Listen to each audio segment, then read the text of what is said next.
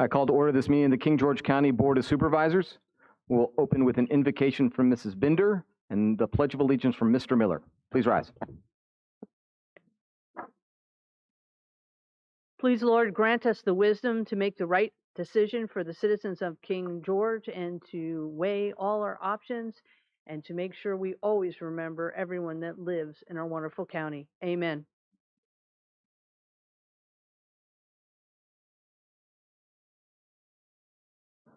And to the republic for which it stands, one nation, under God, indivisible, with liberty and justice for all.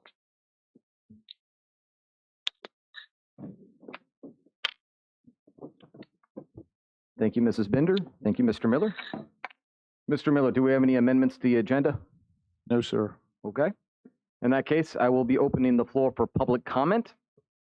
Public comment will be limited to 3 minutes per person in order to afford everyone an opportunity to speak.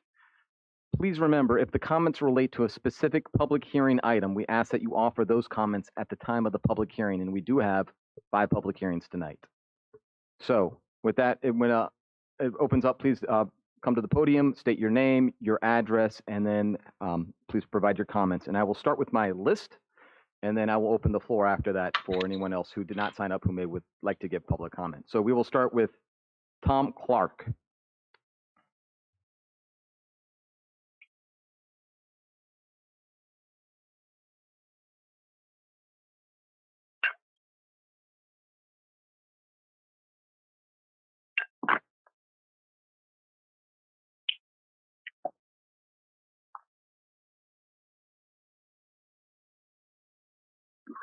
I can't even get audio. Hang on. We have Mr. Dines coming up. He will check in just a moment.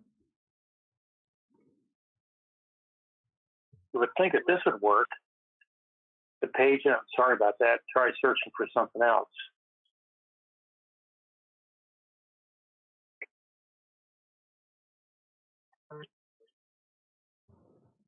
I'm sorry, what was that, Mr. Dines? Whomever's online, could you please mute your microphone?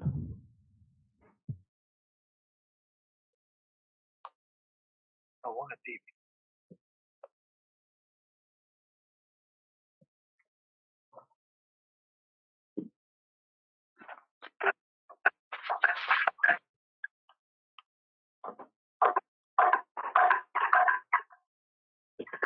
There's someone online who has not muted their microphone. If you could please do so. I got it. Thank you.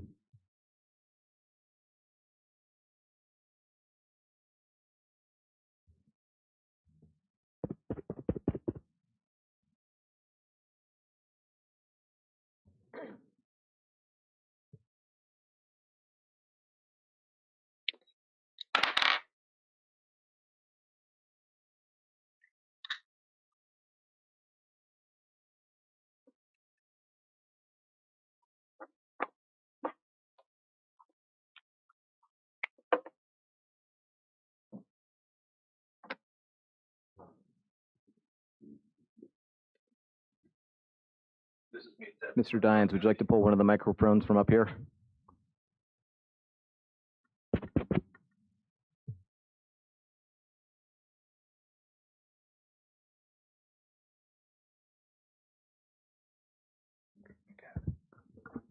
Good evening, board, citizens of King George. My name is Tom Clark. I live at 7603 Harmon's Farm Road in Hanover. I'm here regarding the data center projects. As you can see, my family's here and my union family, and we're very much interested in this work. We think it would be good for the county, good for the middle class. What we do at IBEW Local 26, the International Brotherhood of Electrical Workers, we create middle class jobs. And with this kind of work, our members would get health care and defined pensions at absolutely no cost to the county or to the state. We take care of all that at the bargaining table. So the more work we can get, the more middle class citizens King George can have. And we encourage you to to look into this work. It's good work for everyone, and I appreciate your time. Thank you very much. Thank you, sir. And I'm just gonna, excuse me. I appreciate your support, but please refrain from any of those actions, please. Also, this is public comment, so we do have public hearings for the discussion of the rezoning request tonight. I do ask that if you do have public comment for the rezoning request or one of those public hearings, to please hold your comment until that time of the public hearing. Dawn Slayman. I apologize if I mispronounced your name.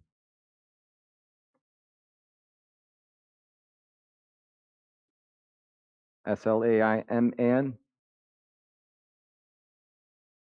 Okay. Jacob Hankla. You're going to hold your comment? Okay. Thank you, sir. William Perky.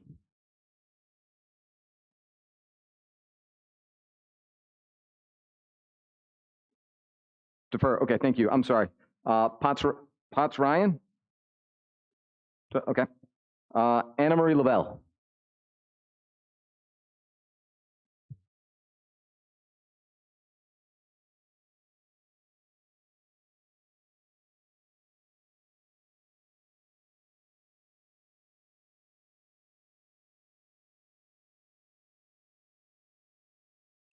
Hi, my name is Ana Maria Lobo. I live in Presidential Lakes.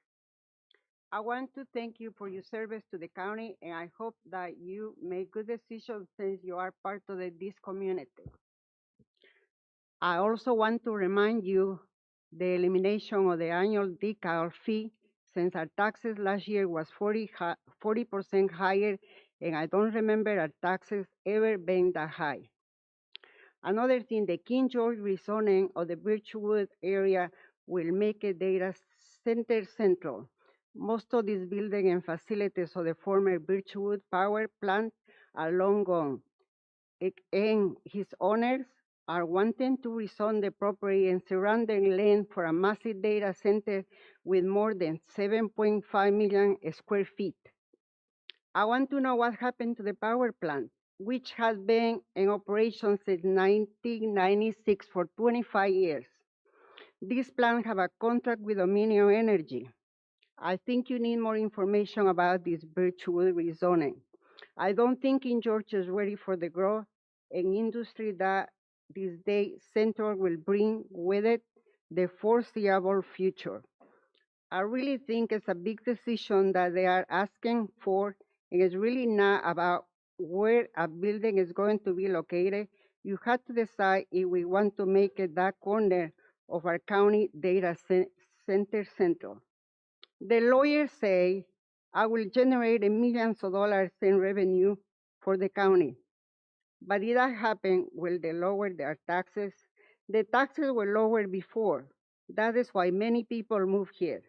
They say the landfill will generate millions of dollars, but King George government keep spending. You also say that the taxes from the cigarette will pay the debt of King George Service Authority. You already been collecting taxes for the 2 years. I am wondering if you pay any of that debt. Also tonight, I would like you to tell the people how much we owe and the debt. Please don't let the people influence you, please. Thank you.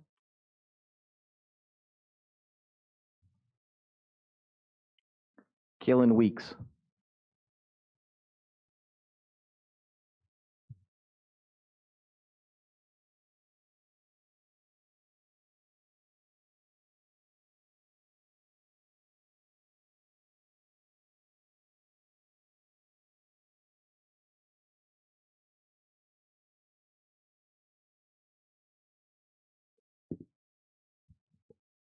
My name is Kaylin Weeks, 584 Caledon Road, and I oppose the rezoning of the land outside the already determined industrial zone, and I oppose the creation of a data center campus. You know, we're fearful for the health and stability of the Rappahannock River and fearful for the habitat and wildlife that we enjoy and have chosen to surround ourselves in. I know you care about the wildlife and habitat as much as we do, which is why the data center seems so appealing. It's sold as something less ecologically damaging than what could be proposed, but that's not looking at everything that makes a data center function. Even if you can stomach the water waste and danger to the Rappahannock, it's a long supply chain of pollution and ecological destruction from start to finish, and into ongoing maintenance. The picture is broader than just this one data center. To build this and other data centers will destroy the precious habitats of other continents. Really, the only argument for the construction of more data centers is because the internet is growing. We're doing this for you. Unfortunately, that's also the same selling feature as a landfill. This may seem like an unbalanced equivalent, but I don't believe that it is. Landfills grow because of thoughtless consumption, and the internet grows for the same reason. In 2020, the internet reached 64 zettabytes, a zettabyte being a trillion gigabytes. The index websites that are able to be reached by search engines are 1.11 billion. 18% of these websites are active and 82% are inactive. The internet needs to be cleaned up, and another data center landfill isn't a solution to the Band-Aid problem of digital dependency. I personally believe that the reliance on the internet is foolish, and I think that they profit off of surveillance and privacy violations. It's bloated with dead websites and digital waste, and I don't think propping up the internet landfill is King George County's problem. We have to remember they aren't building this for us, they're building this for them. They want to expand the apparatus that they have facilitated a dependency on because it makes money when we stay on the internet. They want to paint it like it's our problem. I'm not fond of having big tech nearby and the inevitable tendrils that will wrap around King George. And it's more than just Amazon, others will come. They will embed in the local government to make sure they get what they want. California has made itself less appealing to Silicon Valley. Why not move headquarters across the country to Virginia, where all the data centers are? I hope that doesn't excite you because it terrifies the rest of us. Please don't allow them to do this. Thank you. Again, I'll just ask if you have a comment about the proposed rezoning, please hold those comments until the public hearing. Parker Weeks. Okay, thank you, sir. Brian Gregan.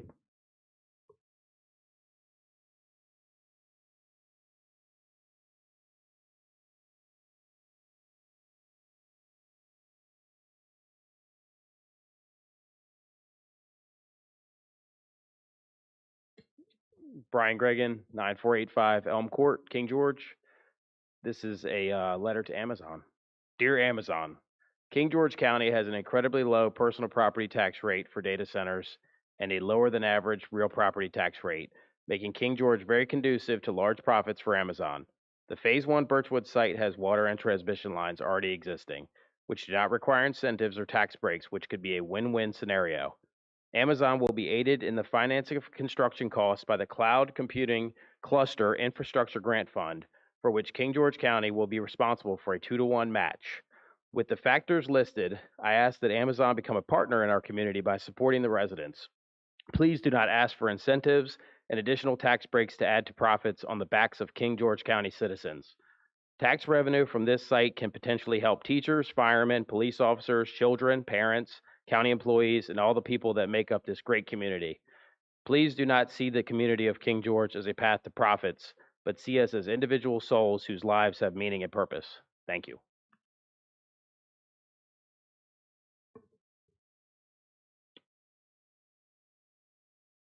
Joe Darby, I apologize. I'm not sure. You're going to hold your comment? Okay, thank you, sir. Andrew Mason. You're going to hold your comment? Okay, that's what I had for the current public comment. The floor is still open for anyone who would like to address the board. So if there's someone.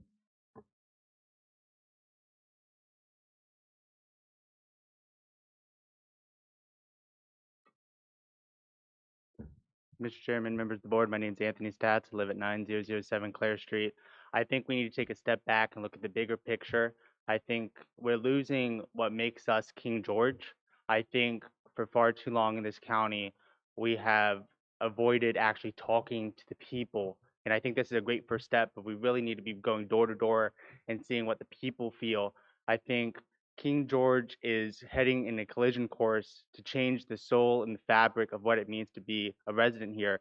As someone who moved here and loves this county, It's not just about one project. It's not just about one company or this or that. It's about the larger discussion of how we diversify our local economy without forgetting about the residents who've been here for generations and also the residents who moved here 10 years ago, like my family.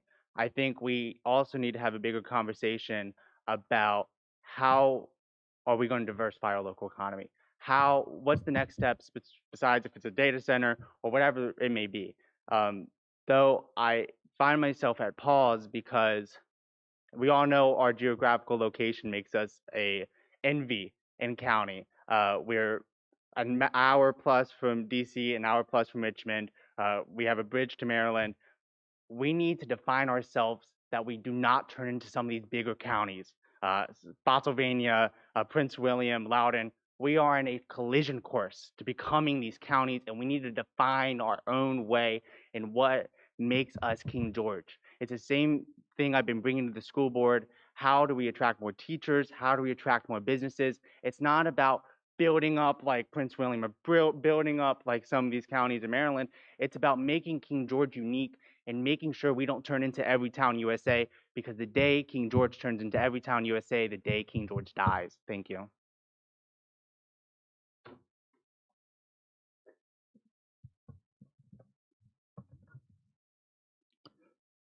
Todd Fairfax, 623 Kings Highway. Mr. Chair and members, good evening. I'm glad that a representative from the Virginia Economic Development Partnership is here to present this evening according to the agenda. Our citizens need to better understand the Virginia Cloud Computing Cluster Infrastructure Grant Fund enacted in March and how it impacts us. Some of us just learned of this last month. Now, let's say, for example, a random qualified data center developer projects an estimated total investment of real property and data center equipment totaling $4 billion with a B dollars. Let's say such a company makes application to the grant fund for that total $4 billion and is approved for the whole amount. From the Code of Virginia, it looks like all the funds appropriated for the grant fund would come from additional taxes on Virginia taxpayers to the tune of $4 billion and be paid to the company. Is that correct? From the Code of Virginia, it looks like a performance agreement between the company, a locality such as King George, and VEDP commits a locality such as King George to provide local funds for infrastructure costs to the company. Is that correct? It looks like the local match shall equal at least twice the amount applied for to the grant fund, so twice $4 billion or $8 billion. Is that correct? It looks like the taxpayers would have to come up with $8 billion for the company to pay back for the construction and operation of the facility. Is that also correct? Won't those local funds have to come from increased taxes on the locality's citizens, like King George citizens? Doesn't this mean that the company gets paid back in effect 3 times? Once from the state grant fund and twofold from the localities, such as King George? The citizens need to know these details. I hope that VEDP representative will answer those questions and more. Thank you. For everyone online, if you could please make sure your microphones are muted. It is distracting.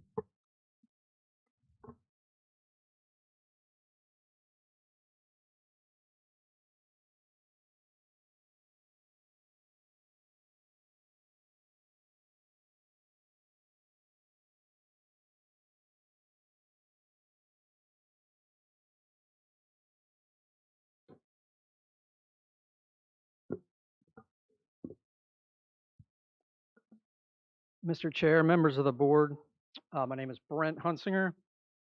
I'm with Friends of the Rappahannock.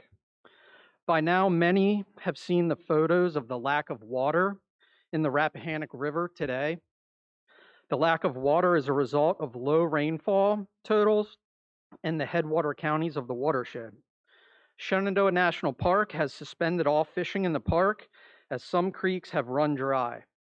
The Rapidan Service Authority recently announced that water levels in the Rappahannock River have reached levels where mandatory water restrictions are required. Just above Fredericksburg, it is possible to walk across the river on rocks and not get wet. This is not the first time the Rappahannock watershed has experienced low water, but this time it is different. This is the first time that it is occurring as localities up and down the watershed are experiencing increases in population growth and applications for new land uses, including data centers and the required power generation facilities, including utility scale solar and hydrogen. Neighboring counties, including Caroline, Spotsylvania, Stafford, Orange, Louisa, and Fauquier counties, are all receiving interest from data center companies. Some have joint permit applications submitted to DEQ to withdraw water from the river. Much of that water would not come back to the Rappahannock River. It would go to a different water body. It's called the interbasin transfer of water. It's a bad idea. The combination of variability in rainfall and increased surface water withdrawals will make comprehensive water supply planning essential. DEQ and localities are going to have to work together with citizens and stakeholders to ensure that there is enough water for all beneficial uses. If there was ever a need for comprehensive basin-wide water supply planning that includes and encourages open and ample public participation processes, that time is now. Thank you for your time.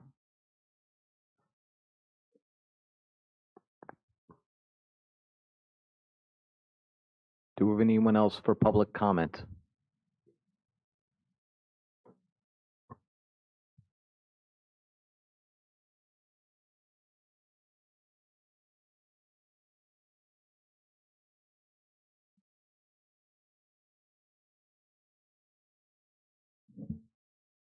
I'm Jason Lupton. I live at 6075 Bamboo. Could you use the other microphone to the side? That's the one that's. Sorry. Good. All right. I'm Jason Lupton. I live at 6075 Bamboo Point, and I've lived in King George County since I was 2 years old. And one of the things about this county that I've always had an issue with is the work provided in this county. There is Walmart, or you can work at one of the restaurants. And I think bringing in a larger construction project with a long-term structure behind it that'll provide both entry and experienced jobs to the people in this county would be greatly beneficial to the county, because I know a lot of my friends I know from school, they all ended up leaving as soon as they went to school because there's just not a whole lot of opportunities in the county besides the highly educated people that get jobs on base and just the entry-level jobs at the Walmarts and the local restaurants. So, thank you.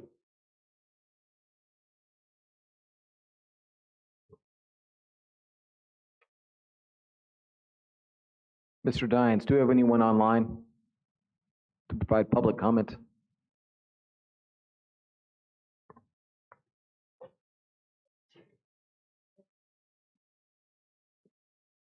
No. Okay, thank you, sir. Did anyone receive correspondence to be read into public comment? Okay. In that case, I will close public comment and we'll move on to reports from members of the board. We'll start with Mrs. Binder. Before I read what I prepared, which is unusual for me because I usually speak off the cuff, I did receive an email over the weekend from a citizen concerning the intersection at Fletcher's Chapel and the high incident of accidents. And I reached out to VDOT and Mr. Beal, and I was wondering if we had consensus to ask Mr. Beal. He said he could do a safety study of that intersection to see that the citizen had suggested a 45-mile-per-hour speed limit reduction in that area. So I was wondering if that was with the will of the board, and maybe we can have Mr. Miller reach out to Mr. Beal to ask for that safety study. Was this Fletcher Chapel or was this Comorn? I think it was, I'd have to pull up the email. Okay. I had one from a citizen about Comorn as well. I'd reached out to the sheriff trying to get some data about accident incidences in that area, but I'll ask my colleagues, is everyone amenable to requesting VDOT to do a safety study of that area? Yeah, Fletcher's to Comorn, that's a good. So I think it was the intersection of Comorn and Route 3 was the concern. That was the area where I believe, and I don't remember his name, but the concern was in regards to. Yeah, I've received so many emails in the last week. If it's Comorn, yes, I got the same email, and yes, multiple calls, multiple times a day our fire and rescue and our sheriff's office are responding to that intersection. So yes, absolutely. I think I saw Mr. Stonehill nod his head. Mr. Collins, okay, yes, I'm amenable, so I think we're all amenable. So yes, Mr. Miller, if you could reach out to Mr. Beal at VDOT and see about arranging that. Yes, sir. All right.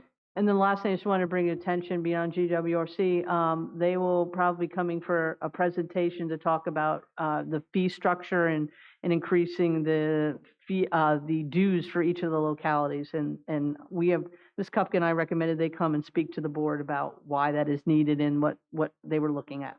So I just wanted to make everybody aware. As I said before, I usually do not read a script, but I think this is a very important to actually have my thoughts planned out. And I worked on it so long, I didn't get the very end to right now. So please bear with me. I'm going to read what I have to say. Thank you to everyone who is in attendance tonight. I look forward to your public comments and presentations to come. To our staff, thank you all for the hard work you put into the last 2 months assembling information packets and attending numerous long public meetings. You have given up quite a few nights, weekends, and free time and service to your community, so thank you. Starting off, I want to acknowledge the King George Middle School girls basketball team that usually practices right down there in the gym. They had their first game in Culpeper, which unfortunately they lost. They're learning, they're a very young team. And I'm missing it to be here tonight. My daughter got to start for the first time, and I thank you to the great parents videotaping it so I can watch it after a very long nap. Over the years, I've met many great King George residents as a coach, parent, community member, and supervisor. And sadly, I learned of the passing of one of my friends and a longtime active member of the Historical Society, Jean Graham. Jean spent many hours at the museum on Thursday with Elizabeth Lee, greeting visitors and helping them do research. Jean, Elizabeth, Doris, and Bobby sparked my interest in really learning King George history from those that lived it. Jean participated in many demonstrations for civic and school groups in period costume that she actually made herself and for everybody else. Every year she participated in the Christmas tree lighting, helped design the annual ornaments, co-authored books with Elizabeth, and wrote the newsletter for the society. Thank you, Jean, who was 87, for all you did for King George. You will be sorely missed by all of you that have truly got to know her. Now on to why we're here tonight. A vote later this evening or early morning, as it be, will truly be one of the most important decisions in the history of King George. Since the last census, the county has grown to almost 27,000 residents. With that comes a realization and understanding of the needs that follow the growth. Also, years of low taxes and economic development, lack of preventive maintenance, and real planning have led to this moment. A jump in property reassessments and tax increases have led to a cry for lowering taxes and diversifying the tax base. If you listen to the FRA and neighboring localities, a project like this, data centers, has been in the works before even King George saw an interest from the industry. In 2019, the board created wording in our ordinances to address data centers and battery storage. It also entered into an agreement with our Regional Planning Commission partners to attract them with a tax rate of $1.25 for personal property tax, or otherwise known as PPT, and incentives that are basically tax rebates back to the company for coming here and investing in the community. The state of Virginia has been courting the data center players since the dawn of the market. With this, in March of this year, the Virginia General Assembly passed the Cloud Computing Cluster Infrastructure Grant Fund, Virginia Code Section 59.1, Chapter 22.21. This grant has not been appropriated by the legislature, and final details are not yet published.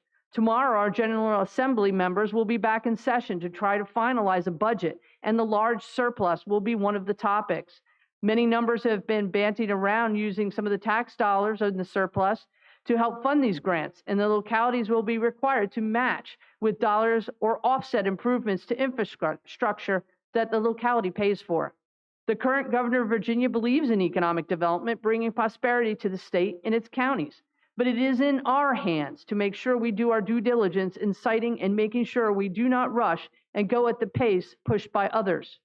It is true we have known about some aspects of this project for over 2 years, but its true context has only been shown in the last few months.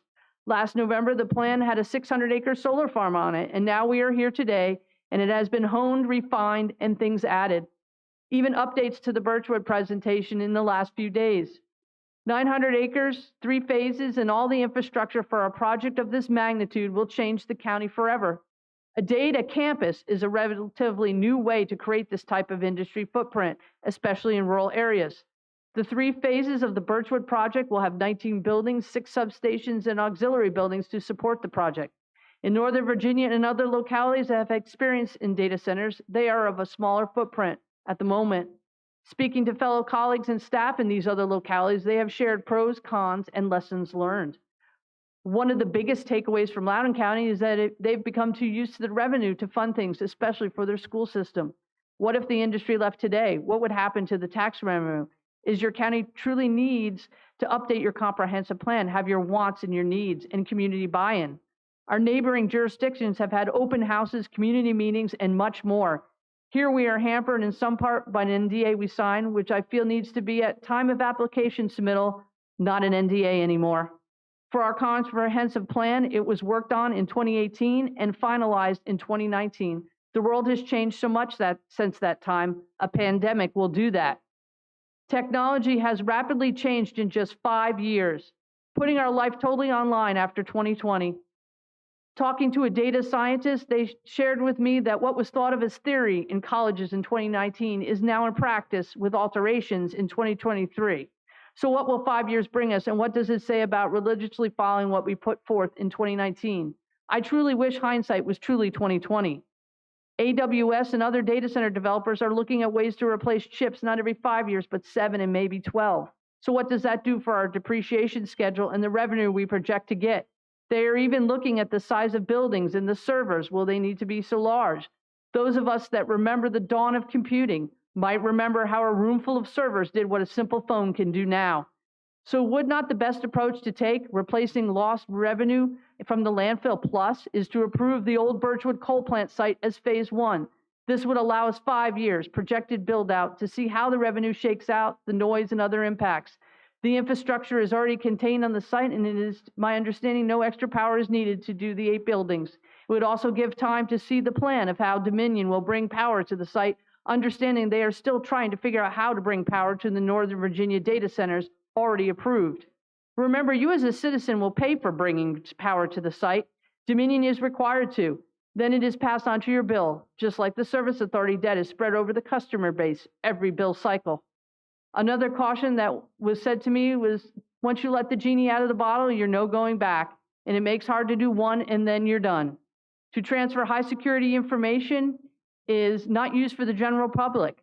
And Loudoun County started the data center market because they had existing fiber infrastructure from AOL. That's why they have a PPT rate of 415.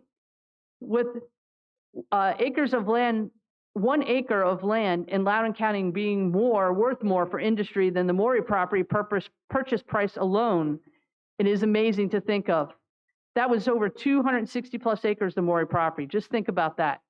It makes it hard for small industry businesses and others to compete to purchase land for commercial use in the future. Though the most important aspect to me is water. Water is life. Birchwood currently holds a water permit to tap into the Rappahannock River that runs till 2034. It was granted initially for a coal power plant that produced electricity. Yesterday, I read both the 2015 and 2020 Virginia Water Supply reports, and that's like reading War and Peace, I will tell you that. And King George has quite unique challenges and is mentioned in both the reports on the Rappahannock and Potomac River. But in both reports, Birchwood is listed as a power plant for us. Understanding that a couple of years ago we had an evaluation of our future water needs, I just want to make sure that King George has in our MOU the right amount of water to make sure we protect our citizens now and in the future. As someone that serves on both the Service Authority and Board of Supervisors, the Birchwood site and surrounding properties were attractive to a company like Amazon because of all that first phase has to offer. Many sites do not have a substantial substation, existing water treatment plant, a great reputation as good stewards of wildlife and environmental resources. They were considered one of the cleanest coal plants in the world before decommissioning. Visiting the Maury site with Birchwood, I do appreciate their attention to the environment and historic resources on not just their site, but at least 2 of the other parcels.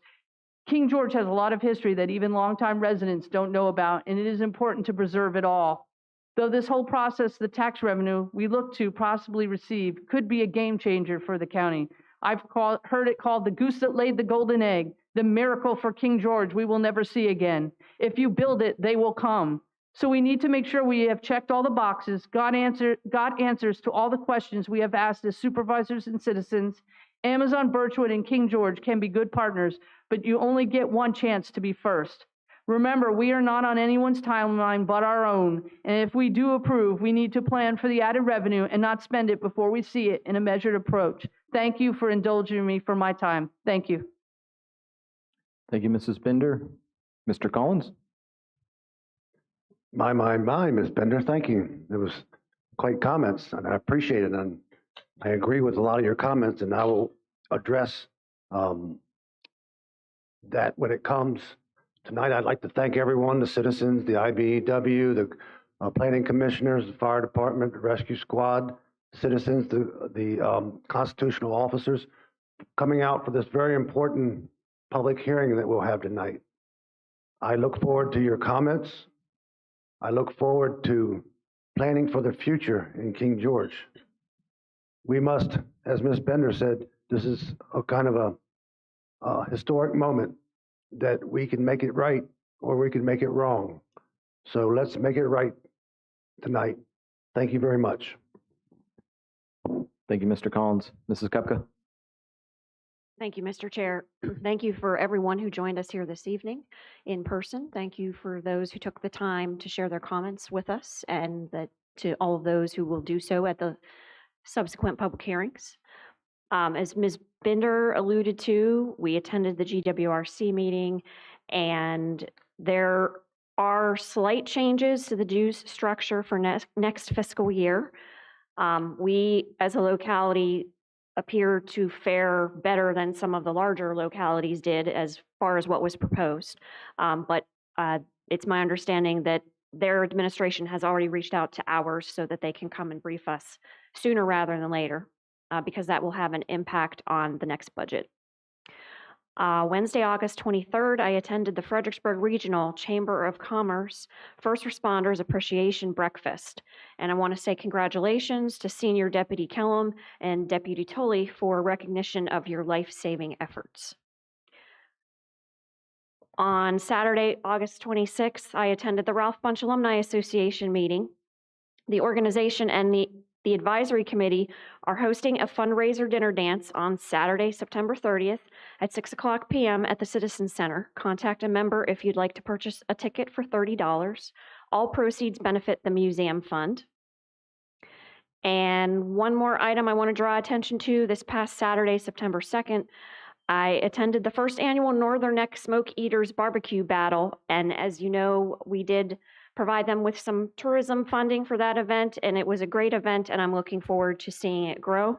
That's all I have for right now, Mr. Chair. Thank you. Thank you, Mrs. Kupka. Mr. Stonehill? Thank you, and thank you for everybody that came out to speak or will be speaking here shortly. Anna Marie, we are working on things about keeping taxes down, and you're right, the taxes had to go up a little bit last year, this year. So I guess later on we'll hear about an option that could keep some of the taxes down. So we are working on it. I had to pay a lot of tax too myself. And that's really going to be it for me. I'm going to keep it really short, and hopefully we can get out of here before tomorrow. Mrs. Kupka, who won the barbecue battle? I don't know. Oh, okay. I did not stick around to hear. Gotcha. Mr. Hanklin, anybody local that won, or do you know?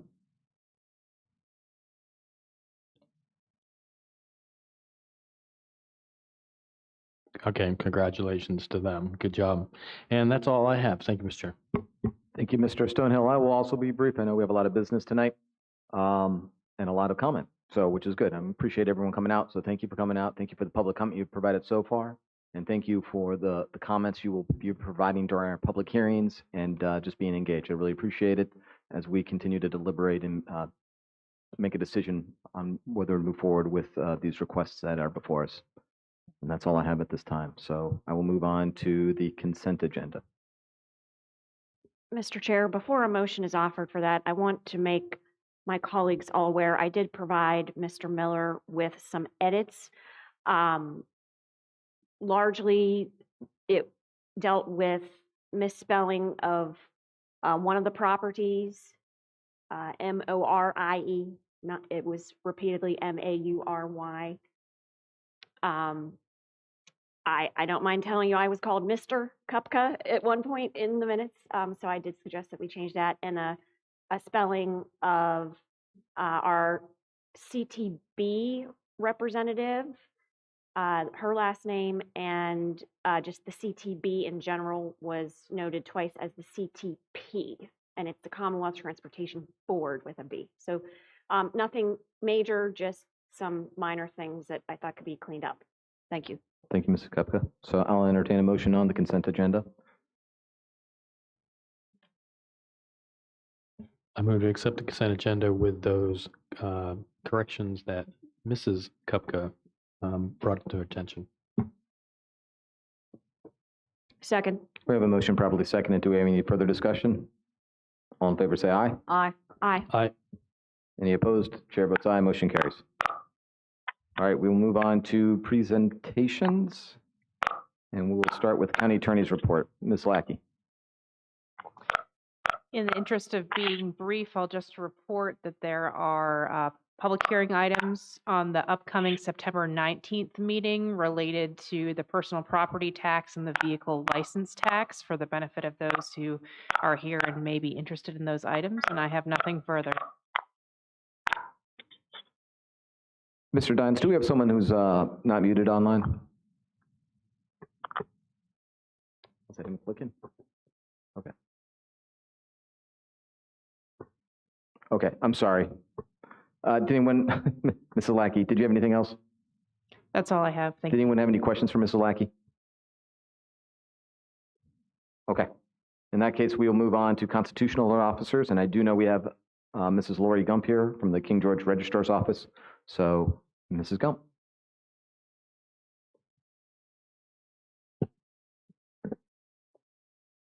Good evening, Chairman Granger, honorable board members, Mr. Miller and Ms. Lackey. I will keep this as short as I can, knowing that you all have a very long night ahead of you. I'm coming before you with my board member, my chair board, to talk to the citizens of King George County this evening to stop a rumor that could potentially be damaging to the integrity of the upcoming elections. I know each of you received an email along with the sheriff, the political party chairs, and my board members stating immediate action required, King George County election machine fraud. The first paragraph of the email has some very strong accusations without clearly verifying the true facts.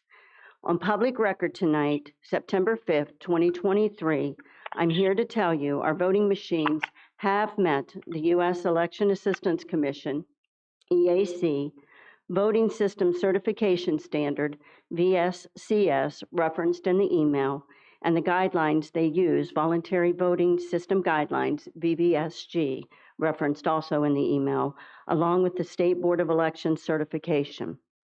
The voting machines that we have in King George County are the HART InterCivic Verity scanners. These machines were certified by the EAC on May 5th, 2015. The certification process is not a quick, easy process. The application for these machines was submitted December 17th, 2012. And as I said, the approval certification date was May 5th, 2015. So as you can see, the process to get the machine certified federally took over 2 years. This is how serious the process is. Once it's certified on the federal level, it goes to the state. And I have in my possession a letter that is dated May 12, 2015, to Tom Farley, who is from HART InterCivic, from the U.S. Elections Assistance Commission. I'm not going to read the whole letter, but the reference is Agency Decision, Grant of Certification. And at the bottom, it says, I have reviewed all of the documentation and concur with the program's director's recommendation As such, I hereby grant EAC certification to Hart InterCivic Verity 1.0 to the 2005 Voluntary Voting Systems Guideline. The same process happens every time there's an upgrade to the system, including the latest software version, which was certified June 7th of 2022. Also in the letter that you received, the email, you received references from Peter Leichenfeld, Senior Vice President of Customer Service, stating King George County does not have the software required to capture CVRs, that's the cast vote records, and log from equipment, which in fact, the correct email states, and this is dated November the 15th of 2022, Lori, good morning. I looked at your assets and it looks like you do not have Verity Count software. You tabulate off of device tapes. Count is the tabulation software for Verity, and it is also where we capture the CRVs and logs from the equipment. Since you do not have Count, you do not have a way to fulfill the request that this person was asking. Verity Count is a separate system that is used to produce reports such as the cast vote record. This system is not required by the state for us to purchase. I have another reference to the Verity Count. This was dated September 1st, 2023. Hi, Lori. Verity Count is a separate method from the precinct scanner for tabulating election results. The process is straightforward. When the polls are closed and after the scan device, that's our voting machines, prints the statement of results, the V drive from each device, our voting machines, is taken to the count workstation, uploaded for tabulation. V drives from all of the devices can be uploaded to Count, and Count can provide a myriad of reports in addition to archiving your elections. And this is from Bob Heisner, Director of Sales for Hart. The cost of the machine of this particular software program is $20,891. I chose not to get this program because we only have 5 precincts and there's no need for it. The requirement for the state is that our Verity voting machines are able to produce these reports, and they are, if you have this separate piece of equipment. Under the guidelines of the state, however, we are only required to pull out 3 reports: the summary report, the precinct report, and the write-ins, and that is what our machines do. We have had our Verity scanners, the machines you are familiar with, in service in our county since 2017. They've had 12 elections run through them. If they were not in compliance, the state and the EAC would have decertified them by now. There are several groups who have been trying to get the voting machines decertified since the 2020 election and go to all hand-counted ballots. I would like to go on record again, September 5th, 2023, saying that under 24.2626, the governing body of each county and city shall provide for the use of electronic voting systems of a kind approved by the state board at every precinct and for all elections held in the county, city, or any part of the county or city. So asking us to hand count the ballots, that is breaking the law. In closing, I would like to state, as we go into this upcoming election cycle, starting with November 2023 through November of 2024, we will have 4 elections. If the citizens of King George County have any questions, if you all have any questions about the voting process, my staff and myself are happy to answer these questions, but please be respectful. Thank you. Do you all have any questions? Sorry. I don't have any questions, Mrs. Gump. I really appreciate you coming out and just speaking to those emails and those allegations. So I appreciate all you do for our community as our registrar, and I have 100% confidence in your ability to run the elections, and you have my complete confidence. So thank you. Thank you. But thank you for being out here. Does anyone else have any questions for Mrs. Gump? Thank you. Okay, thank you. So I know we have two other constitutional officers here as well. Mrs. Hart, did you have anything that you want to provide? Oh, okay. And Sheriff? Nope, okay. In that case, I don't see any others. If I missed anyone, I apologize. We'll move on to the Mosley Architects, King George County Existing Courthouse Renovations presentation. Thank you, Mr. Chairman. Chris Stein's going to advance my slides for me this evening, so thank you, Chris, for that. My name is Tony Bell. I'm Vice President with Mosley Architects. I'm here tonight to present to you an update of where we are with the planning and posturing for the renovation of the existing courthouse. For those of you who have not been by, the construction on the new courthouse is moving along quickly. They had a topping out ceremony a couple of weeks ago, and it is on schedule. So we'll talk about a little bit about that schedule at the conclusion of the presentation. My message to you tonight is that no firm decisions have been made with regard to the existing courthouse planning, renovation, and moving forward with who's going to be where in that existing courthouse. Those decisions are all being made now in collaboration with the stakeholders, with county administration, and with engineering. So if you take nothing else away from tonight's presentation, no final decisions have been made. So Chris, if you could advance to the next slide, I'd appreciate it. This is the project team. Mosley Architects holds a contract with the county. We're also working with TRC, formerly known as Draper Aden. They're our civil engineer in terms of ground planning, and then Downey and Scott is assisting us with cost estimating. Go to the next slide. These are the departments and functions that we interviewed as part of the space needs exercise. It's basically everybody that's in the Rivercomb building today, as well as some functions that have been moved out of the building due to lack of space. That would include IT, Chris, his department, and engineering. They're located a little further down Kings Highway.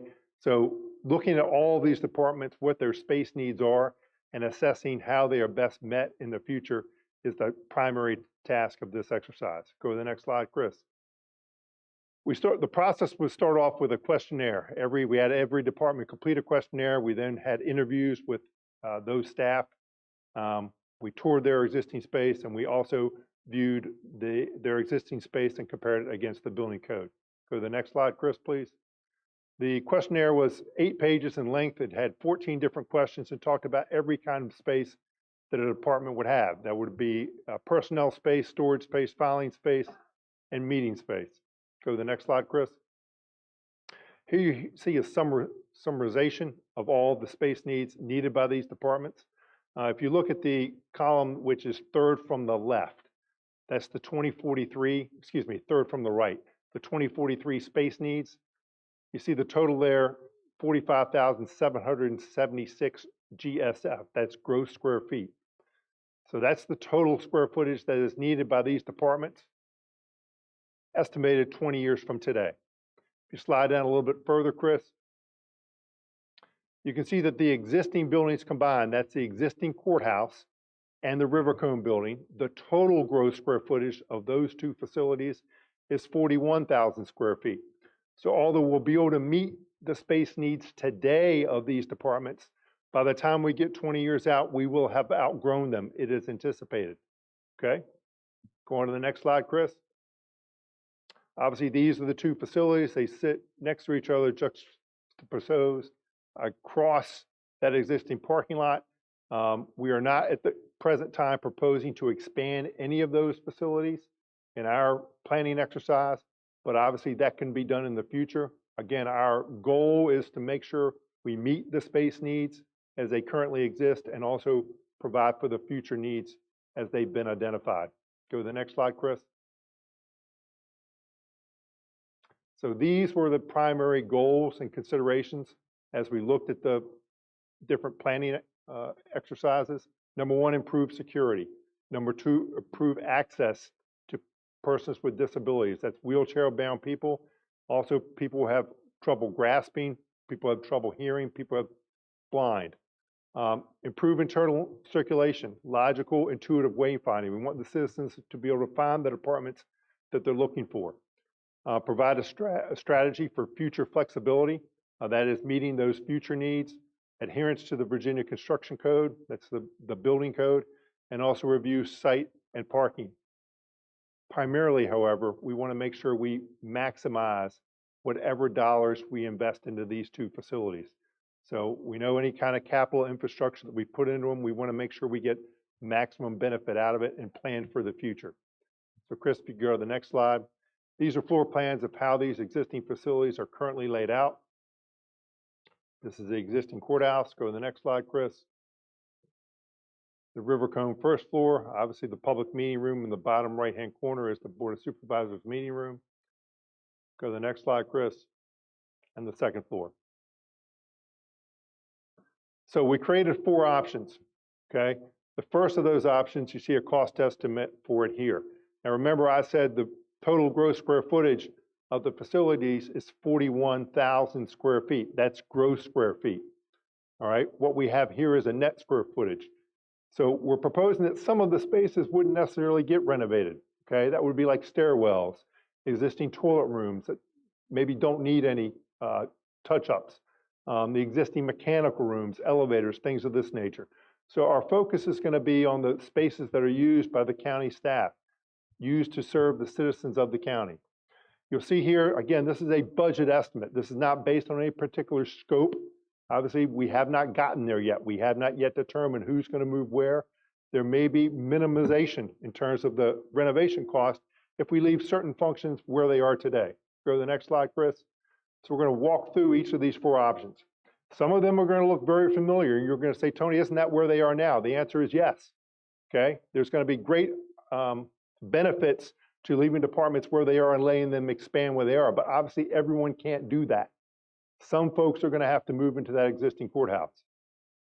So this is option 1. If you say, Tony, at the end of this presentation, which of the option is preferred? I would say it's probably option 1. Okay, but again, none of these have been reviewed by the user groups. That's the next step. So you'll see which departments have been proposed to move into the existing courthouse facility. They include community development, economic development, engineering, and GIS, who are currently off-site, would move back. We use the 2 existing courtrooms as shared space. Obviously, meeting space is a deficiency seen throughout the county. So those would serve as public meeting rooms and also meetings for county staff. The county attorney would move into this space, as well as information technology. Go to the next slide, Chris. So therefore, what departments would remain where they are? Well, Board of Supervisors would be one. The Commissioner and Treasurer will remain on the first floor. However, the Commissioner of Revenue would move out of their space into the space occupied by other occupants. Treasurer would expand a little bit. Board of Registrar would move back into the Commissioner space. Go to the next slide. This would allow the second floor to be utilized by County Administration and Finance. So this is option 1. Option 2. First thing you see is the Board of Supervisors has been moved out of the existing Rivercombe building, okay? Not advocating that that would necessarily be what would happen, but that is one option. They could use the space that's identified for meeting space, or they could use one of the 2 existing courtrooms. Engineering would be in the existing courthouse. Community development would be in the existing courthouse. Information technology would be in the existing courthouse. And obviously, we'd have that shared space. So who would that leave in Rivercombe? Go to the next slide, Chris. On the first floor, Commissioner, Treasurer, and Finance. The next slide. County Administration, County Attorney, and GIS. That's option 2. Option 3 has great similarities to option 1. So again, we're moving information technology, GIS, finance, economic development, community development. We'd have that shared space, and the voter registrar would move over to the existing courthouse. Go to the next slide, Chris. This would leave space for the Commissioner and Treasurer, the Board of Supervisors and Engineering on the first floor of Rivercombe. On the second floor will be County Attorney and County Administration. So there is some space that's not colored on this plan. What is that going to be used for? Well, that's going to be for that future expansion. Those needs that are well beyond 2043 would give county attorney and county administration some space to move into. Let's look at option 4 as our last option. It has similarities to option 2. So the Board of Supervisors again proposed to move out, voter registrar will move into the Commonwealth's attorney suite. Treasurer Commissioner will move out into this facility. County administration. So basically, we're emptying the Rivercombe building into this building. You may ask, Tony, you've never identified that space where the Historic Society is and where the currently Kerry Guzman's office is. There, the uncolored area on the far right. That would all become the museum and the Historical Society space. That's what's proposed in all the options. That's what's been discussed. Obviously, that's not been finalized yet, but we think that makes a lot of sense. Going to the next slide, Chris. So that leaves community development, economic development, and finance on the first floor of Rivercombe. On the second floor,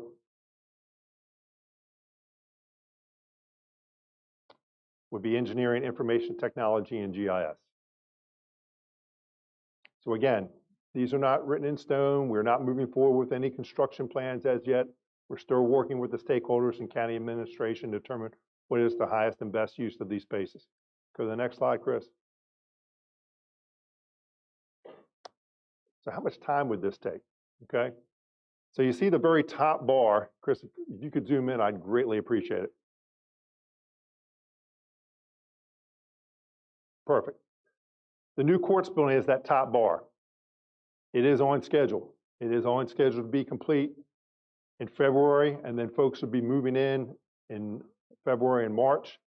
At that point, the existing courthouse becomes open.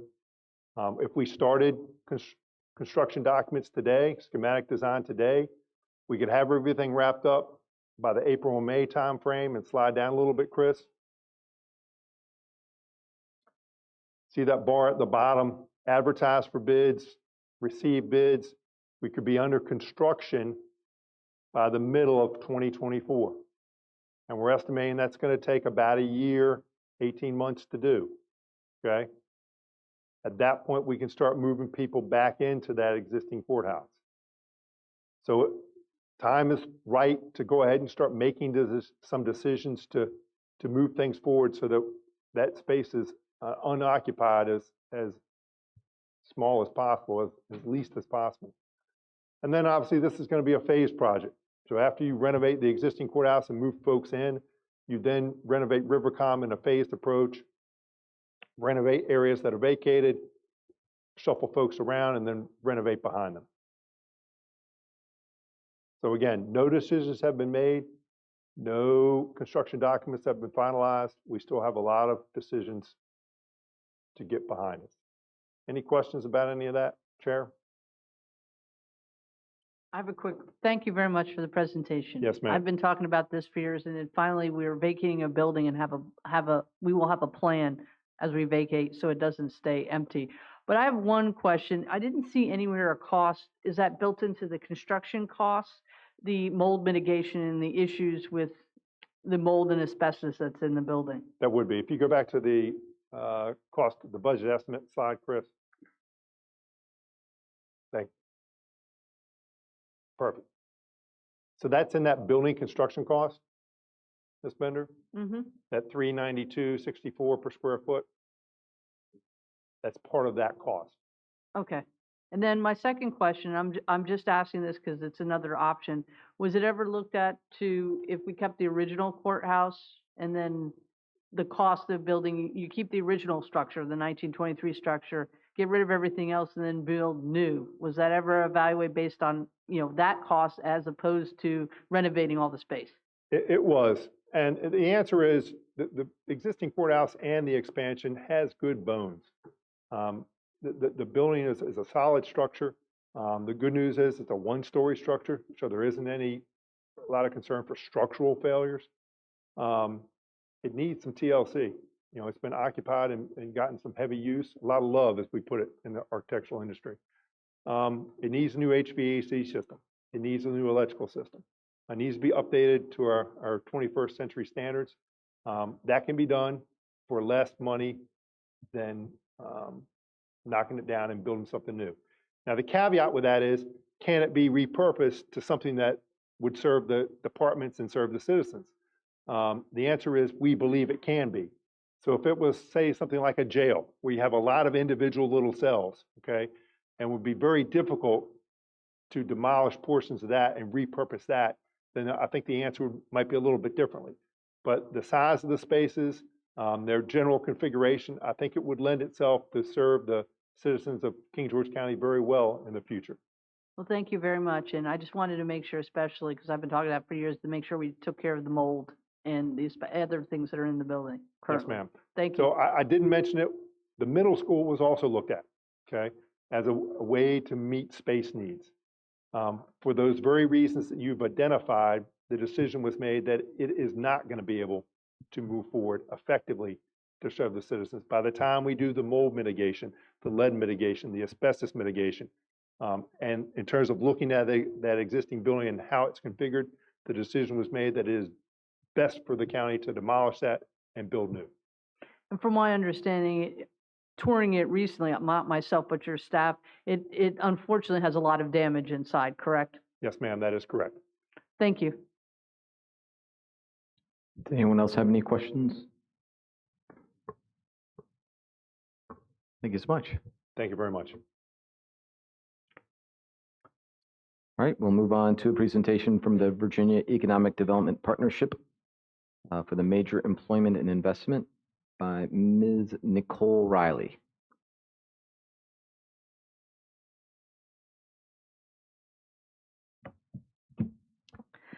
Good evening, Mr. Chairman and members of the board. Thank you so much for having me here this evening. As mentioned, my name is Nicole Riley. I'm with the Virginia Economic Development Partnership, and I'm happy to be here tonight to kind of give you an update, or at least some background information, provide some information on the process and the MEI process, as we call it, which is the Major and Employment Investment Commission that is a part of the process when we're looking at state incentives and projects here in the Commonwealth. So I know my presentation is going to come up here in just a second.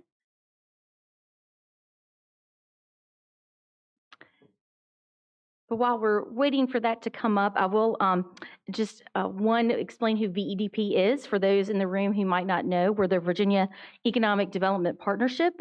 We are the state authority for economic development here in the Commonwealth. We were established in 1995.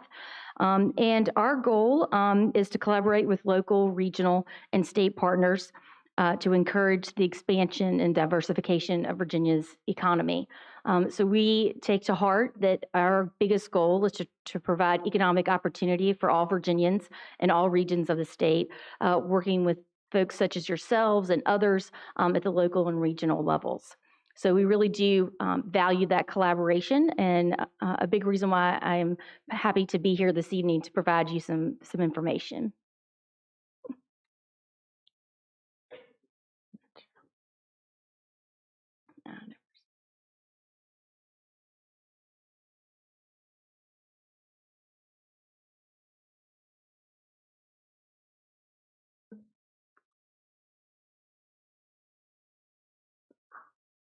There we go. Great.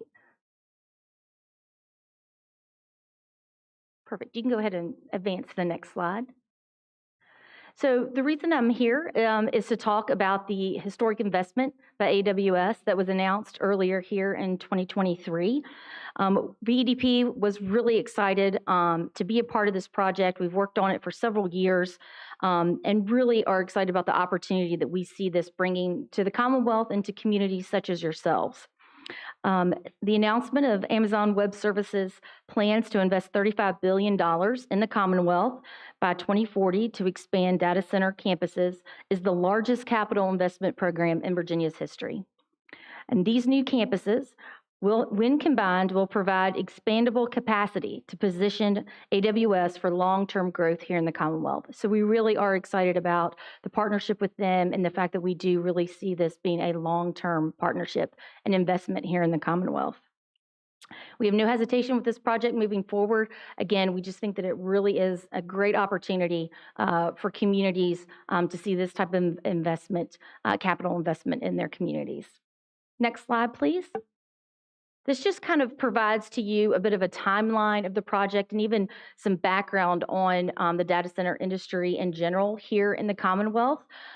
Virginia really was kind of ahead of our competitor states in positioning ourselves as a state to be known as the data center state. We recognize the growth and potential with the data center industry. And so in 2009, that was when Virginia first established the data center sales tax exemption on computer equipment for data centers. Over that time, we continued to refine it and also extended it again to 2035.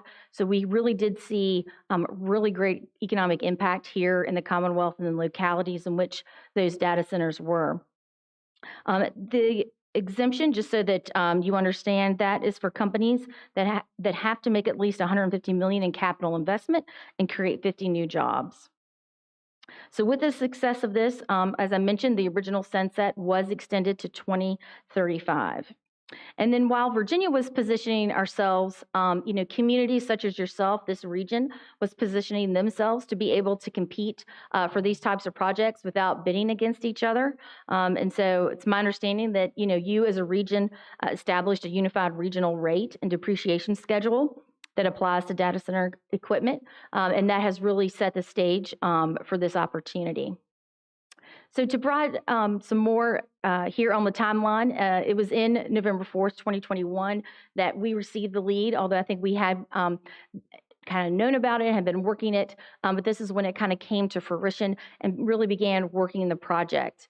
In December 13th of 2022, the MEI Commission approved this project, and I'm going to get a little bit more into who MEI is on the next slide.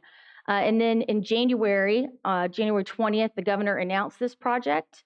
And then an MEI Commission approved a project does have to go through, also have to go before the General Assembly. So there was legislation this year that passed the General Assembly with strong bipartisan support on February 25th. And then the governor signed that legislation on March 27th of 2023. And also during that time, VEDP worked to make sure that we got letters of support from the localities who were under consideration to start talking more about these projects and making sure that there was support from those localities. Next slide, please. So a little bit about the MEI Commission. This is a purely legislative commission. They are to review and approve, their review and approval is required when the Commonwealth is in a position to offer an incentive package over $10 million.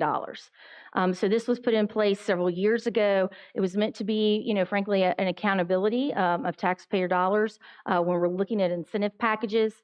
And so it has been set up since then, and so a number of projects that have gone through the MEI Commission, everything from the Lego project that was recently announced in Chesterfield, just a number of projects, anywhere over $10 million in that incentive package. So just so you know, the commission consists of 14 members, 12 of who are the legislative members from the House and the Senate. The Secretaries of Commerce and Trade and Finance serve as ex officio members, but non-voting members. So you can see here that the House has 7 members, the Senate has 5 members, and I think the most important thing about this commission to understand is that an affirmative vote or approval by the commission has to be done by a majority of each chamber's membership to endorse any incentive package. So no one body can kind of overtake the commission and have an approved incentive package. It really does have to be both the House and the Senate in agreement in approving an MEI project. Next slide, please. So this is just here for the legislation to kind of give you some of the major components of the legislation. As you can see, we had the bill introduced in both the House and the Senate. That's typical practice to have dual introduction. As you can see, our patrons were bipartisan. We had a Republican from the House and a Democrat from the Senate. And then the legislation passed with really strong bipartisan support in both chambers. The key elements of this legislation is that it does extend to 2040 the sales tax exemption that I mentioned earlier on qualifying equipment and enabling software. Should a company make a capital investment of at least $35 billion in data centers in the Commonwealth and create at least 1,000 direct new jobs, of which at least 100 such jobs pay at least 1.5 times the prevailing wage. It also extends to 2050 the sales tax exemption if a company is actually able to make a total investment of at least $1 billion and create a total of 2,500 direct new jobs. It also provides that an MEI-approved custom performance grant of up to $140 million for site and infrastructure improvements, workforce development, and other project-related costs. This performance grant does require a performance agreement between the qualifying company and a locality and VEDP to include a 2-to-1 local match of the state's grant payments. So for every dollar the state puts in, the locality puts in 2. The locality may offer either annual cash grants or local infrastructure costs related to the qualified company. It may also include commitments related to accelerating permitting, property tax, classifications, and other issues to which the parties agree. And the plan is that we would see disbursements of grants payments beginning for each fiscal year on July 1st of 2025. Next slide, please. And then that's it. So that just kind of gives you, I think, a broad overview of the process and the legislation and how we really did see strong support from the General Assembly. And I'm happy to take questions.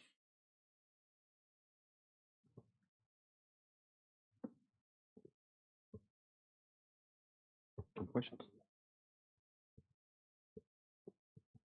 I have a quick question. What do you think is the maximum amount of exposure King George could possibly have for the? Well, my understanding is that I think when we did a rough estimate for the project of how much local taxes would be generated to meet the 2-to-1, I think it was about 10%. So that was just our rough estimate at the time, but I know that is, I think, now going to be part of the discussions moving forward. And then you were mentioning on-site improvements, so infrastructure improvements. Is that what you're saying? So example, if the county build a water treatment plant, that could be offset the amount, correct? That's my understanding, yes. All right, thank you. Yes.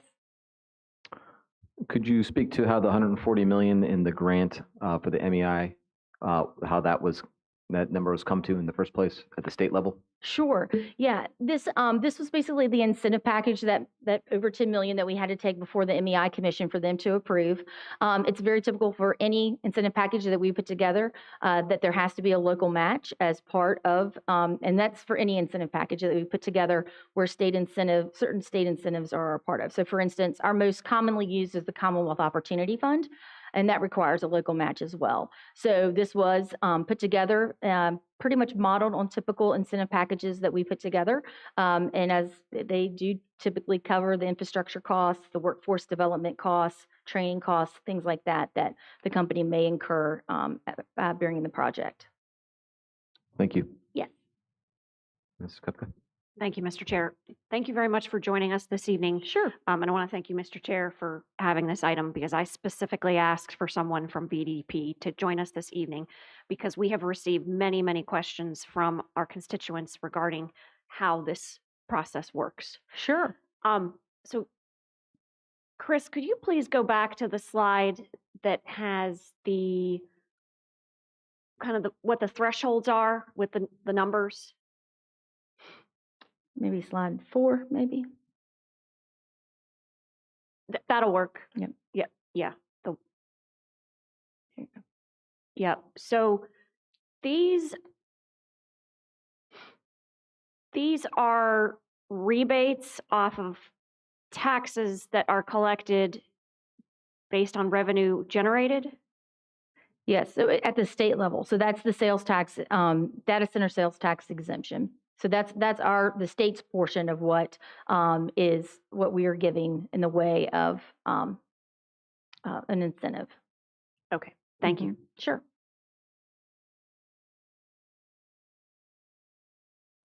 Any other questions? Go ahead, Mr. Collins. So the cloud computing grant, are you here to speak of that? So that is the official name of this grant. So the Cloud Computing Cluster Grant is the $140 million in site and in infrastructure improvements. So Yes, are you sir. familiar what's been going on in King George? Yes, sir. I understand you guys are now one of the potential locations. Are you familiar with the numbers? I'm not as familiar with the numbers because I haven't been a part of those discussions, but I understand. I think y'all are going to be learning some more about those this evening. So I just want to make sure that people understand that for every state dollar that a company gets, the locality pays $2. For every dollar, we pay 2. That's right? Right. Yes, sir. Okay. And that's for infrastructure, for buildings, for excavation, for electrical lines, for fiber, for water and sewer, for all that stuff. As far as I know, yes, sir. So a company could put a county in the hole, basically. Well, no, sir. They are still going to be paying other taxes like property taxes, things like that. And so that's where the localities actually generate revenue off of these types of projects. And what we have seen in previous types of these projects, the counties almost always are cash positive on these types of revenue positive on these types of projects. So on the project that we're going to discuss tonight, do you understand the other incentives? I don't know that I know the other incentives. Okay. No, sir. So the state hasn't really talked to the county. Well, my understanding is I think there have been discussions so far with the company and the localities. So, I mean, we have not necessarily been in those discussions. So when you say localities, who are you talking to in King George is what I'm asking. So you're talking to the Fredericksburg Regional Alliance? Or are you talking to King George County Administrator, Board of Supervisors? Who are you talking to in King George County? We talked to both the regional partner, we talked to the county administrator's office, we talked to folks from all sides. And how many meetings have you had with the county administrator in King George County? I personally have had at least one meeting. Okay. To learn more about the project. Okay. Thank you. Yes, sir. I have another question. Thank you Yes. for coming. But this grant only affects localities that since January 1st, correct? So those data centers that were very profitable to localities like Prince William and Loudoun, they're not affected by this grant, correct?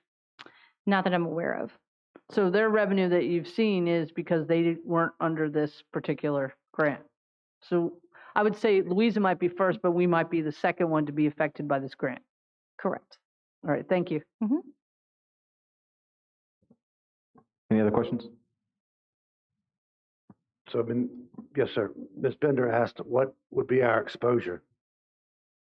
So the state should have a good idea what a county's exposure is. Well, I unfortunately don't have that number. I think, but my understanding is I think y'all are supposed to be learning more about that later this evening after me. So this wasn't a project that I necessarily worked on, so I'm here to kind of present sort of the process.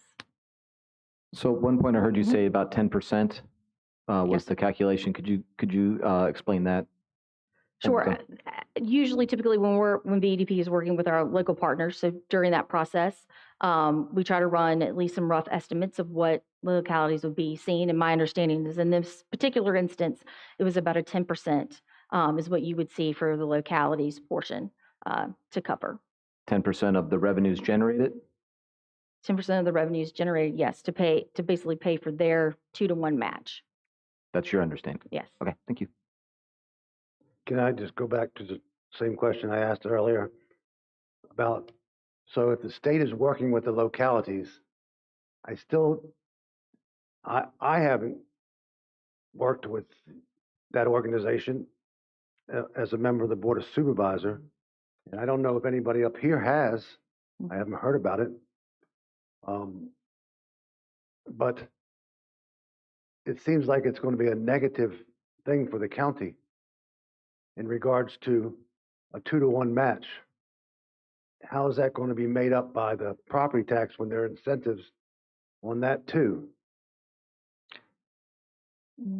I don't know about any incentives on the property taxes, but typically what we've seen in these projects is that the amount of money that the locality puts in, they almost always are making more money and are cash positives on these types of projects. So the reason we did the 2-to-1 match was to make sure that we had a proportional amount for the investment and the incentives that each party's putting into it to the revenue that they generate back. So typically in these projects, the localities generate a lot more income than the state does. But the General Assembly hasn't, they just approved it today. So how would you don't have any history to know exactly what the money means. Is that correct? Well, I mean, we do have the history of prior projects that have gone on in other parts of the Commonwealth. With the same 2-to-1? No, not with the 2-to-1. Okay. They might do their own. There's no history with the 2-to-1 in the cloud computing grant. There's nobody. Yes, that's what you're referring to. Yes, sir. Right. Nobody has applied for that grant yet because it's not available until maybe, was it 2024? Right. The first payments would be made in 2025. Yes, sir. Okay. Okay, thank you. Yes, sir. Any other questions? Thank you so much for coming out. Sure, absolutely. At the end of my presentation, you saw my contact information. So if you have any other questions afterwards, please feel free to reach out to me. Yes, All ma'am. right? Thank Thank you. Okay, I believe we have Mr. Kyle Lau with Davenport.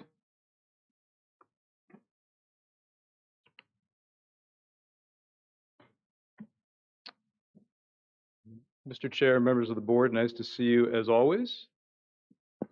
Thank you, Mr. Dines, for getting our presentation up on the screen there.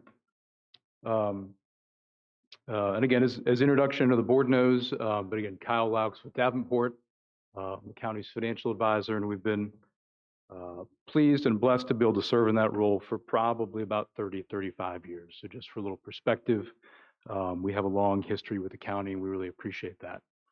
So what we were asked to prepare and present tonight, relatively brief, but on the same subject matter, and the county asked us to prepare an independent assessment, some order of magnitude numbers as it relates to this potential Amazon project. And so that's something that we oftentimes do, as you see on the screen here, on behalf of our clients. As you see on the screen, we're obviously working with the county in a number of different capacities, thinking about capital planning, thinking about long-term financial planning, thinking about policies, our credit ratings. And so what we've put together tonight, again, in a relatively summary form, but all takes into account that perspective of thinking about the county, King George County, how does this potentially impact the long-term financial wherewithal, our capital funding abilities, our credit ratings, et cetera, et cetera. Again, we were asked to take a look at some of the specifics as it relates to this project. What I will say is on the next couple slides, what we've really tried to focus on, as there's been a variety of information and different analyses on this, what we really tried to do is take some elements of this proposed project with some information that was given to us and make it very specific to what could the revenue look like for our two primary revenue sources as we think about the county. That's our real estate and our personal property. And so as we talk about this, as we look through the next couple slides, certainly with any large economic development project, there will be other ancillary potential, call it secondary spillover effects, other revenues, other economic activity.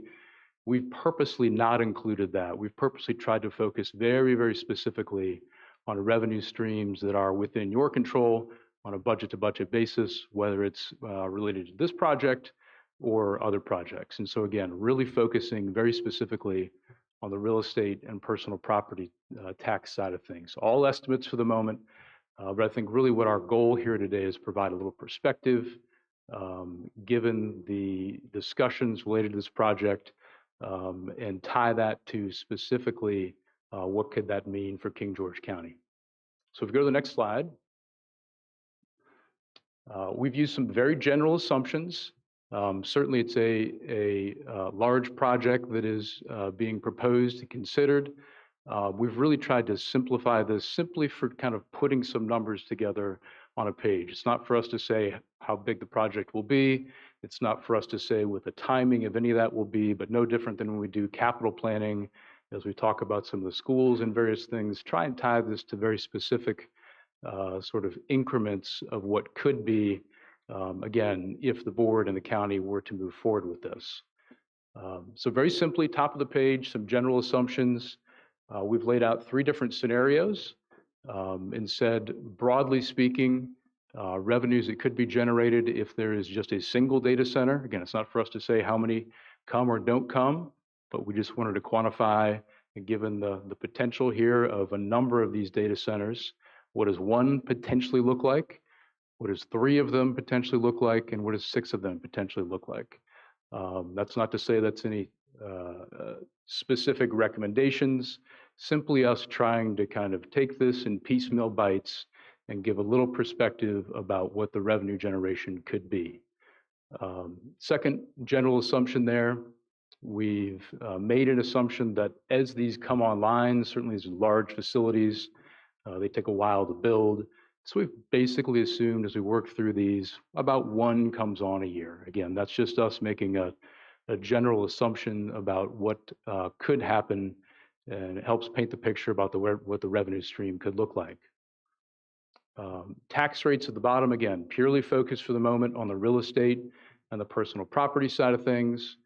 Real estate is assumed to be at our current tax rate, and hopefully we have this right, at 68 cents, given the 2024 budget. That's certainly a component of the revenue that is generated by a data center, whether it's here or anywhere else. That's a large facility. There's a real estate component to it. The second revenue stream, though, at the bottom of the page is the personal property tax rate. And that's really where you get to the guts, if you will, of what's in there, the computer equipment. There's a lot of value in there. There's also a lot of nuances in terms of how that's valued, how it can generate revenue for a local government like the county. We've assumed the $1.25 per 100. That's that uniform rate that's been discussed. We've assumed in these numbers that the value of that personal property, or again, that computer equipment that goes inside that building is depreciated. Certainly that's an element of any kind of technology like this. You think about your phone, you think about your laptops, all of that is sort of depreciated, meaning you use it up relatively quickly versus maybe what we typically think about, which may be a building or facility that lasts a long time. So as we talk about these revenue projections and estimates, I think that's an important thing to take into account, and that there is bound to be some more variability in the revenues by virtue of the need to put this computer equipment in a facility, the need to replace it, and how that depreciation works. So it's going to be different than other types of projects that come. It'll be different than, for say, the landfill, be different than the power plant used to be, et cetera. There's going to be some more variability. What that would look like if it does indeed go forward would depend upon the exact facts and circumstances. So again, just wanted to give you, the board and the public here, a little bit of perspective in terms of the assumptions that were used to generate these revenue projections. If we go to the next slide, so getting to some more specific numbers here, and again, need to importantly paint the picture. These are estimates, just our attempt to kind of, again, frame this in a context, knowing your budget very specifically, knowing your revenue streams. What could a single data center, what could 3 data centers, what could 6 data centers produce in terms of gross revenues to the county?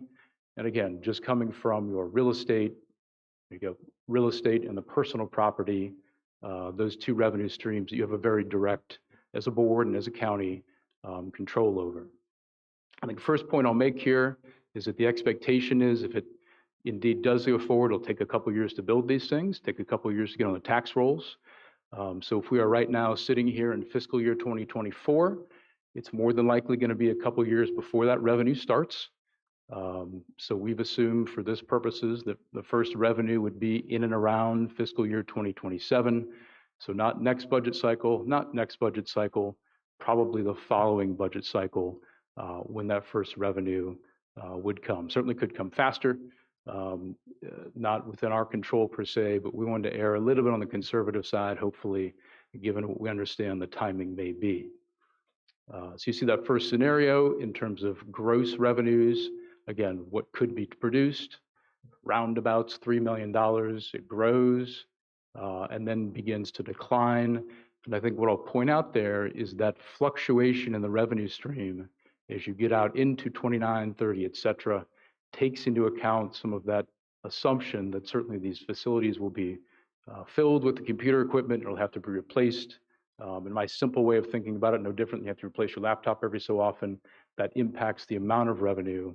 But roughly speaking, in and around $2 to $3 million a year is the kind of the revenue producing potential there. We move to scenario 2, go from 1 data center to 3 data centers. Again, hopefully using some relatively conservative assumptions. You can see how that revenue begins to grow, 3 million, 6 million, upwards of 10 million, and then does again begin to decline. So I think for a little perspective, you think about the landfill, that long-term revenue producer for the county. It's really paid for a vast majority of the capital projects that have been done in King George County, whether it's schools, whether it's public safety centers, whether it's middle school facilities, et cetera. That landfill produces about $7-8 million and certainly has a finite life. We know that, and certainly that's an element of what we think about.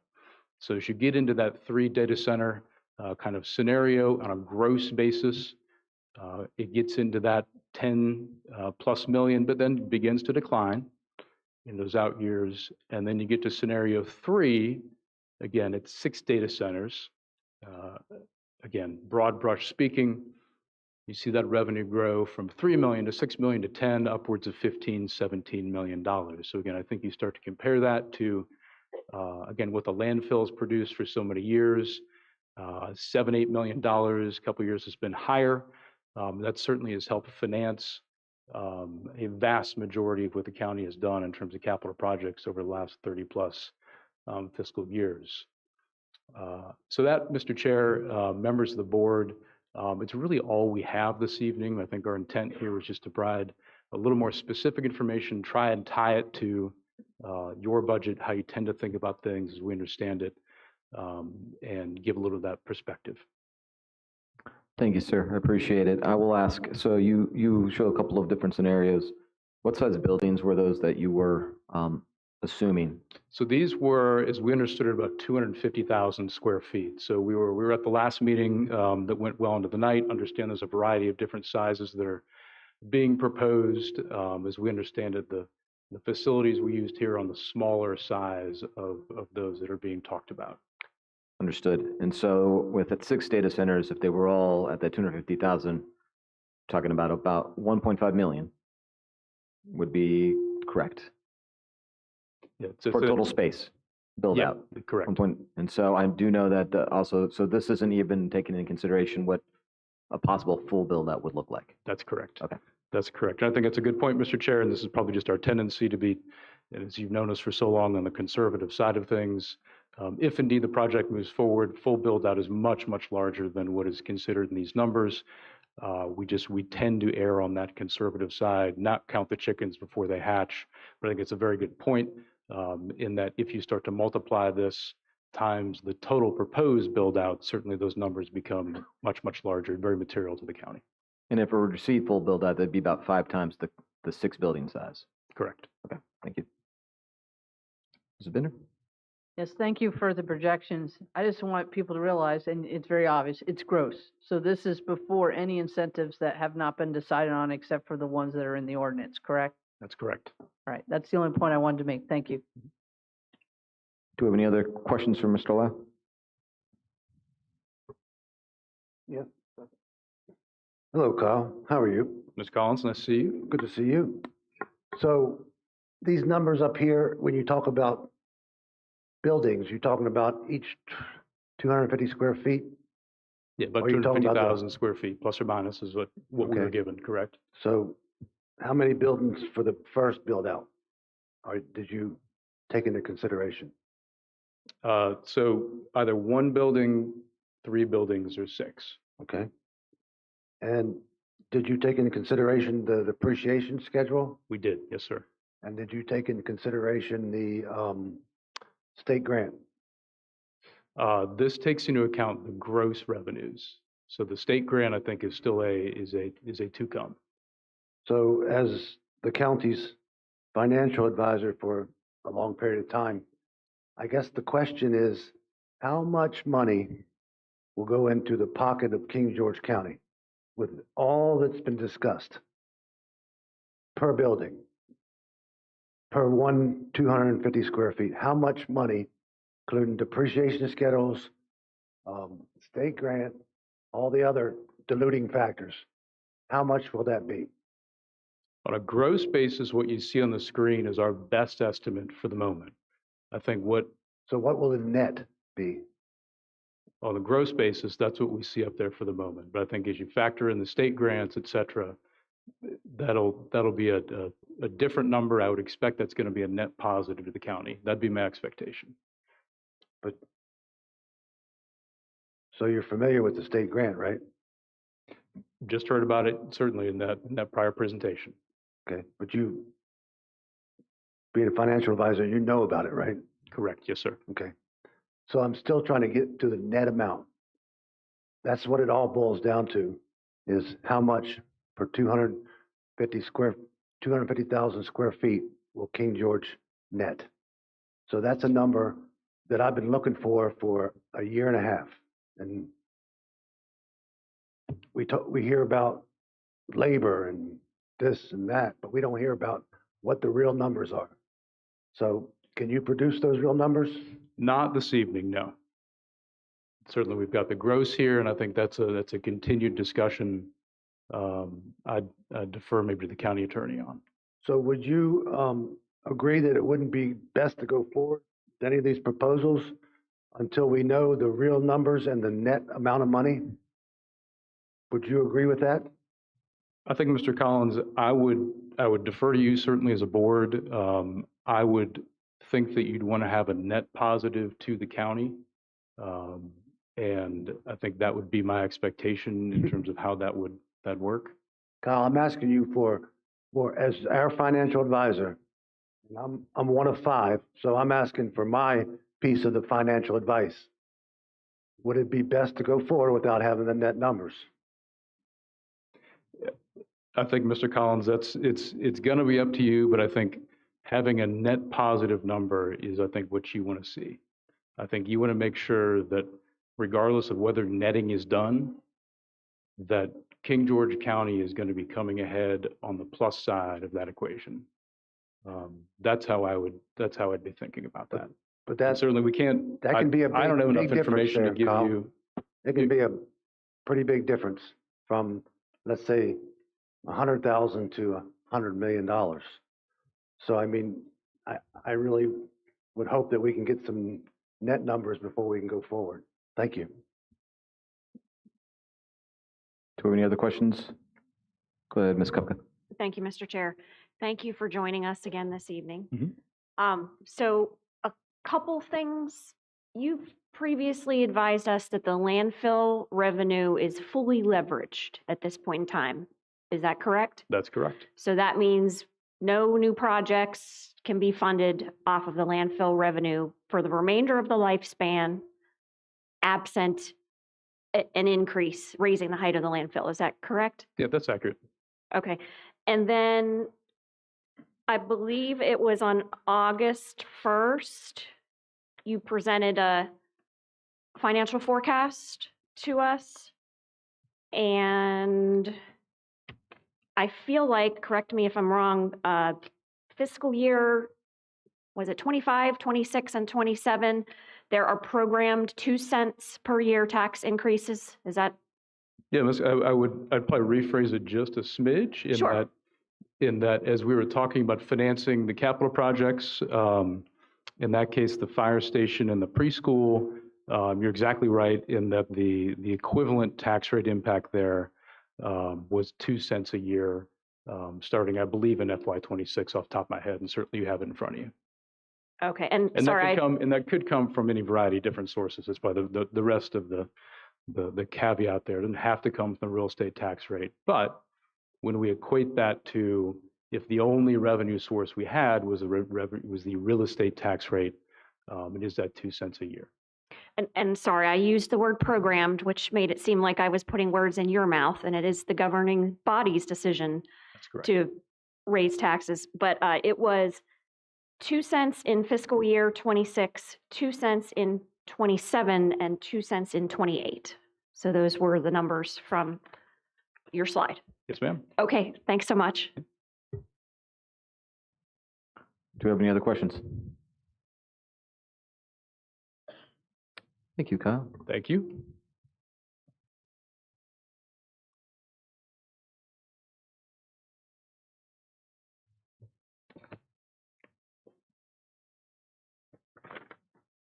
Okay. We're going to have our first public hearing. So this is the no-through truck zone on Route 206, Dahlgren Road. The King George County Board of Supervisors will now hold a public hearing to receive public input regarding the no-through truck zone on Route 206, Dahlgren Road. However, due to an error published in the published notice, the second public hearing will be conducted on December 5th, which is today. I will first ask for a staff report, and I will then open the floor for public comment. Public comment was limited to 3 minutes per speaker in order to afford everyone an opportunity to speak. But we'll start with the staff report. Mrs. Lackey. Good evening. So, third time may be the charm. On August 2nd, 2022, the Board of Supervisors adopted a resolution after a public hearing that requested that the Commonwealth Transportation Board approve a no-through truck restriction on Route 206 Dahlgren Road. That is allowed by law in certain circumstances for safety and other concerns if there's an alternate route provided. However, the Commonwealth Transportation Board was not able to act on this request within the 9 months that's prescribed by regulation. For that reason, VDOT recommended that the county renew its resolution if it still wanted to pursue this avenue. At the last meeting on the August 15th agenda, we did conduct a public hearing. However, there was a typographical error in one of the notices that was published. So in an abundance of caution, we continued the public hearing to this meeting for any further public comment on the proposed no-through truck zone, which would have to be approved ultimately by the Commonwealth Transportation Board. But the action proposed tonight would be to renew the request to the Commonwealth Transportation Board to adopt that no-through truck restriction. Does anyone have any questions for Ms. Lackey? Okay. In that case, we will be opening the floor for public comment for this first public hearing. Public comment is limited to 3 minutes per speaker. In order to afford everyone an opportunity to speak, please state your name and address before you comment. Upon completion of public comment, I will bring the matter back to the Board of Supervisors for discussion or questions, but the board may or may not take action. So I only have one person who signed up for this public hearing, which is Dwight Lyons.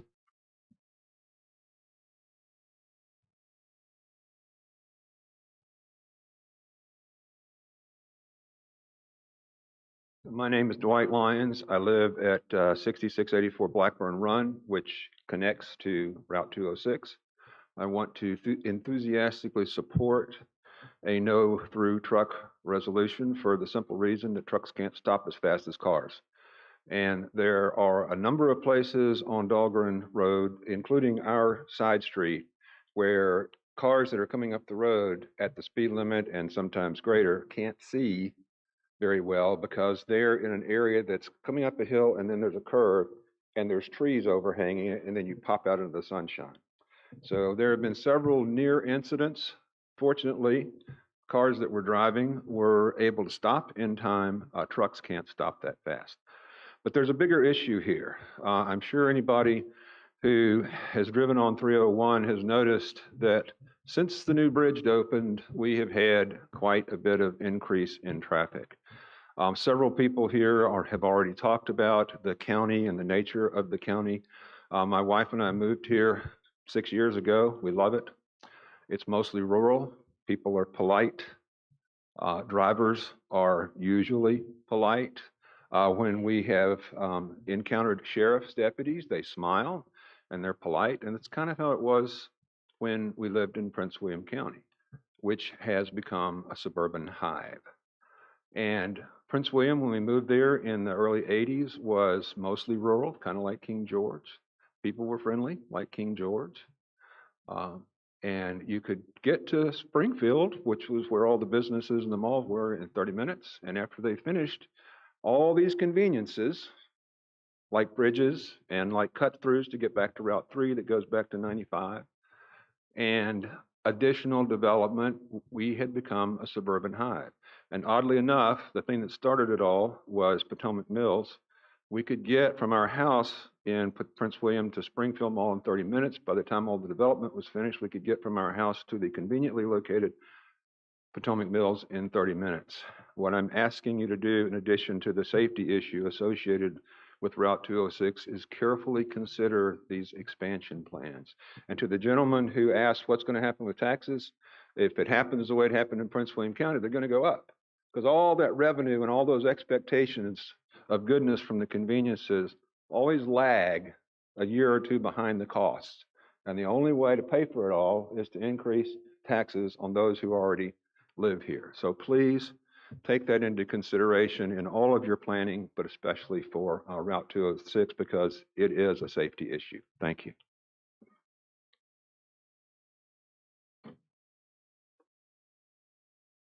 Hi, I'm Henry Webb. I live actually next door to Dwight. I wasn't expecting to see him here tonight. Live on Blackburn Run. And I also support the restrictions on the trucking in the area. I've lived on Blackburn Run for 23 years now. So I actually lived there before the bridge over, I believe it's Culpeper Creek, was built. And there was no truck traffic in the area at all, because that bridge was limited to about 15 or maybe 20 tons. So having experienced the pleasantness of living in King George under those conditions, I have really had a very difficult time since the new bridge was installed. In particular, a couple of issues. It's rare that I get a good night's sleep anymore because of the traffic noise coming down through the area. Not only the noise from the trucks, but apparently not many people can avoid the rumble strips that the Department of Transportation has felt that we need in this area. So if you're driving down the road, many times during the day, and even especially late at night when the trucks come through, the road is not designed for that type of truck, especially the longer trucks that deliver fuel and things like that. And they tend to run off the road or move over to the middle of the lane where the rumble strips are. And we hear that all night long. And that has been going on since the Department of Transportation installed those rumble strips. So I do support restricting it, not only for the safety reasons, but for health reasons. And I would definitely like to get another night's sleep. Thank you.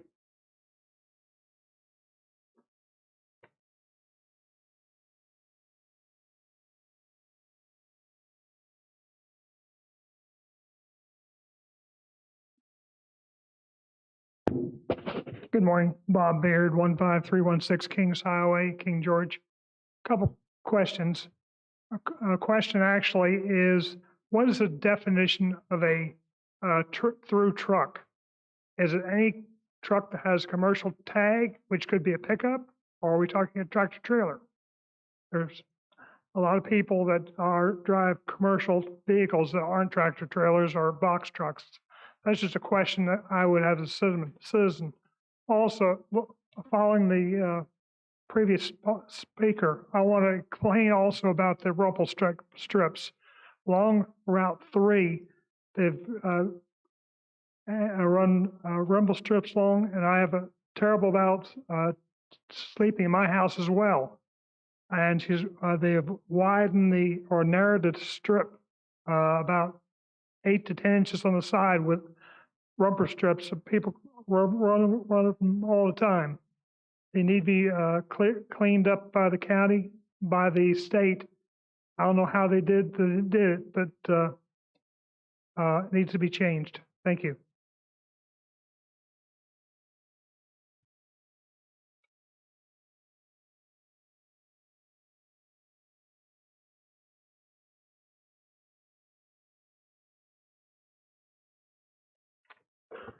Ken Stroud, 5405 Kings Highway. So I'm in support of the data center. The people that I've spoken to. Mr. Stroud, this is for the no through traffic public hearing right now. Roger that. Thank you. Yes, sir. Thank you. Did you have anything for the no through truck traffic? I do not. Okay. Do we have anyone else? Mr. Dines, do we have anyone online?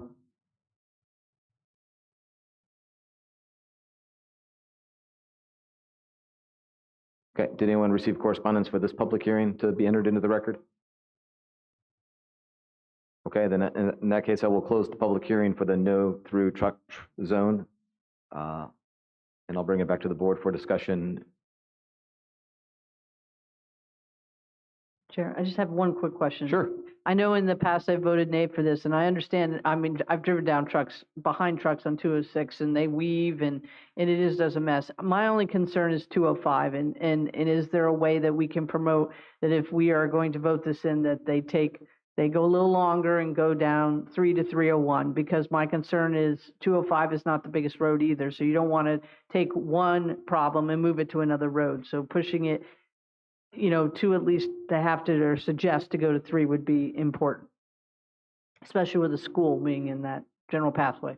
So you're asking for consideration to hold another public hearing to look to make 205 a no through truck through traffic? That probably is not going to be, but I've said this numerous times. I just want the point being known because I'm just concerned that the one problem is being moved to another road that's small and actually has a school on it and our convenience center and a park. Okay.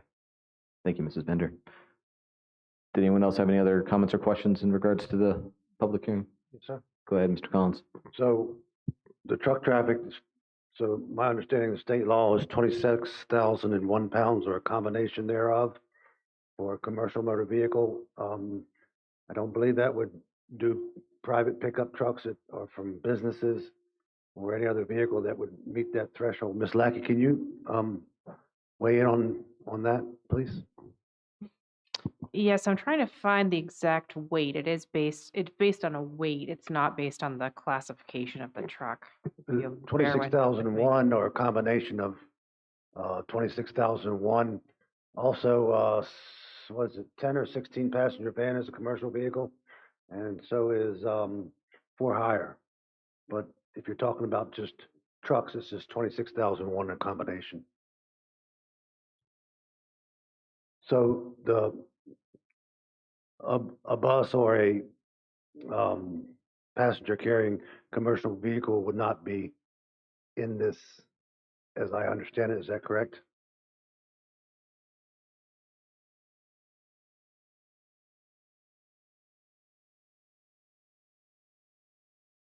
So if I may, Mr. Collins, it appears that it's a single weight axle weight of in excess of 20,000 pounds, or a tandem axle weight in excess of 34,000 pounds, or particular gross weights based on axle spacing. But those are, heavy, large commercial vehicles, tractor trailers, dump trucks.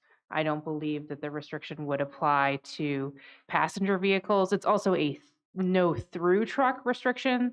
So if a vehicle was in excess of those weight restrictions, but it was a commercial vehicle owned by someone in a residential area in that section, they would not be prohibited from operating their vehicle to and from their residence. Thank you. Do we have any other questions? Okay. Mr. Chair, I move to renew the resolution requesting adoption of a no through truck restriction on Route 206 Dalton Road. Second. We have a motion probably seconded. Do we have any discussion? All in favor, say aye. Aye. Aye. Any opposed? Chair votes aye, motion carries. Mrs. Bender, you said you wanted to, sure. Quick bathroom break. Okay, so we're going to take a short 5-minute recess, and then we're going to come back, and obviously that's, I'm sure, why most of the people are here for the public hearings in just a couple minutes. So give us 5 minutes.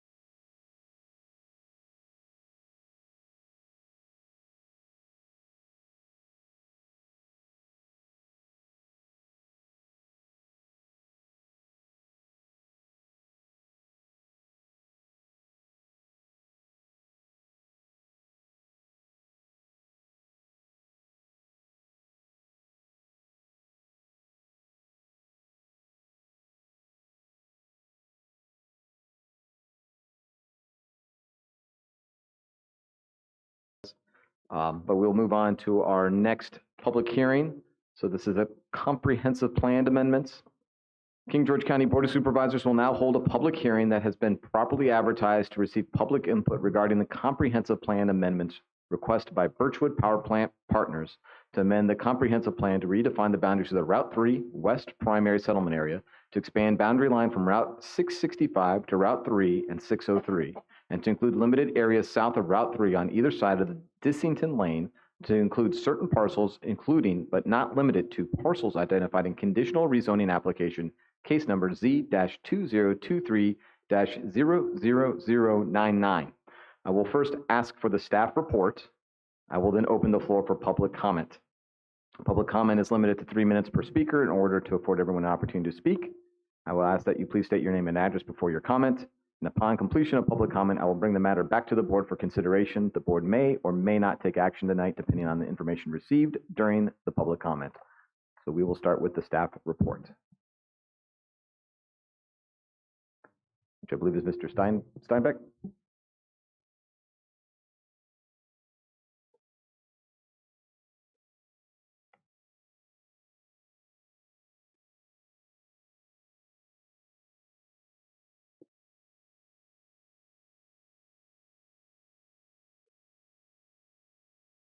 Yes, thank you. And people can hear me in the room there? Yes, we can.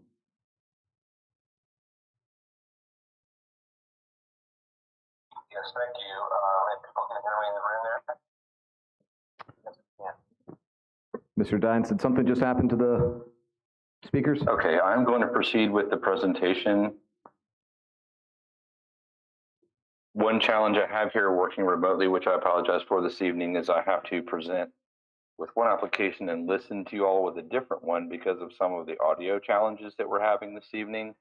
So if you're asking me a question, I will need to stop talking, turn up the volume on one device, and then turn it back down to talk to you again, I think to avoid audio complications on this end.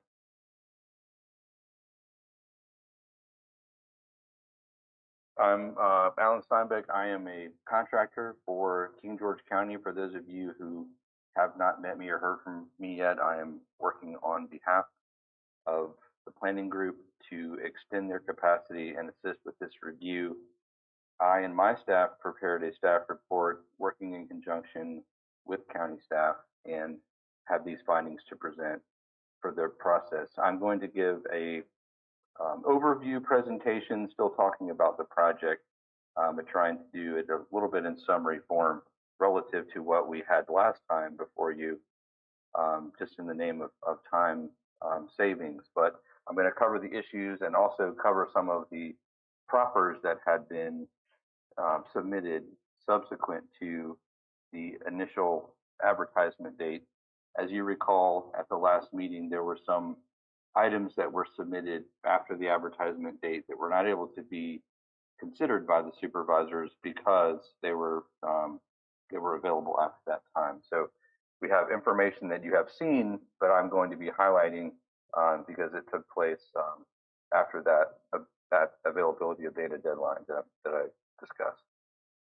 When we completed this review, we considered both the rezoning applications and the comprehensive plan amendment request, covering a whole host of topics, and the staff report includes an assessment of all of these issues, including comprehensive plan consistency, issues of infrastructure, environmental impact, transportation, and now public input, which we've received a good bit of and we'll hear more of tonight. We did consider off-site impacts, which include economic benefits. Positive side, new infrastructure will come to this area and to the industrial area that is planned and managed by the county, including some county facilities. The community investment and other types of knock-on economic development that would come from this, including research and development and other high-tech industry development. And then these buildings will typically be some of the most efficient and sustainable buildings in the county, taking advantage of all kinds of technologies to make them that way. There were some negative impacts that we heard about. We heard a lot about noise. I feel like those issues have been resolved, and I'll cover that in a minute in terms of some of the concerns around monitoring and also noise levels.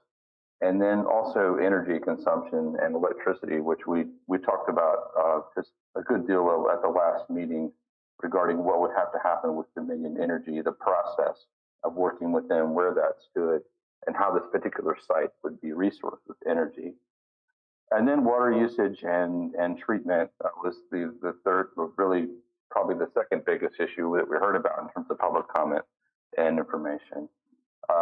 We're in the process of reviewing the traffic impact analysis assumptions and methods to be prepared for the applicant to work on this topic should this move forward and be able to be finalized at this time. There were numerous mitigation measures that were offered in the initial proffers and many others that were either modified or added as a function of the engagement between the applicant and the county and our team. These include, I think, most importantly, the limitations on use, where the sites have proffers to limit the use to data centers, and which really does, and accessory uses, which really does have these zonings be tied to this kind of investment and mitigates the unknown of other types of industrial development coming to these sites under the zoning that may be approved by the county. There are also a commitment in the proffers to transportation improvements and participating in the implementation of improvements that are directly related to the impacts of the project, and numerous limitations on building square footage and height that clearly define and provide boundaries about how these sites can be used and how much building can be put on them. There are a lot of others regarding vegetation, buffers, security fencing, lighting, and other types of mitigation activities that really round out a full set of mitigation measures that spoke to the issues that were brought up by staff. And I feel like almost all the issues that were brought up during the feedback that we received on this project. This map shows the boundaries of the Route 3 West Settlement area, which we have covered in the past, but the staff had proposed some boundaries be drawn to extend that settlement area, the orange boundary, which would be inclusive of this project and the subject parcels of this application, the set of applications, but also other properties. And we heard from residents and others and representatives of people who live in this area or own property in this area who requested that only the Birchwood properties and the property subject application be included in any expansion of the settlement area. We also heard a lot about the potential for expanding that area south of Route 3 Kings Highway and some of the current concerns related to that, especially with respect to maintenance of rural character and protection of the river. The application did evolve over the course of the review. There was an initial submittal which showed some detail regarding the first phase of site development. And during the review process, a lot more information was provided to allow us to see some of the detail of this, a lot of the detail of how buildings would be sited, circulation would be accommodated, and accessory uses would be put on this site, which is the existing Birchwood site, which is the site of the former power plant. There's also future development areas where there's some indication of where sites would be, and you can see an example of that on the left side and to the north, where open spaces are clearly demarcated on this site plan, and also areas where the development would go that would indicate where that additional data center development would be. On July 18th, there was a submittal of additional information. The applicant addressed some concerns regarding noise, proffering to have the decibel levels be in accordance with the draft noise ordinance. That was one of the major additions to the proffers. and clarified the sound analysis that will be submitted prior to the certificate of occupancy for each data center building. Also included in the submittal was a clarification that development areas 4 and 5 were added to the square footage limitations for accessory uses, and just kind of cleaned up some of the questions that we had regarding how much data center and how much accessory use there would be. Additional information was received on July 21st. The applicant responded to concerns over sound again, proffering that annual sound testing on the anniversary date of the issuance of the CO would be conducted for each building. On August 10th, further additions came, adding language to the proffers about the dedication of parkland, about this further information about the sound analysis, and increase of the public safety cash proffer to $2 million. I believe that was formerly $1 million for that. And also added section about dedicating property to the county for the use of the sheriff's department and the fire department, which was the result of some negotiations that had commenced and were able to be completed during the review process.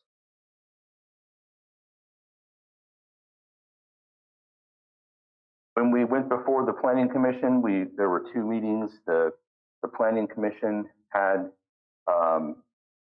some mixed feelings, I would say, about the south of Route 3 parcels, and those being changed both in the comprehensive plan but also in the rezoning. There was a failed motion at the time that was before the Planning Commission.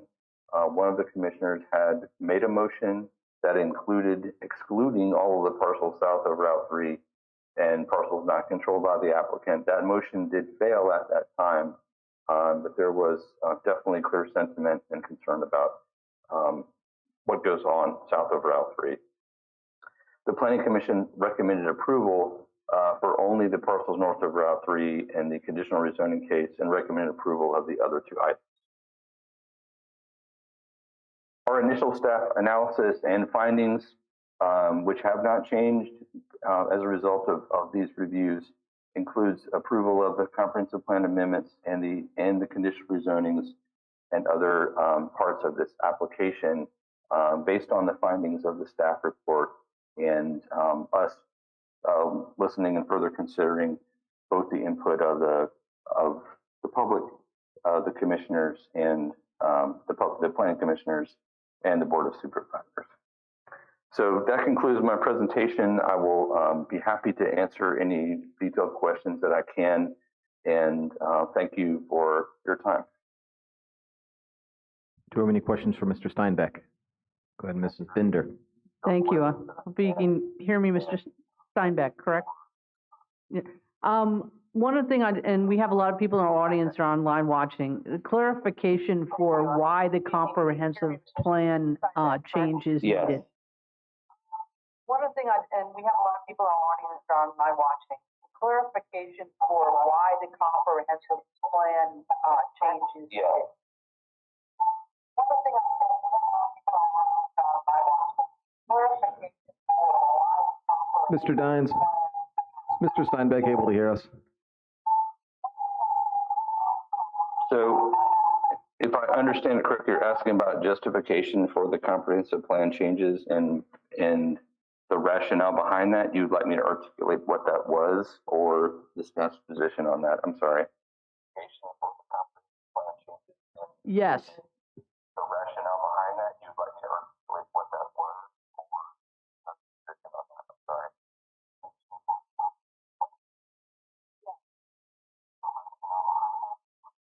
I'm sorry, there's also a delay. So when you ask me a question, I have to listen to it. And it takes Mr. Dines, could you type the question into the so chat I'm so going we to can read go it? back to the slide for a minute. I'll go into the fact that the settlement area and the comprehensive plan, that being guidance for decision making on zoning decisions, it is appropriate to include everything that you would be seeking a rezoning and a comprehensive plan amendment to ensure that the comprehensive plan was updated to be consistent with the rezonings that were being considered at the time. So when an application like this that's this big that occurs in an area adjacent to a settlement area and where there are agricultural parcels outside of that settlement area that would need to be included, it is recommended as a best practice to extend that settlement area in your typical rezoning and have that be done at the concurrent with every zoning consideration. In this case, there are some other issues that are at play. There is the 2232 review process that we went through. That is a requirement for comprehensive plan amendments and applications of this kind, which included information being required about how the site would be served with utilities and the site improvements that included utilities. So that was also a function of the comprehensive plan review. We determined that the higher order traffic analysis that comes from very high trip generating developments did not exceed the threshold. So that element of the comprehensive plan review process was not required in this case. So this and some of the issues around the settlement area is that there is land inside of the industrial district, but there is not a significant amount of land. And when we were consulting with county staff and over the economic development issues, it was clear that there's just not a lot of land already zoned and available for industrial development. And so part of the rationale of the staff finding was that this is a identified area for industrial area of the county for industrial development, for investment, for economic development, and an extension of this scope was not something that was so different from what you have today to be a substantively different policy approach to this part of the county. You may be able to debate whether south of Kings Highway and adding that is appropriate or not relative to what I just said. But this is not some kind of massive extension of these boundaries. And in fact, given the nature of this type of development, which when compared to other types of industrial development is not particularly obtrusive or risky or causing potential harm to neighbors in the way some other kinds of development can be. This seemed to be a reasonable expansion of this area and something that would serve to,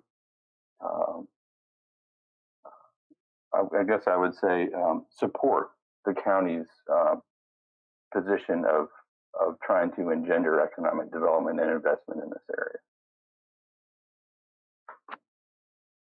Thank you.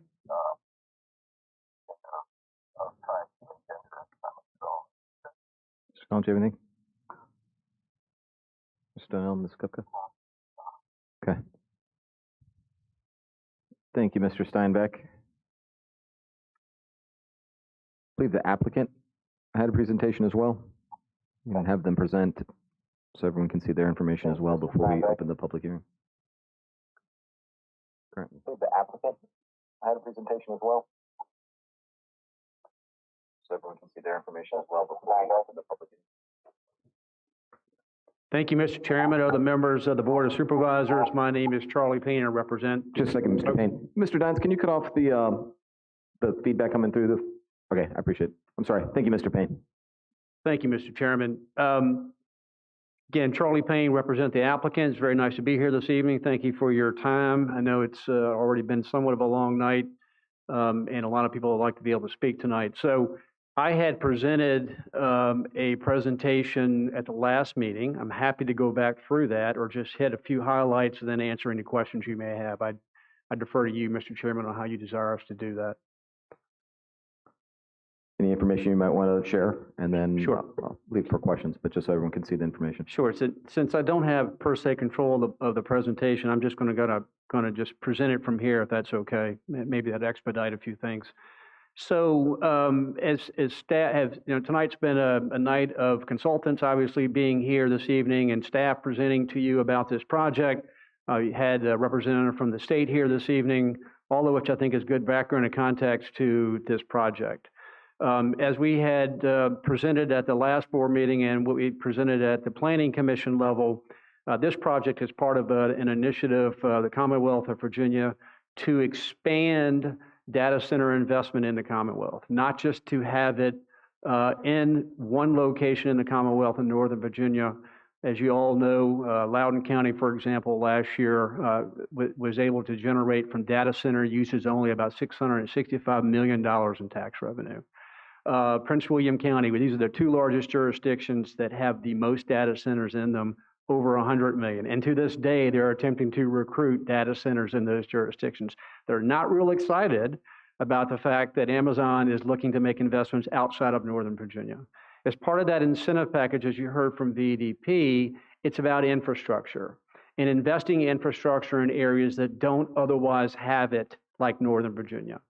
So that incentive program is not based on brick and mortar buildings that are being constructed or personal property that's being invested and placed in each one of these facilities. Remember, each one of these buildings at 250,000 square feet is about $1 billion investment. No, it's on the infrastructure for roads and water and utilities, fiber extension. That's what the incentive is part of. So I don't want us to get confused, because the reality is that investment of $35 billion plus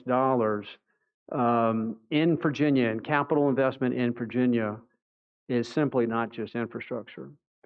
Now, the infrastructure is the incentive component. It's not the driving force per se for the investment. So the investments that are being made in your community and the tax dollars that are being generated from it are from those improvements. It's from that personal property. That sales and use tax has got nothing to do with personal property tax or real estate tax. Davenport presented this evening what I thought was a very conservative outlier. If you look at just phase one of our project alone that was presented by staff, we're looking to build 4 million square feet of data center space in phase one on the old Birchwood site. That's 16 buildings. That's not 6 buildings. That's not 3 buildings. That's not 1 building. That's 16. 1 million square feet gross revenue generated based on your tax rates is close to $17 million. The incentive, if parties agree to it, obviously, the incentive only occurs if Amazon makes the investment. If they don't build the data center facilities, there's no rebate. And by the way, the dollars that are coming for that rebate are coming from the dollars generated, the tax dollars generated by that investment, not from taxpayers. It's coming from that investment. So taxpayers are not having to pay anything extra. So I want to make sure everybody's clear about that. To the land use front, the investment is strictly data centers, no solar farms, no manufacturing facilities, no distribution centers. It's a data center investment. 7.25 million square feet is projected in 3 development areas. That's 29 buildings. That's $29 billion potentially in investment that Amazon is looking to do in King George County. A model, if you will, for building outside of Northern Virginia. A model that will benefit 27,000 plus citizens in a small rural area. Give them the opportunity to pay debt service, to build new schools, to improve public safety, to build a new courthouse. It's a great opportunity, in my opinion, for King George County, and we're looking to be a strong partner in that process. We have a private water source use. We're not asking the county to build any new water utility infrastructure. We're mitigating traffic. We have Proffer to pay for any impacts we may have from Proffer. We have followed your text amendment on sound mitigation and levels. We're going to invest $2 million in public safety to assist fire and rescue with new equipment that they believe is necessary for our project. We're dedicating land for public safety. We're working with your service authority on making public water available to citizens in King George County, and we're very excited about that opportunity as well. From a perspective, environmental perspective, and screening and setback and open space, this project has 40% open space proffered. We have 155 acres that'll be preserved. We're going to be very responsible about our development process. We have setbacks of 300 feet minimum from Route 3, 150 feet from Fletcher's Chapel, and from Birchwood Road. And we're going to be a great partner. With that overview, Mr. Chairman, I'm happy to answer any questions you may have. And again, I appreciate your time this evening. Do we have any questions for the applicant at this moment, or would you like to move to? Okay, go ahead, Ms. Minnick. So I have to go back to the tax revenue part that you mentioned Yes, ma'am. in the infrastructure cost. Yes, ma'am. Is it not correct, though, that when the General Assembly decides how this grant is run, the initial, I guess, investment in the fund is from taxpayer dollars? It will be from the surplus that the state has at this current time, correct? I can't speak for the state legislation on that front. All I know is if Amazon doesn't build one facility in King George County, one data center facility, it doesn't qualify for the incentive. It has to build the data center facilities, has to make that investment in order to qualify.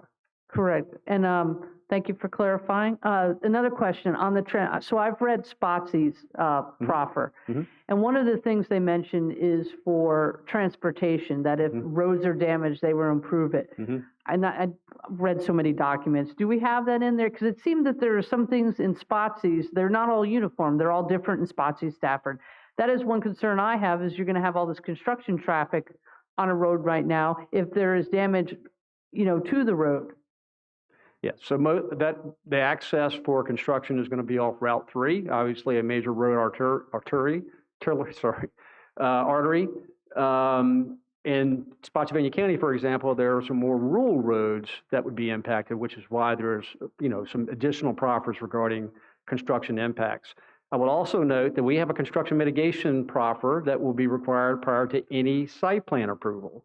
So working with VDOT is usually at the table. The county's at the table as well, whether it's traffic controls or impacts, any potential impacts that that construction may have on those roads would be addressed at that point. I would also note that in our TIA, Transportation Impact Analysis, it must be completed prior to first site plan approval. A lot of those issues will come up in regards to mitigating impacts on construction traffic and also any sort of impacts at full build out. So all of that is addressed as part of that process. Right. And then another question was concerning the power lines. We still have not, do you have or have you requested for Dominion for them to plot where the power lines are coming in?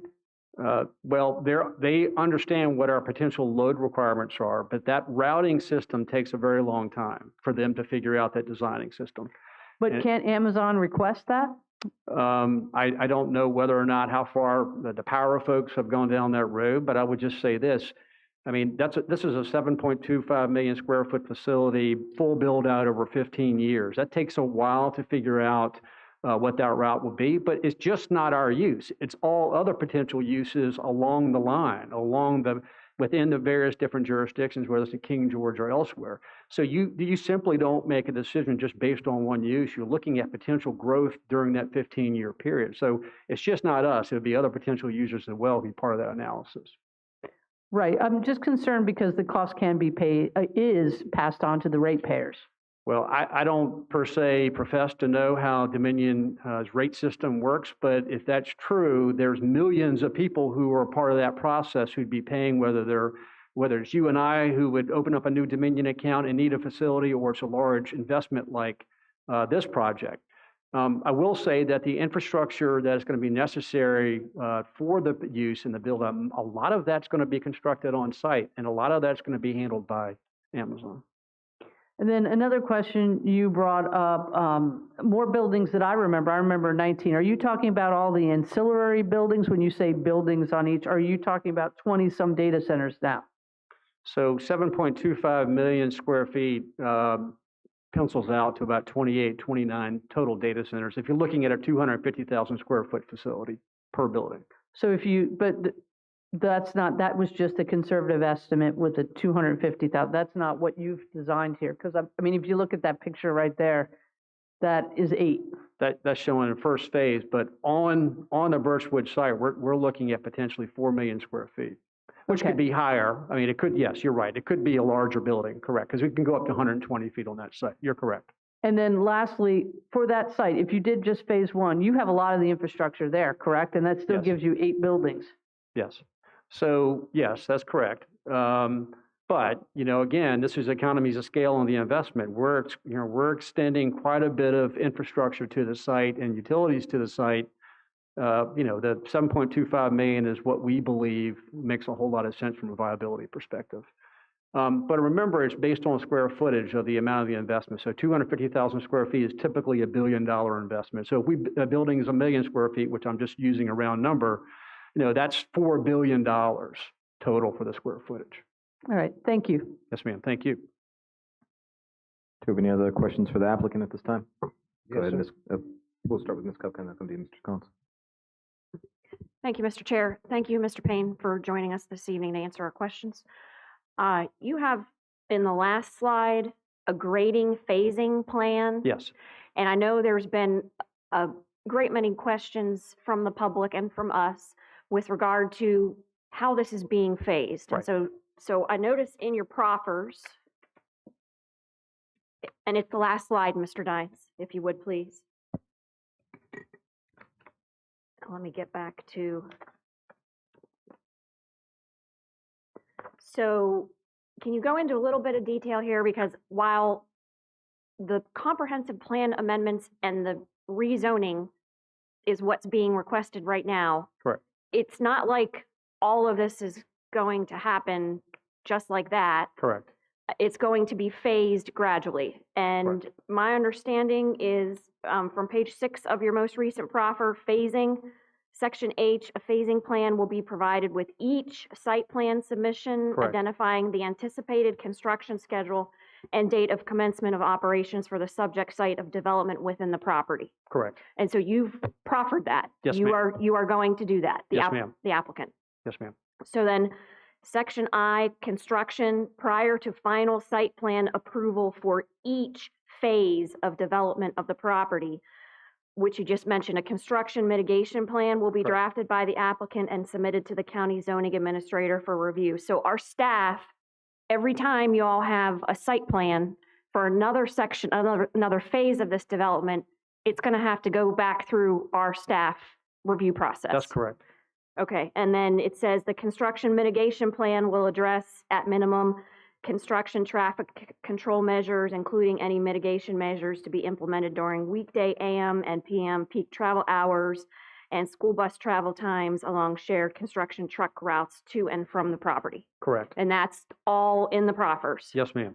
Phases. So then this last slide here, the grading phasing plan, can you just, for those who can't see it or are listening online, could you just give us a little bit of detail on that, please? Yes, ma'am. So our first location will we begin work in, I guess, a land disturbance permit. Remember, we've got to request a permit from the county to do so, and that also comes along with a stormwater management plan requirement and bonding.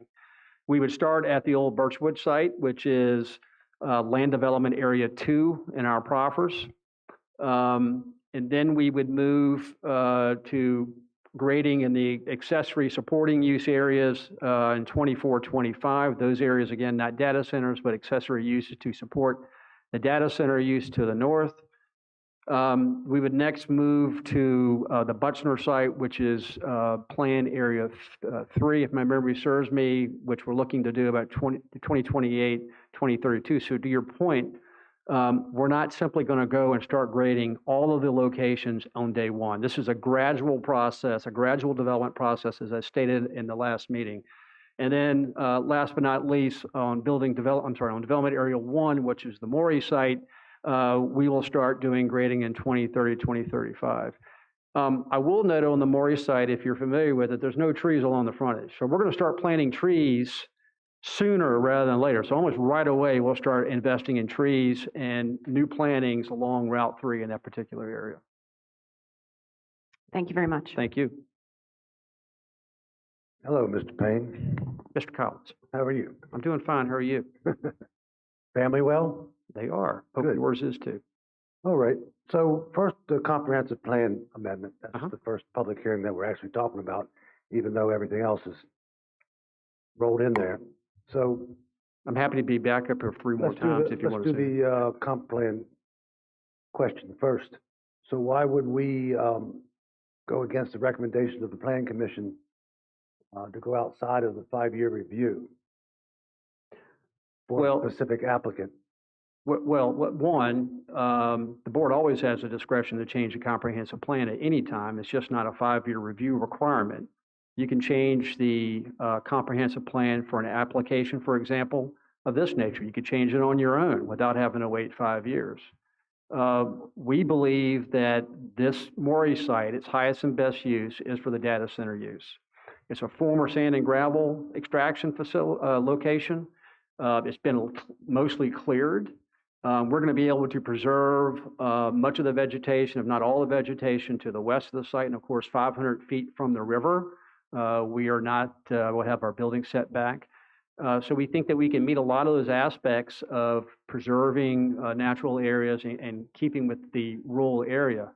Also remember, we are proffering 300-foot buffer from Route 3. So basically, as you recall, in the view sheds I show you, you'll be looking right into trees, okay? So that's one key element in my opinion. So, Mr. Payne, so the answer to your question, to my question is, why would we go outside of the 5-year review that the why would we do that? Right, because we're proposing a use that is not currently in that West Settlement District. That's why. And Okay. again, the board can do that at So any we time. can't do that for just one applicant. You certainly can, certainly legally can. Ms. Lackey, can you weigh in on that one? Yes, so a comprehensive plan amendment cannot be solely for private benefit. So a finding to change the comprehensive plan would have to rely on some of the additional factors that were included in Mr. Steinbeck's presentation. If the board, the majority of the board agrees that some of those are of public benefit, then you can make an extension of your comprehensive plan or a change to your comprehensive plan. Okay, thank you. So why would we surround those other properties that don't want to be in there in the comp plan? We didn't ask for those other properties to be within that comprehensive plan change. We only asked for our specific properties to be changed. So now that we're on the rest of it, so let me, so let's get to the bottom line, the truth of all this stuff. What, I'm going to ask this question you ask that everybody that comes up here, Amazon, you, whoever, but I still haven't gotten a straight answer yet. How much money will King George put in their pocket after all said and done, grants, incentives, and everything else that's been on the table for the Birchwood site only? Well, I don't know the answer to that, but it will, just following your advice of your financial advisor, the county will be net positive if there's an incentive agreement. Again, as I noted earlier, the incentive agreement's based on infrastructure investment, which is a much less number than what the capital investment's going to be for the buildings and for the equipment. So just doing the basic math, for example, on 1 million square feet at full build out, you know, the estimated gross number is around $17 million based on your current tax rate. And again, so when you talk about the basic math, let me finish real quick. If we don't build those facilities, there is no incentive to be paid to the applicant. Let's make that clear. It's not, we just don't show up and you pay us. We actually have to make the investment. We have to make the billions of dollars of investment we're planning to do before we qualify for any incentive. We'd rather have you pay us before you show up. But but anyhow, back to the incentives and how is these numbers derived? How do these numbers? I've heard so many different numbers, and the numbers keep going downhill, by the way. But so where do the numbers come from? I'm not sure what numbers you're looking at, and So I have. your projection, where'd that come from? Well, this is coming from Mangum Economics analysis of data center facilities that are in Virginia, that are built today, With the FRA? applying to your tax rate. So the FRA, Fredericksburg Regional Alliance, they one that worked these incentives, is that correct? Say that last part again, I'm sorry. They're the ones that negotiated these incentives with the localities, is that correct? I don't know that to be true. So where did the incentives come from? The incentives come from the state program, I'm not which talking is, about that one, I'm talking about the other incentives. well, they're all tied together. So they're tied together. You have the state program, which is the larger umbrella, then you have the actual performance agreement at the local level in regards to having the incentive occur at the local level. That's the part that's being, I assume, being negotiated. Fredericksburg Regional Alliance is a nonprofit economic development regional advocate. They're working within the entire region to attract this $35 billion investment that was announced by Amazon and signed off by the governor.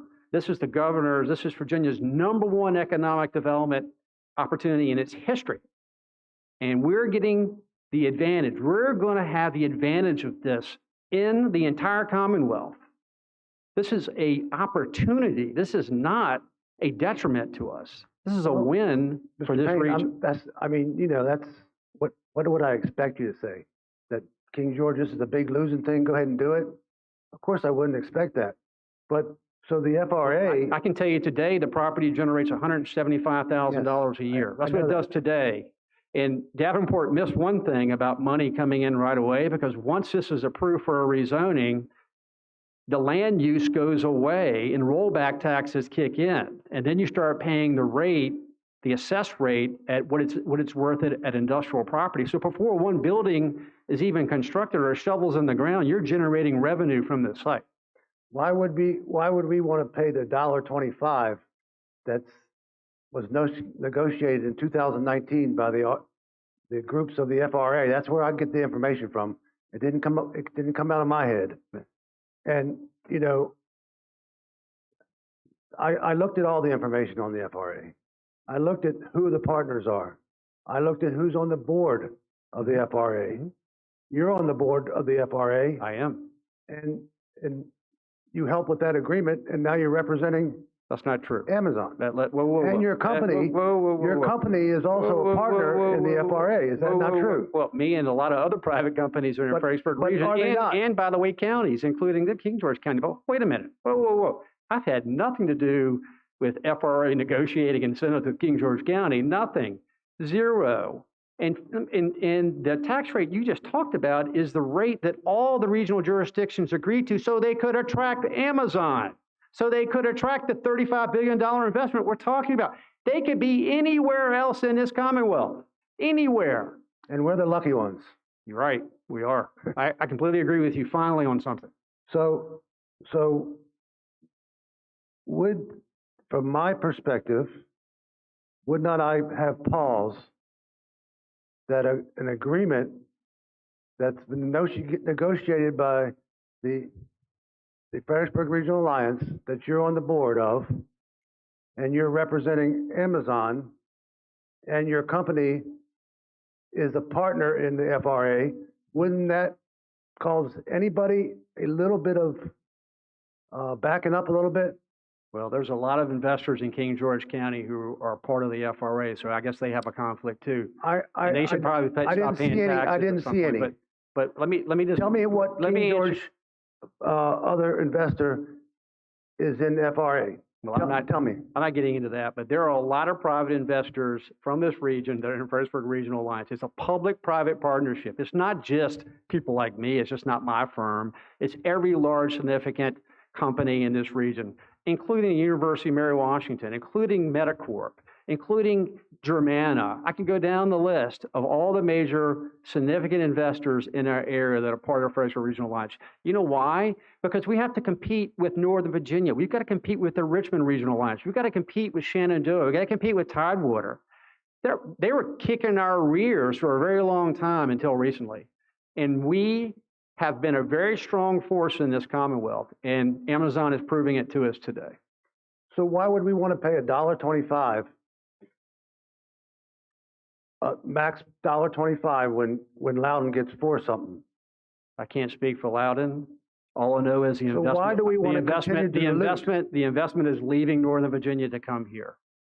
That's And the they're coming incentive. here because Birchwood is on the grid and they have water. That's the only reason they come here. They wouldn't come here to be a community partner. They're coming here to make money.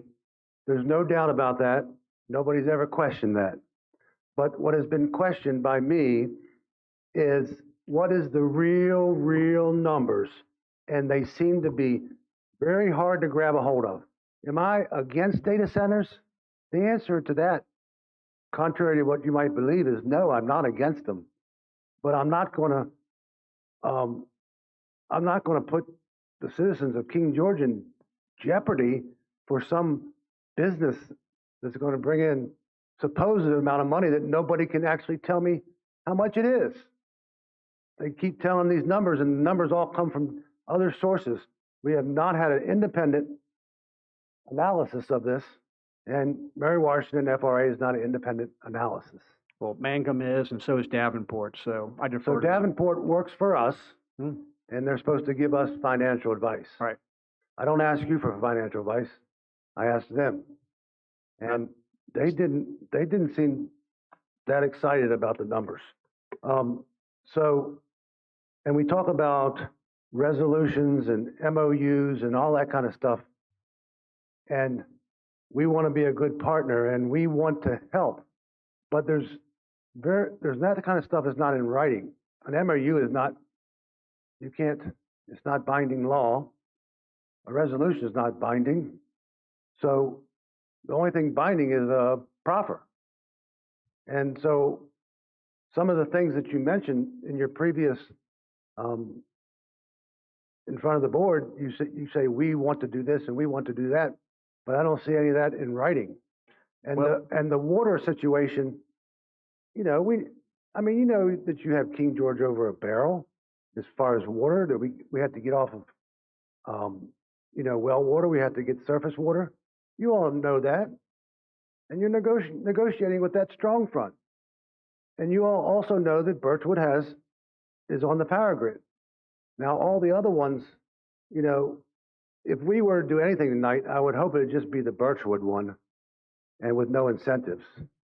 And then see what Amazon really is. See if they're really a good partner or not. Give them the time to show themselves to see if they're really going to be a good partner or is this going to be a big bluff, and then we'll know it. I'm not saying that Ms. Ford, is that your name? Or Mr. Payne, I don't think that even Birchwood knows all the information, because I've talked to Birchwood and they don't know the information, and they're partners with Amazon. So Amazon is keeping stuff from Birchwood, who is supposed to be their partners. What the heck are you keeping from us? I mean, the numbers don't match up. Well, Mr. Collins, I appreciate that. You made several comments I'd like to address. One, the numbers are, and the evaluation and the analysis are coming from data center facilities that are in the Commonwealth today. It was done by an independent Magnum Economics. It's a very conservative think tank, financial think tank. The numbers, in my opinion, are real, and they are what they are. Whether you believe that or not is up to you. You got financial advisors and consultants. You got staff you can talk to. You don't need me to answer that question. The other point that you made is, what do we get? I tell you what you get. You get significant number of new jobs in this county. You get ripple effects to support small businesses in this county. There's a lot of people in this room tonight who want to hear about new jobs, who support new jobs, and long-term jobs, construction jobs over a 15-year period. That is a game changer in your county. I respectfully disagree with your assumptions and your analysis. I appreciate it. I respect you. But we have presented the facts. They are what they are. If you don't accept them, that's your decision. So, so with all the information I've given you, you still are set on those numbers. Like I said, we have provided the county, we have provided staff, what our projections are. It's been independently verified. Your consultants have evaluated that, and I can't tell you whether I don't think Magnum is independent. And Magnum is not independent. Yeah, well, Davenport is your financial consultant, your staff, is your consultant. I can't tell you what you should and should not believe. I can just tell you what the facts are. So, when folks come into King George County and they tell all the citizens that you're going to get jobs for all the IBEW guys, that all sounds good. But so when we need to build new schools, which we do, because we're busting at the seams, we don't have infrastructure. So I don't think that we're really in a good negotiating stance. As a matter of fact, I don't think there's been any negotiations at all, because I just keep getting information that we're, the state grant and that we have to do, and this resolution in 219 that I didn't have anything to do with, that I don't even think is binding, and then the depreciation of 50% on the real property. I mean, what other business can do that? What other business gets that break? Because, are you going to tell me because the large amount of money is coming in? I hear you, but it just doesn't put together. So I would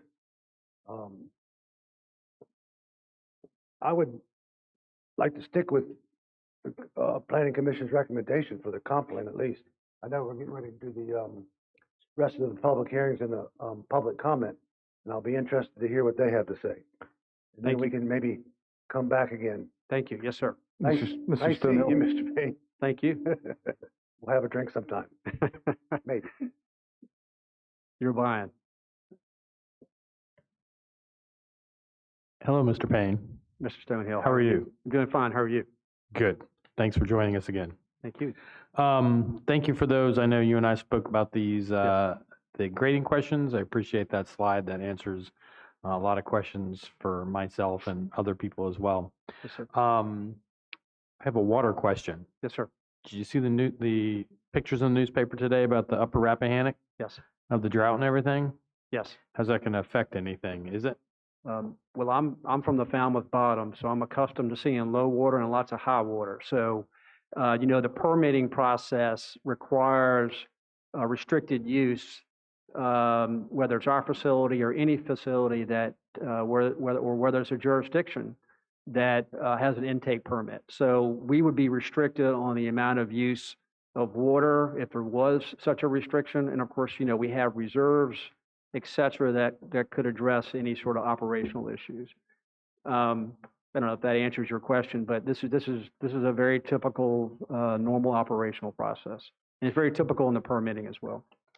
I was looking at all those pictures today, and it was pretty bad. And I heard that actually you can walk all the way around City Island. It was that was so low down there. I'm used to seeing low water, but it generally comes back twice a day. So, water temperatures. So the state says that when the discharge comes out, and I'm on page 23 here, it comes out and it gives the explanation: discharge water from the holding tanks goes into a treatment plant, and then it goes into the river. Right. Temperature. So the state, I think, only requires very infrequent temperature readings, and they say that you can't affect the river by 3 degrees Celsius. Well, they did Celsius, but that's 5.5 degrees Fahrenheit. That sounds right. What's that? That sounds correct. Yeah, I had to look it up. I had no idea. How often is that done? And, I mean, can it be done more? I don't know the answer to that because that's all tied into the permit and the operational process. Julie, I don't know. Can you? I don't know how the operations are at Birchwood, but maybe she can add a little color to that.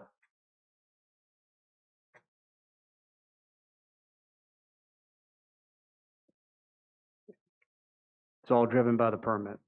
All driven by the permit? Correct. If I may, Mr. Stonehill, the Clean Water Act does regulate the temperature of water. So there's, federal-driven requirements as to water temperature. Right. Well, the state just says 3 degrees. Can't change the water by a 3 degree, but it's very frequent testing. But like when our service authority discharges treated water, it's tested quite often. So I was just wondering about either from you or Julie, about how it was, how and the frequency do they plan on doing it? But that's just a question you all can get back to me later if you don't have that answer. And I think that's it I have for you right now. Thanks. Thank you. Thank you again. Mr. Payne, the Magnum Economic Studies you mentioned, Yes, ma'am. that was done pre this grant, correct? That was adopted by the legislature? You're talking about the most recent adoption? Yes. Yes. Correct. So those numbers would be a little different. So those numbers are not 100% to our site because the grant does change everything. Well, the grant only applies to the infrastructure investment, not to the value of the capital investment, meaning the buildings and the personal property. So what Mangum looked at was what a data center, a new data center facility investment is in real estate and then also in the personal property that's invested in the facility. So the MEI wouldn't affect what that analysis is whatsoever. Remember that the MEI applies to the infrastructure incentive. So, you know, what fiber we extend, what water we extend, what electric improvements we provide, those kind of things are what's part of the incentive, which is accessory uses outside of the data centers. And going back to water, because you know I'm very passionate about Yes, the ma'am. water. I take being a service authority member very Yes, ma'am. seriously. So the water supply plan, which I did read in its entirety, the 2015 and the 2020 plan yesterday, and it's one of them 600 and some pages. And it's not as bad because there are some pictures. But what is important is that in that water supply plan, they talk about King George being very unique and that we actually have critical cells that have gotten more critical with the aquifer since the 2015 report. But in all of those water supply plans, they mentioned Birchwood as one of the users of the permit, but they listed as an electric generating facility or a coal plant. And so my concern comes with, how does that affect the permit? The permit will have to be modified, correct? Because you're not a coal plant anymore. Correct. Just like the intake permit will have to be Right. modified. Both will have to be modified, correct. Right. So I'm just wondering about the data for the water supply plant. It's not exactly accurate because what is the difference between what a coal plant uses and what a data center uses for water use? All of that would have to be updated with our permit application. Of course, we can't apply until we're entitled. So you can't even move forward with an application until we have the zoning in place. Okay. And then I've had it mentioned about the noise. And I thought it was kind of odd, the noise checks that are in the Proffer, and they're done on the anniversary. But what is that to say? It's like when you have relatives come over and you clean up the house. What about spot checks, just to make sure? And I know there's a couple private citizens that would love to go out there and spot check.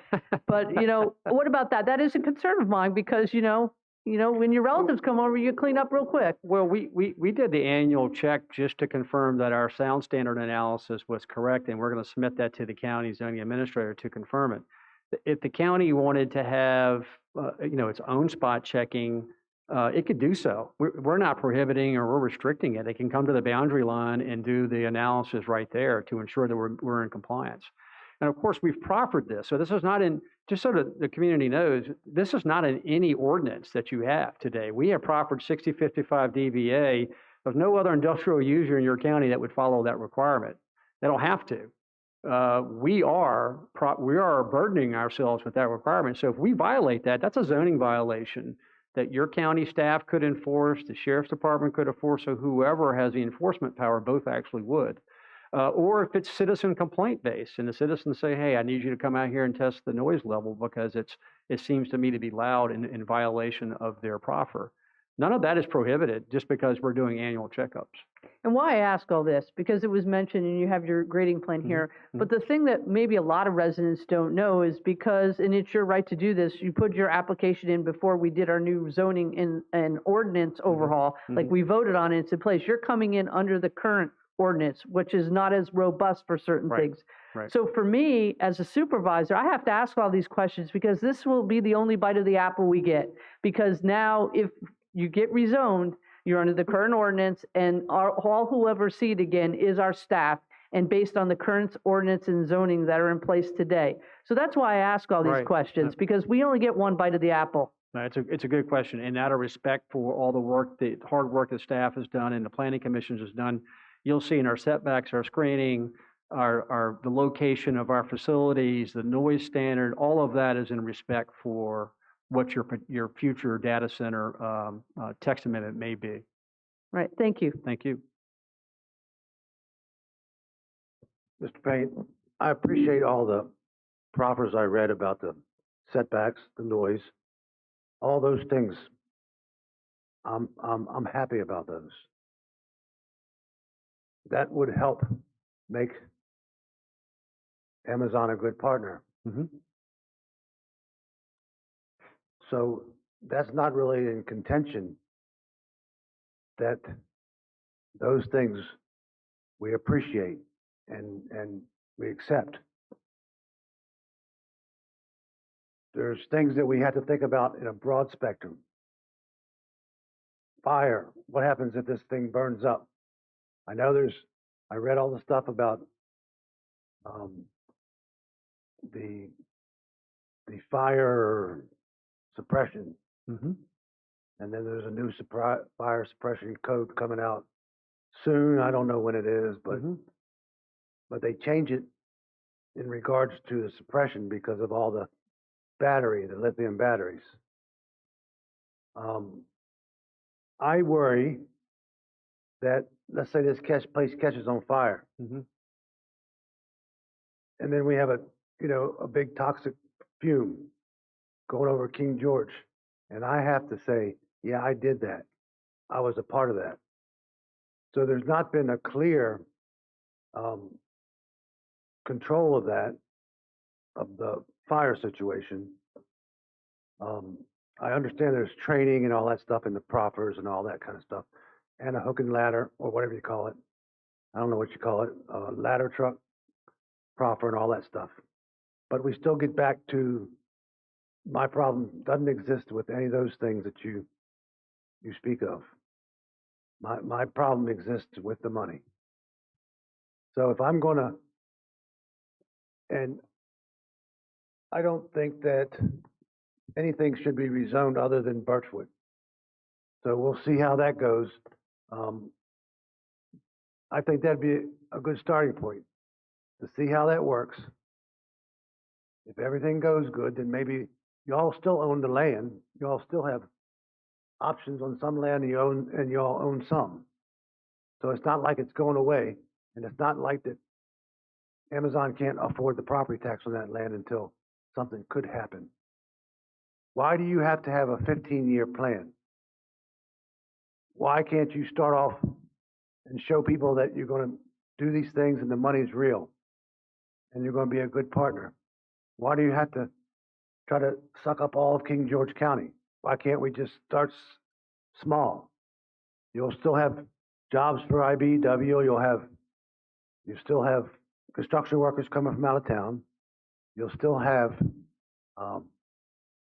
these other things. So why can't we just do the one? Right. Why do we got to have this whole kit and caboodle? Well, I appreciate that and appreciate your sentiments, but the reality is the economies of scale for an investment of this magnitude requires the investment layout that we have here. And it's just not why we got to wait 15 years to build out. It will take that long. You have the infrastructure in place, the construction completed for our anticipated full build out. And that's just the reality of how an investment of this nature occurs. It's not, as I noted earlier, we're not going to clear cut this entire 869 acres on day one. This is going to be a process over time. And to your point, you're going to see the investment stream coming back to the county from a tax revenue perspective. And why would you want us to stop? Why would you want us to have to come back and get entitlements? Why have to come back and get 2232 review when we've already had this in place now, and we can simply continue to roll forward and make that investment in King George County? I mean, we're talking a significant multi-billion dollars of investment here to put unknown in front of that or to create some sort of hesitated development process. That's a disincentive for investment. So would not, if just Birchwood was approved, would not Amazon make money? Yes or no? I answer the question. What we have proposed is what's required for our investment. So You're not going to answer a yes or no. For Birchwood, We, will they make money on that site? what we have proposed is what's the reasonable investment that we require. So you're saying if you don't have it all, then you can't make money? Like I said, it's the economies of scale and investing infrastructure into the site. It's just not simply going, well, we're going to build on this pod and then maybe move to this pod. You got to put the infrastructure in place altogether. So with any other site other than Birchwood, then they have to get power to it. You And gotta get nobody knows fiber where to the it. power's coming from, You got to get fiber to it. other than Dominion, and they won't say. But they do say, finally, that Birchwood doesn't have enough to support the other sites. Well, maybe doesn't the expansion of Dahlgren, maybe doesn't the expansion of a local school. I don't know. It just depends. All of these potential uses that would come online would have an effect on the power grid. But the bottom line is that load capacity is evaluated by Dominion, and it is regulated by two different Fed agencies and the state. So I don't know why we kind of get in this red herring about power, because the reality is that we do this all day long, every day, for every investment that we make in the Commonwealth of Virginia. But from the agreements that I've observed, there is some responsibilities for the county to be helpful in obtaining these infrastructure things. So that the public doesn't even know about. To my knowledge, the county's not being asked to provide any infrastructure for this project. So is the county citizens aware of everything that has to do with this project? Are they? Yes, from an Okay, economic so development now- and land so I use know that's perspective, not the truth. that's true. I'm done. Thank you. All right, so we'll open the floor for public comment at this point. So this is for the comprehensive plan. This is 0903, and I do have a list, so I'll start with my list. And then after I've read off all the names, the floor will be open for anyone else who would like to also provide public comment upon the comprehensive plan amendments. So we'll start with Lou Spencer.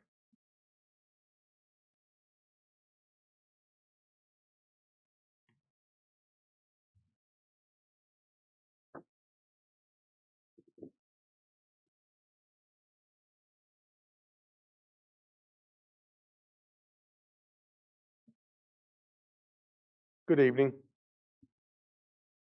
My name is Lou Spencer. I reside at 614 Ann Pitts Road, Corrette, Virginia, in Essex County, Virginia. I work for United Association Local Union Number 5, Plumbers and Gas Fitters, located in Atlanta, Maryland. We operate in Washington, D.C., Northern Virginia, and Southern Maryland. Our Northern Virginia territory includes all of greater Northern Virginia, as far west as Winchester and beyond, as far south as Fredericksburg, King George, and parts of Westmoreland. We represent 1,880 plumbers and over 60 signatory contractors. We are affiliated with the Mid-Atlantic Pipe Trades Association. Our fellow local, UA Local Steam Fitters, Pipe Fitters, Local 602, represents 5,000 members and 190 contractors. The Fire Protection Sprinkler Fitters, Local 669, they operate nationally. In the DC metro area, they represent about 90 members in Virginia, and they have 15 locally based contractors, 5 signatory employers from neighboring jurisdictions, and 5 additional fire alarm contractors. There are 275 pipe trades people living in the Fredericksburg area. We are affiliated with the Virginia Building and Construction Trades Council. I'm the Secretary Treasurer. The council represents about 25,000 union construction trades people and their employers across the Commonwealth. For example, IBEW 26, the electrical workers, they represent 11,000 members and they have 190 signatory electrical contractors. Currently, UA Local 5 plumbers and gas fitters are working on the VA Medical Center in Fredericksburg, University of Mary Washington, the Rose Casino in Dumfries, and one of our signatory contractors just completed the Warabea DHL facility in Stafford. We do a fair amount of work at the Naval Support Facility, Dahlgren. Service and repair maintenance sector is expanding every day in our territory. The data center construction has been good for the mechanical, electrical, and plumbing trades. The data center owners and operators and end users have been responsible and responsive. The data centers must be built properly, on time, and on budget. with top-notch craftsmanship and safety. Data center construction has resulted in good opportunities for the trades in the way of great careers, providing good wages, excellent health, retirement, training benefits, and the data center construction has contributed immensely to our self-funded apprenticeship programs and health and retirement funds. The decision to build is for the applicant and the residents of this county and their elected representatives. If you decide to build, and we hope you do, we would like the opportunity to build it for you. So we support the comprehensive plan amendment, and have a wonderful evening. Thank you for the opportunity to speak with you. Thank you. Thank you. Anthony Stats.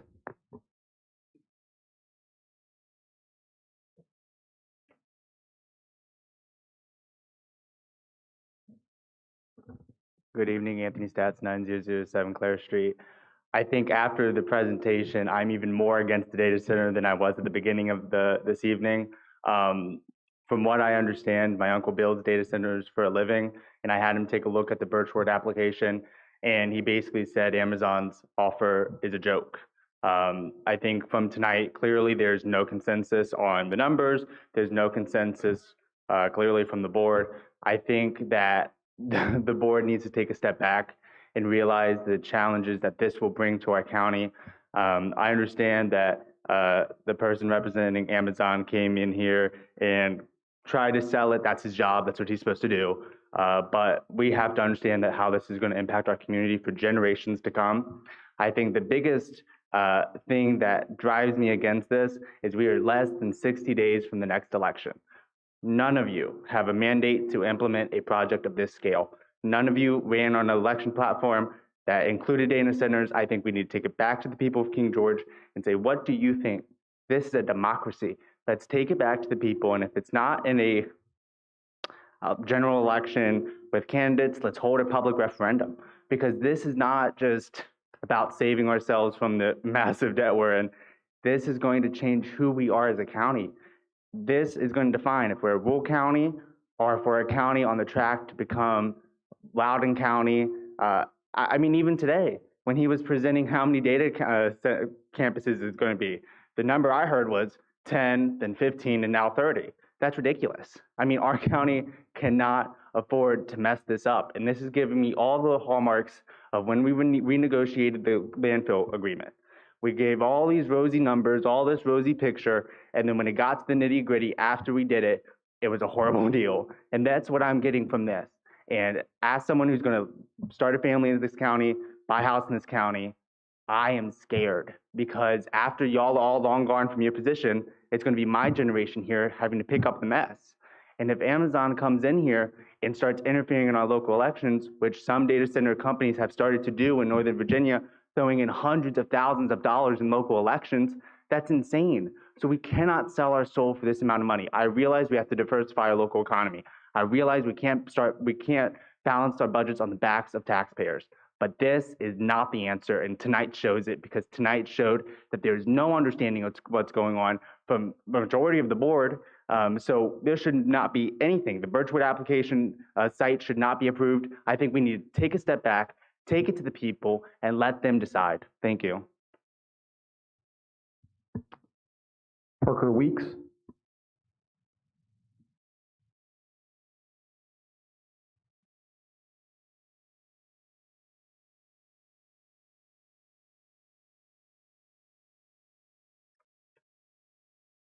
Parker Weeks, 584 Caledon Road, King George. I've been a teacher for 5.5 years. I try to encourage my students to act on compassion and love. I feel a lot of compassion for the families living in Fletcher's Chapel, Sealston, Oakland Park, and the surrounding families. I cannot watch them suffer in silence. I'd like to make my voice known that I stand in opposition to the rezoning of this land and in opposition to the data center campus, so that when big tech comes for me, someone will speak for me. Thank you. Debbie Fairfax.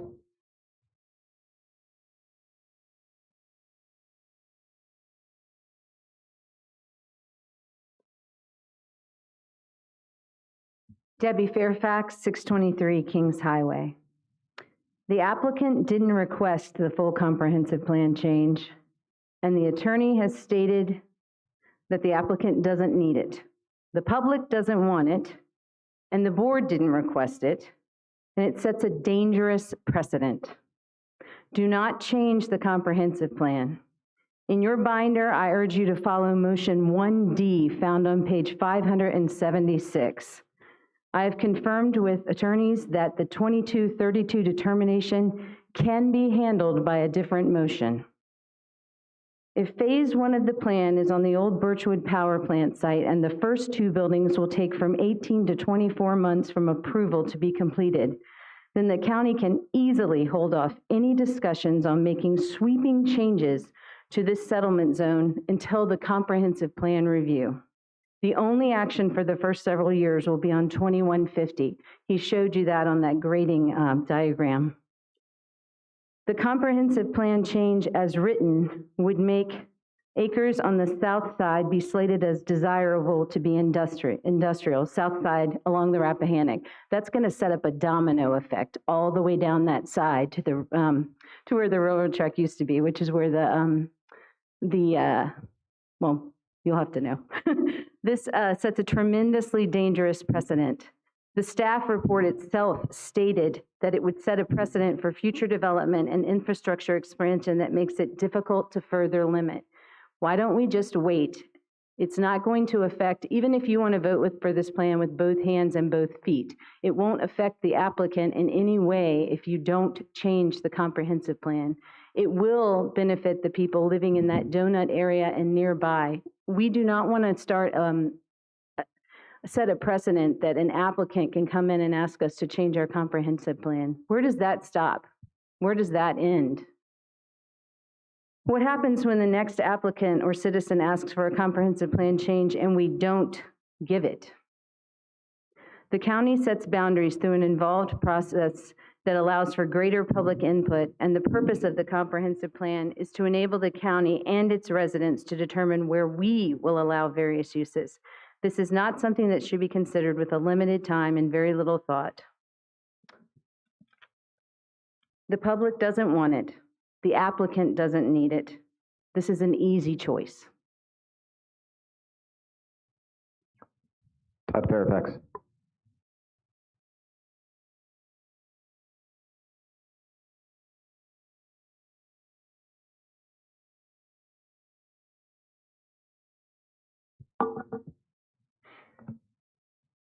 Todd Fairfax, 623 Kings Highway. Mr. Chair and members, I'll remind you that during the July 11th board discussion, Ms. Kupka noted that the overall comp plan update will happen next year, and that would be the opportunity for maps to be redrawn through the mandatory public 5-year review cycle, and none of the board disagrees. You've heard me say that before. So, no amendments to the comprehensive plan should be made this evening. Wait until next year. You should not amend the comp plan for an individual applicant. It sounds like there's no statutory or regulatory requirements to do so. Let the normal 5-year process take place on schedule. Rezoning can still occur without the comp plan amendment. Please offer sample motion 1D, as in David, found on or around PDF page 576 of your packet, and please include both of the optional languages given therein. However, you can still address the 2232 determination separate from amending the comp plan. The 2232 determination, please offer sample motion 2C, as in Charles, found on or around PDF page 577 of your packet. Thank you. Brian Gregan.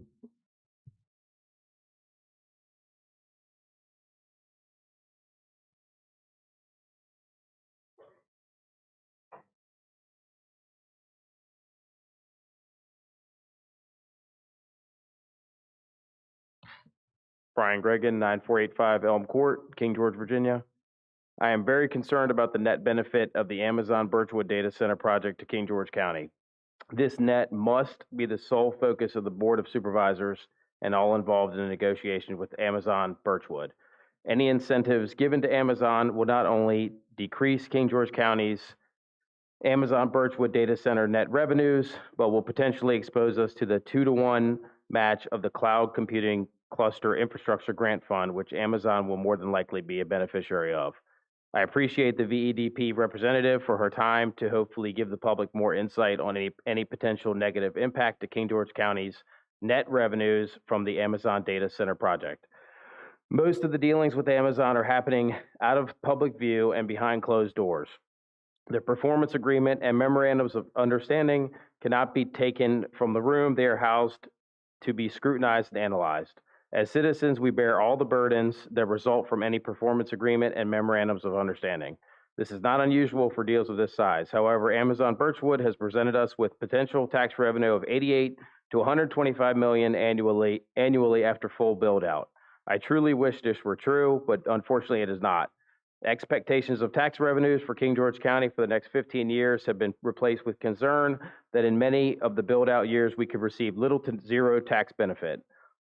Tax revenue numbers presented to the public do not take into account depreciation, incentives given to Amazon by King George County, or the Cloud Computing Cluster Infrastructure Grant Fund matching. Any final deal affects all 27,000 plus citizens of King George County. Millions of dollars are at stake. I ask that the Board of Supervisors hire outside counsel to negotiate the final deal with Amazon.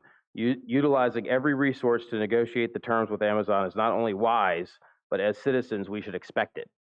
I also ask that the board work together to represent all King George citizens. You truly are the voice of the voiceless. Thank you. So for the comprehensive plan public hearing, that was what I had signed up, but the floor is open for anyone else who would like to provide comment about the comprehensive plan.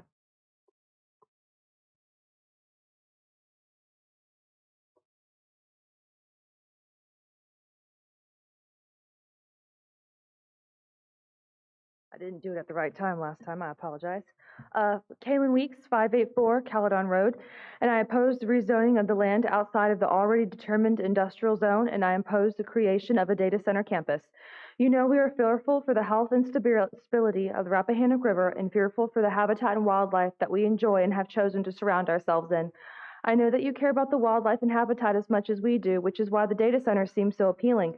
It's sold as something less ecologically damaging than what could be proposed, but that's just not looking at everything that makes a data center function. Even if you can stomach the water waste and damage to the Rappahannock, it's a long supply chain of pollution and ecological destruction from start to finish and into ongoing maintenance. The picture is broader than just this one data center. To build this and other data centers will destroy the precious habitats of other continents. Really, the only argument for the construction of the data center is because the internet is growing and we're doing this for you. Unfortunately, that's also the same selling feature as a landfill. This may seem like an unbalanced equivalent, but I don't believe that it is. Landfills grow because of thoughtless consumption, and internet grows for the same reason. In 2020, the internet reached 64 zettabytes, a zettabyte being 1 trillion gigabytes. The indexed websites that are able to be reached by search engines are 1.11 billion. 18% of these websites are active and 82% are inactive. The internet needs to be cleaned up, and another data campus isn't a solution. It's a continuation of a problem of digital dependency that will only continue to grow. Personally, I believe that reliance on the internet is foolish. They profit off surveillance and privacy violations. It's bloated with dead websites and digital waste, and I don't think that propping up the internet landfill with another data center is King George's problem. We have to remember that they aren't building this for us, they're building this for them. They want to expand the apparatus that they have facilitated a dependency on because they make money when we stay on the internet. And they want to paint it like it's beneficial when really it's entirely a resource drain. I'm also not fond of having big tech nearby and the inevitable tendrils that will wrap around King George. It's more than just Amazon, others will come.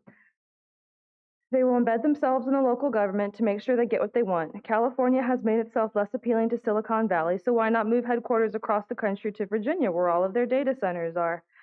Please don't allow them to do this. Amazon already has a headquarters in Arlington, and they don't care if they run this county into the ground because then they can just buy us. Thank you so much for hearing all of us tonight. I know that it isn't an easy decision, and I know that you love King George as much as we do. Thank you for your research and the pursuit of the truth, and thank you for holding their feet to the fire. Thank you.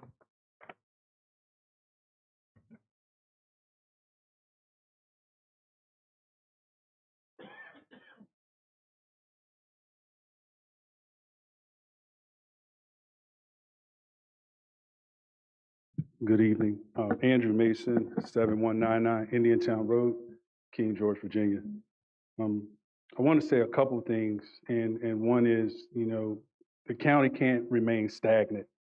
And what I hear a lot is people not wanting to move the county forward. And there are a lot of things that the county needs. I've been here for 20 years. I've hunted in this area all my life. I moved here from Northern Virginia. I'm here with some of my local 26 brothers, but I live in this county. Last time we had this meeting, I got up and spoke, and I said, it's been years that I've been up in Northern Virginia and got an opportunity to work on a lot of these data centers. And I don't have to speak for them. They have their own people to speak for them, and that they pay. But what I will say is that we can't afford to be stagnant in what we do. You guys are to be the stewards over what happens in the county, and being good stewards sometimes puts you guys in a difficult spot. I don't envy the position that you're in a lot of times. But what I will say is that as a resident of King George County and having been, on a lot of these data center projects, I am hoping that you guys will make the proper decision, that you will see that the data center itself will be a boon for the county. The county, when I got here, operated in the black. It's not that way now. I've seen cigarette stores pop up everywhere. When I got here, Hop Yard wasn't here. So I hear people talk about the development that's around, and everyone, you're hearing about traffic and noise. There was no noise when I used to come here and go to Fredericksburg. There was no 100, 200, 300 houses where I used to hunt. Can't do that now.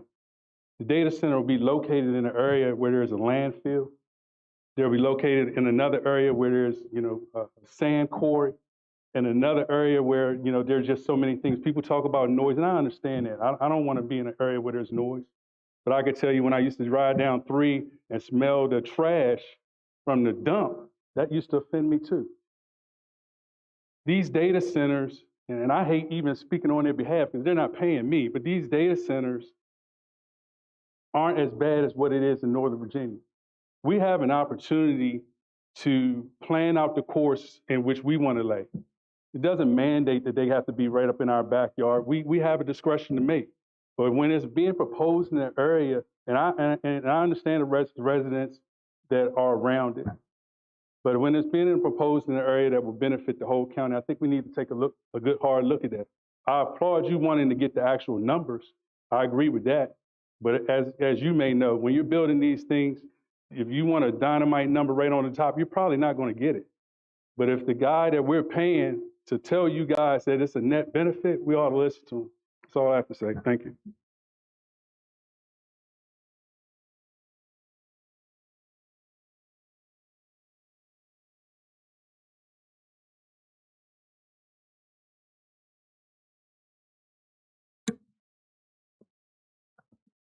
Good evening, brothers and sisters. My name is Eric Pacheco. I reside at 76 Carriage Hill Drive in Fredericksburg, Virginia. And today I rise in support of the King George Data Center. As a member of IBEW Local 26, I can attest to the benefits of having a good union job to work on that's close to home. Many times our members are forced to travel 2 and 3 hours from their homes to go to work, robbing them of vital family time. Here we have a golden opportunity to bring good, high-paying union jobs to King George. By the time of the job's completion, a 10-year project, we are talking about 24,000 jobs, 2,400 per year for 10 years, and that's only considering electrical jobs. This project will provide over $100 million in annual tax revenue at the end for King George. That's money that can go towards improving schools, fixing roads, lowering the taxes for the residents. It can even help eliminate the county debt. It will bring with it the installation of enhanced water supply systems, a sheriff's office, and fire and rescue. As it stands, since the closing of the power plant, where is the county's tax revenue coming from? It's coming from the residents of King George and the landfill. It just isn't enough when you consider being $139 million in debt as a county, with 27,000 taxpayers in it. The data center arrives right on time. I implore the board to approve its construction. Thank you.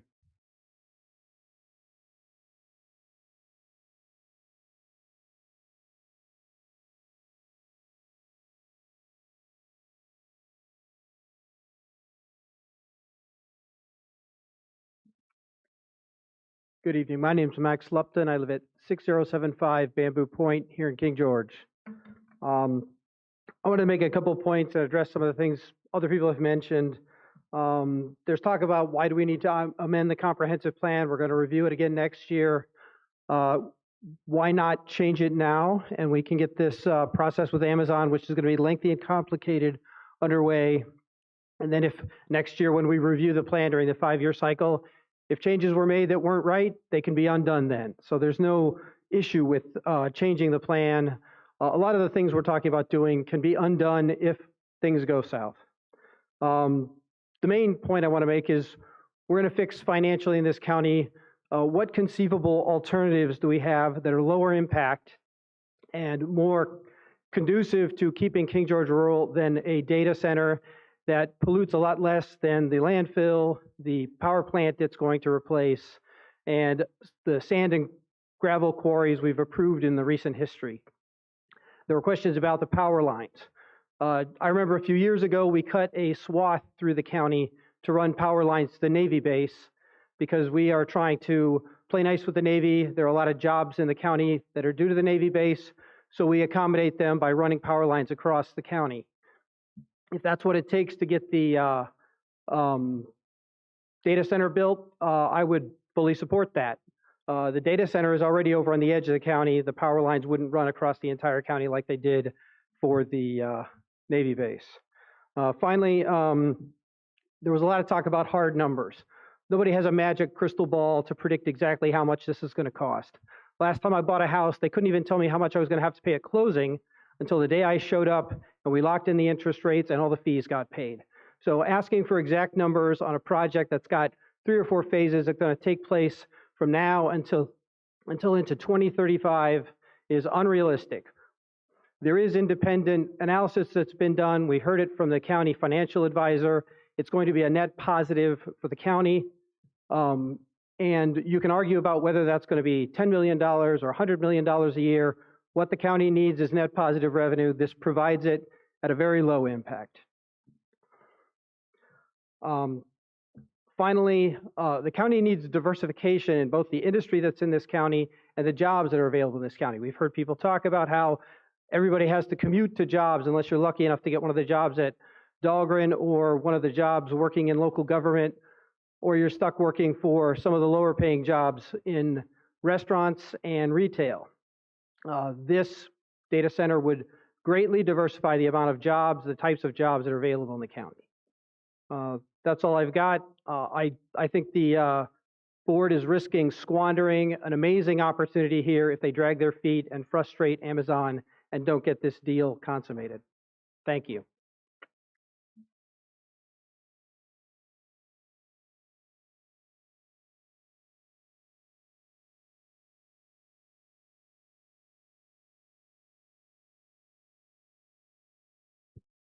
Good evening. My name's Joe Dabbs, 1188 Sixes Bridge Road, Emmitsburg. So I appreciate your time tonight. I appreciate the tough decisions the board's going to have to make and all the questions that have been asked. I appreciate the way the meeting was set up, all the presenters tonight. So I'm the business manager of IBW Local 26. I represent over 11,000 electricians. We do this work. We've done it from the inception when data centers were developed. And to your point earlier today, Ms. Bender, we've learned, through data center construction, things have changed. Through my course of my career, I've met with a lot of the developers, the owners. Everybody's trying to do the right thing and build the best product. When they talk about buffering zones, they're trying to do the right thing. It took off really quick in Loudoun County. So yeah, there's buildings that are right next to residential areas, but now they have setback zones, they put in trees, they buffer land. So they've made adjustments and they're trying to do the right things. These jobs are great jobs, particularly for the middle class. I know through my union and the fitters and the other unions, they provide good wages, good benefits, so you can get married, raise a family. All of that stuff works out. Healthcare. the jobs provide the funding for all of that. So we don't depend on anybody else for any of that type of support.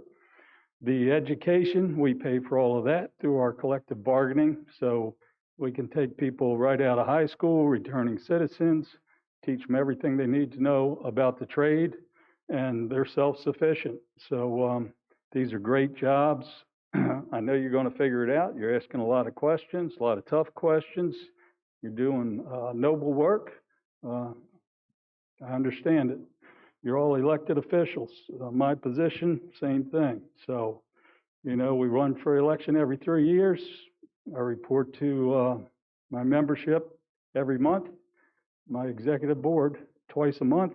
So a lot of eyes on me. I get that. So I know you're going to make the right decisions. It's important. You know, a lot of our people are here. They get up 3:30 in the morning to go to work. So they can't stay all night, but some of us do because this is important. So we appreciate everything you do and look forward to a good decision. Thank you.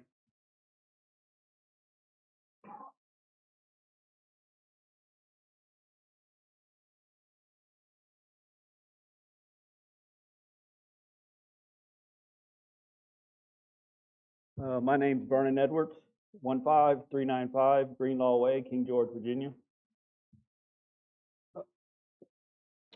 I'm a retired member of IBW Local 26, and I'm here today in support of the Data Center project and the opportunity it will offer to the members and those who seek work, just as a young man said earlier in this room.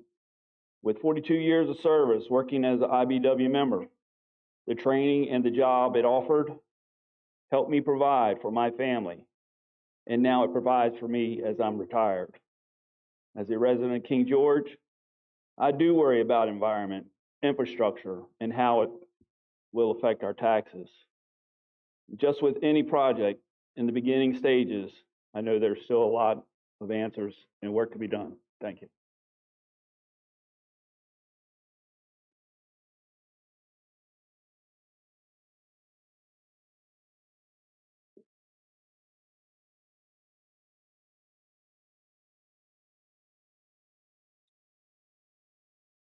Will Perky, 9311 Fletcher's Chapel Road.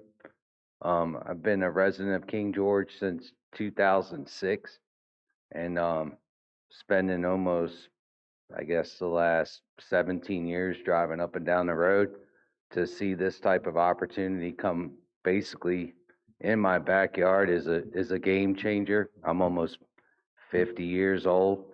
I could easily get a job here, retire, possibly other kids that are also coming out of school could have jobs in this location.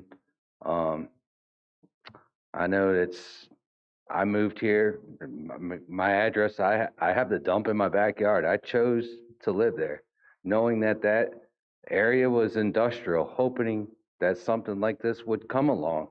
I mean, I respect the board and I hope you make the right decision for the county as well as for the future of our county. I think I just appreciate your time. Thank you.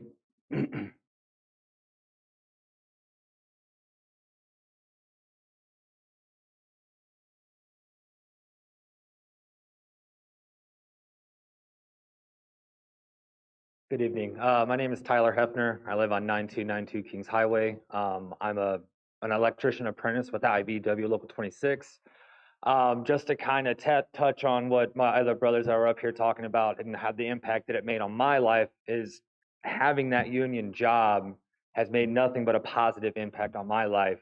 And being able and having that opportunity to bring those kind of jobs to King George is exponential, where you can actually keep people living here in this community rather than having to maybe think about venturing out that way because the job growth here isn't as great. Maybe these higher paying jobs are harder to get into. Right out of high school, 18 years old, you can join the apprenticeship, and year 5, when you top out and get your journeyman's card, you're making over $100,000 a year. That's just right now. And, we always, when we go into our contract agreements and our collective bargaining agreements, we always, our leadership always has our number one, our best interest at heart. And they're trying to get us more of these benefits, and we can't do these without these jobs. If they see our job picture is, 10, 20, 30 years on the books, they'd be more willing to pay us to do that work for them and obviously for you guys.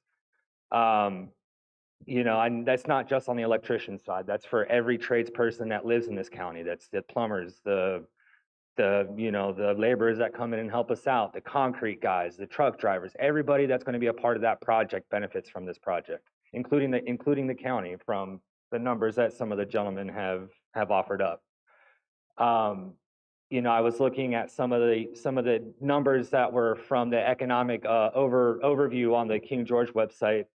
I think it was 5-something% is under the poverty line in King George.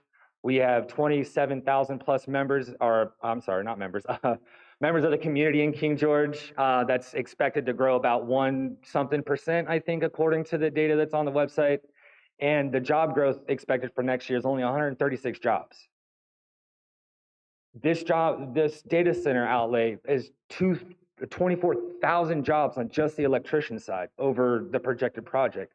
And that doesn't even include the facilities maintenance and everything else that is included with maintaining these data centers well after the construction of those data centers. So I urge you guys I know, like everybody else has said, it's a tough decision. And again, I don't envy you guys in being in this decision. I'm just trying to maybe give you some insight from members of the community. I urge you guys to vote in favor for this, and hopefully we can bring some jobs to King George and start pulling ourselves out of that deficit. Thank you. So if the people who are queuing to speak would like to come down closer just to be ready, you're welcome. And we have some seats down there. There's plenty of room. Good evening. Thank you for the opportunity to speak to you tonight. My name is Don Slayman. I live at 3314 Valley Drive, Alexandria, Virginia. I work for Local 26 IBW. Before that, I worked for the National AFL-CIO and traveled around the countries and watched communities for 30 years grapple with the deindustrialization and globalization and how, as the jobs left those communities and how they were broken up. And most of all we can do is rally the folks to make them feel better that somebody cared. This here is an opportunity to build for the future. This data center industry organically is the best industry for working people and for unions of any industry there is in the country.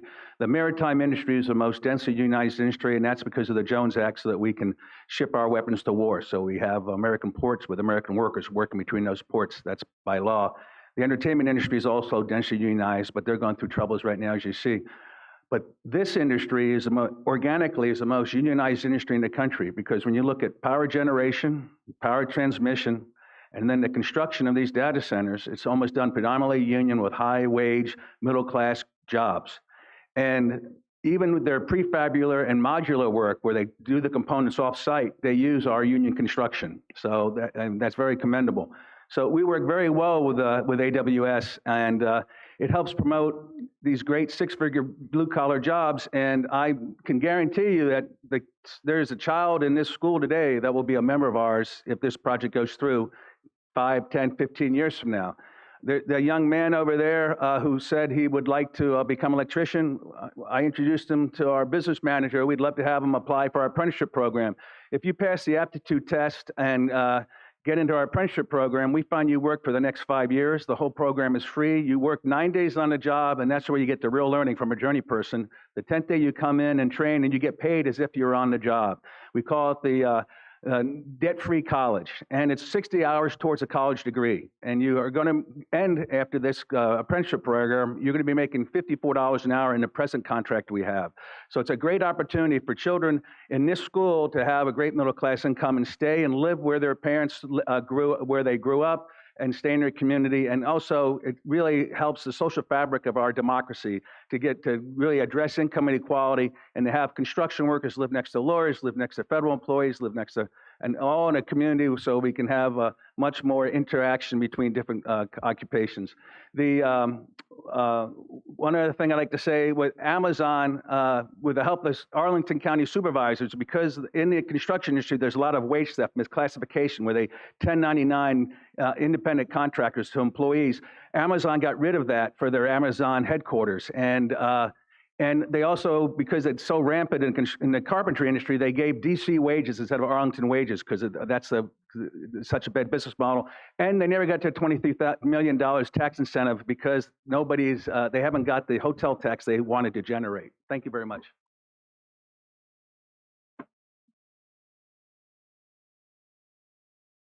Good evening. My name is Jacob Hankla. I live at 1510 Williams Farm Road in King George, Virginia. I was born and raised and now work in King George, and I'm excited to see new investment in our county. I'm in support of the data center project and the rezoning of all the land requested.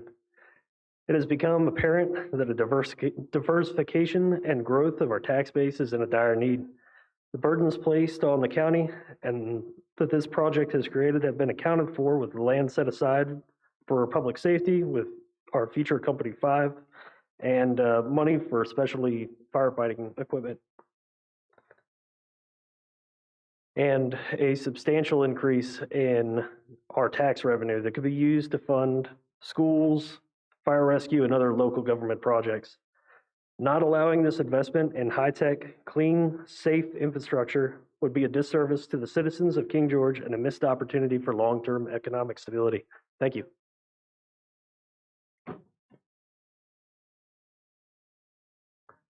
Good evening, Tom Clark, 7603 Harmon's Farm Road in Hanover. Once again, I just want to talk about what we do as an industry, and we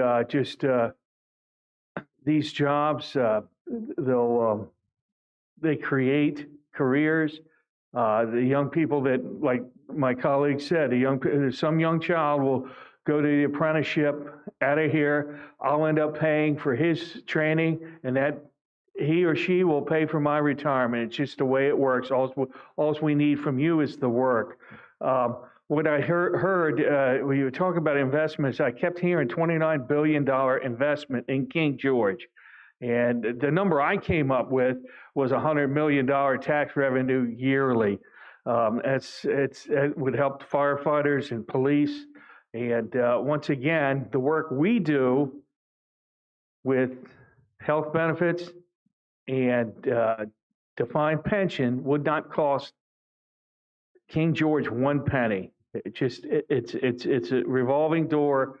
The money, the work, and we'll keep the work here. So I appreciate your time. Thank you very much.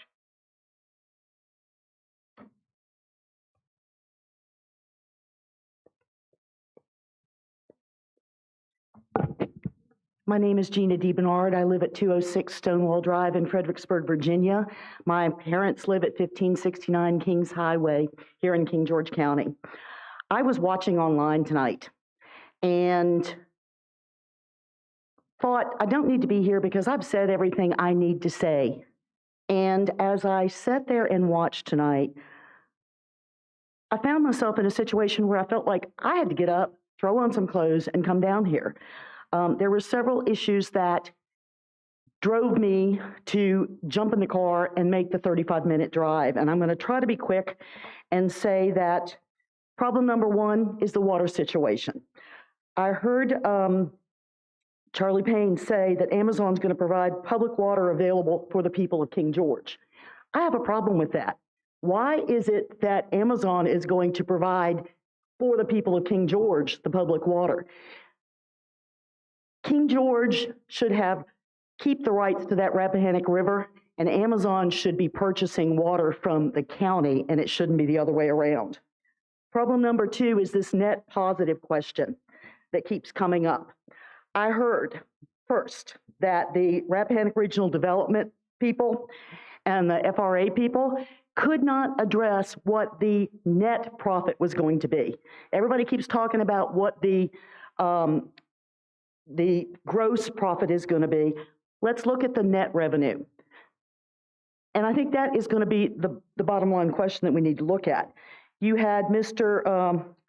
Loy, is it, from Davenport, when he was asked by T.C. Collins what the net revenue was going to be, he did not answer the question. He said, I think you'd like to see net positive. He couldn't answer it. The gal who spoke from the Regional Alliance couldn't answer it. And then Charlie Payne couldn't answer the question, what is the net revenue going to be? And I jumped up out of my computer chair and thought, this is ridiculous. If I go to my financial advisor and I say, okay, I'm going to put some money into an investment and I'm going to put, they're going to put in one portion, and for every one they put in, I've got to put in two, but they can't assure me what the benefit is going to be to me in the long run, my financial advisor is going to tell me that I'm crazier than hell to jump into that fire without knowing what the benefit was going to be to me as an individual. And I'm sitting here thinking, bottom line is, we've got the possibility of a data center coming toward us. I'm not against data centers, but I am against the neon gods dangling dollars in front of you and promises of jobs and all these good things. Basically, we are gambling the welfare of 27,000 people tonight if you vote on this, and you 5 people up there are going to have that decision on your hands, and I hope that you would really think about what you're doing if you vote positively for this. As somebody said earlier, Mrs. DeBernard, your time is up. do a little bit at a time.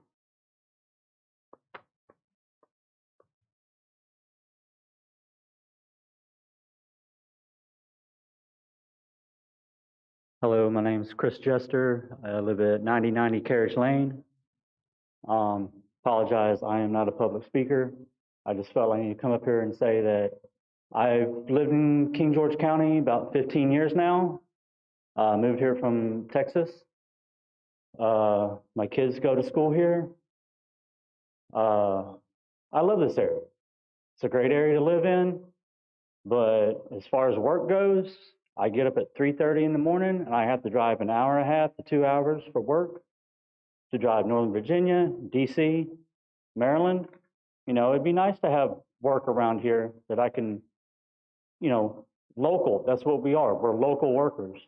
And the data center, like I said, it's up to y'all. I want what's best for this county and what's best for the environment and everything.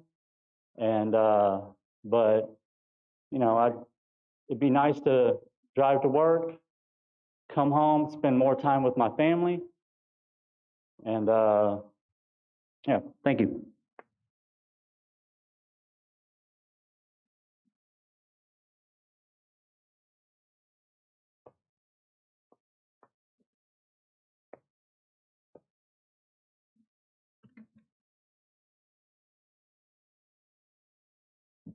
Catherine Allenson, 6352 Chatterton Lane.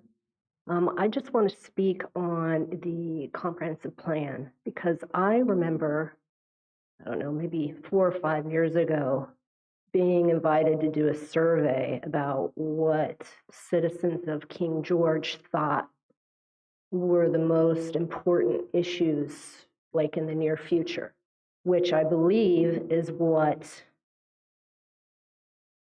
became the comprehensive plan, or we had input into what became the comprehensive plan. And I remember thinking that was the greatest thing, that you all were, or whoever was actually asking us what was important. There were about 5 different issues.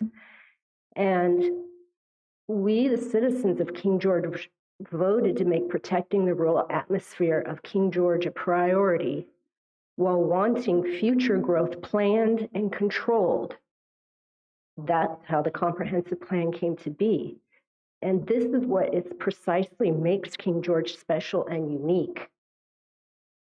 Why are we giving up this control? There is nothing wrong with stating an objective and coming up with a comprehensive plan to preserve the ruralness of where we all live while still allowing for controlled and desired growth.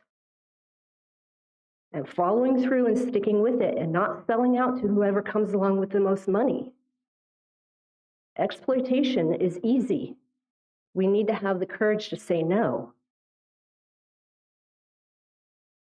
It will be reevaluated. We can have input. I don't think we should be changing and rezoning just because we're in a fast track to do something that we may or may not need to do in such a large, expansive change.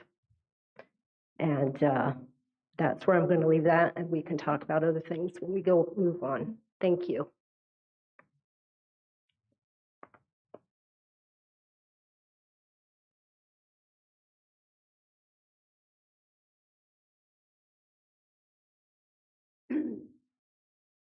My name is Ana Maria Lobo. I live in Presidential Lakes. I wanted to tell you tonight that please think about this. The people in King George, I live 50 years in this place. I think I know Mrs. Collins live 40 or 45. The people in King George do not want this place. Dahlgren already is a mess. All the roads, 301, 205, 218, 206, it's hard to come. This morning I went to the Y and the people say, Ana Maria, it was terrible, they coming over here from Fredericksburg. I say, she said the traffic was awful. I regretted to work over here. I say, well, okay. And listen, the lawyers are here, they're making money. The people over here, the unions are here, they want to making money about King George. Please think about it. Because Dahlgren already is a mess. All the people from Maryland coming and shopping, the people in King George are not going to Dahlgren. The people from Maryland coming to Dahlgren. They come and get the cigarettes, they come and get the gasoline, they come and get the food. And I asked one day, why are you coming over here? She said, because it's safe, because in Waldorf already shooting, and La Plata shooting, and we are afraid. That's why they're coming over here. Please think about it. This plant they just closed, it was built in 1996. It was in the closest in 2021 because Dominion Energy stopped buying the electricity from these people. Please think about it. Thank you.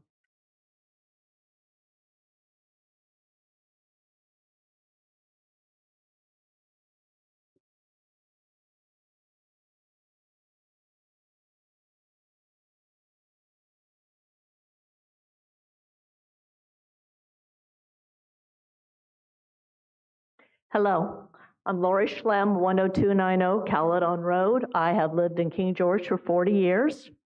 And most of you don't know that 2005, King George was voted the best small town east of the Mississippi. Why do you think it's that way? I would love to see it remain that way. A lot of you talk about you'd like to have your work in your own backyard. Why do you drive an hour and a half? Why do you drive 2 hours? Because you want to live in King George. Hard decisions, but we don't want to change the face of King George. We want our children to grow up in a healthy environment. The disadvantages of a data center consumes vast amounts of energy and electricity, high voltage transmission lines, as we already know. Water consumption 1 to 5 million gallons per day. That's 10 to 50,000 people. Electronic and toxic waste, land use, the natural resources, greenhouse gases, emissions, CO2. Where do we want our children to grow up, our grandchildren to grow up? We'll get money another way. Amazon could come on in, but they don't have to bring in the data centers. They could bring in other things. They could help our natural resources. They're right across the river. Anyway, just a lot of thought. and something that a decision you will live with for the rest of your life. Thank you.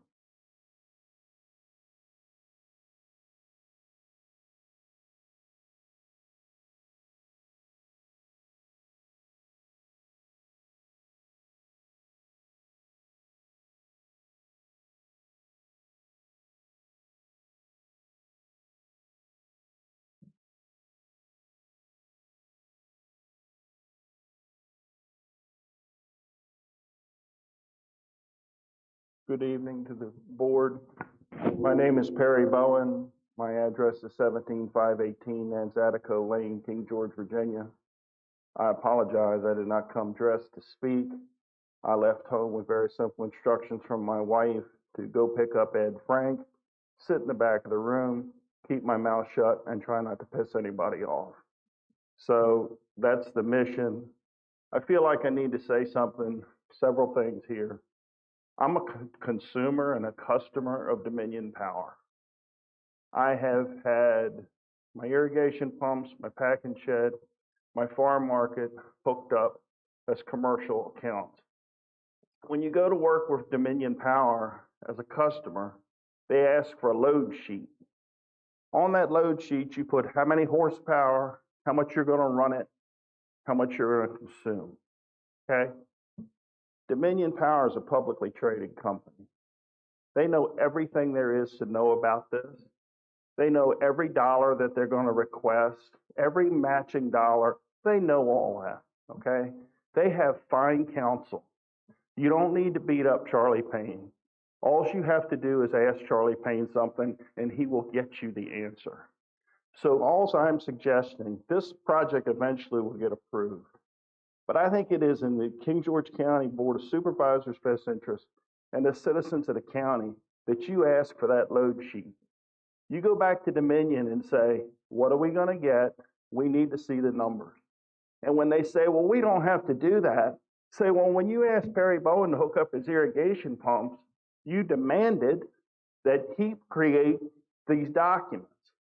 So you all are well within your right, okay, to go back to Dominion Power and say, we want the load sheet. We want to see how many dollars it's actually going to be. None of this nonsense. Because one of the things that they're asking you to do, and the source of confusion here tonight, is that King George County is really going to be the first one of the new program. So you need to go back and get the real numbers, what they're going to ask for, so that you know what you're doing and make an educated decision. You guys are wonderful. You're really smart. You've put a hell of a lot of effort and work into this. And you can land this plane.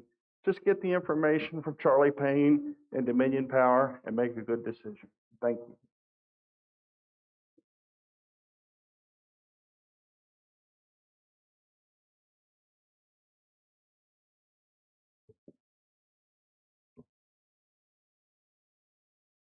Mr. Dines, do we have anyone online?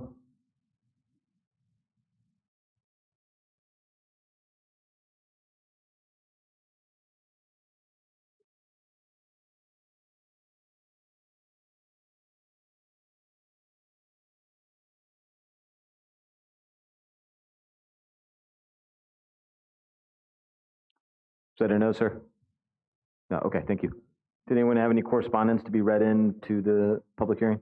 I'd have a couple, so I can read one for each public hearing, because it's going to take me a second to find each of them. But I'll read the one first. Sure. So this one is from Reed and Julia Carver, 13300 Insco, and excuse me if I pronounce it wrong, Insco Drive, King George, Virginia, 22485. We'd like to express our concern with the county's consideration for allowing data centers in the county. We have 2 points. We have seen these enormous buildings across Northern Virginia. These 3 to 4 story buildings are an eyesore. They are loud, they consume enormous electricity, and they never stop coming. The technology exists to reduce the noise, but inexperienced officials fail to negotiate this with developers. Yes, it's technology, but data centers do not bring appreciable jobs to the county. They are mostly automated and controlled from other locations and probably won't even use local labor to construct them. Let's not sacrifice our beautiful county for a quick buck. There's no prestige in data centers, and they receive a lot of negative press. I've yet to see one article or talk to one person who is glad they have data centers in their county. Let's not make the same mistakes other localities have made. Reed and Julia Carver. Did you have others to read into this public hearing, or were you waiting until the next one? I'll pull up the other one for the next one, because I Okay. just had 3. Did anyone else have any correspondence to be read into this public hearing?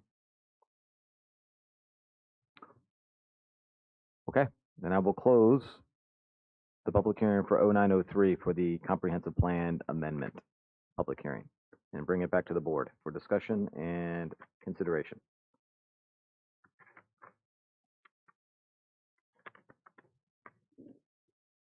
Mr. Chairman, I have a motion. Okay.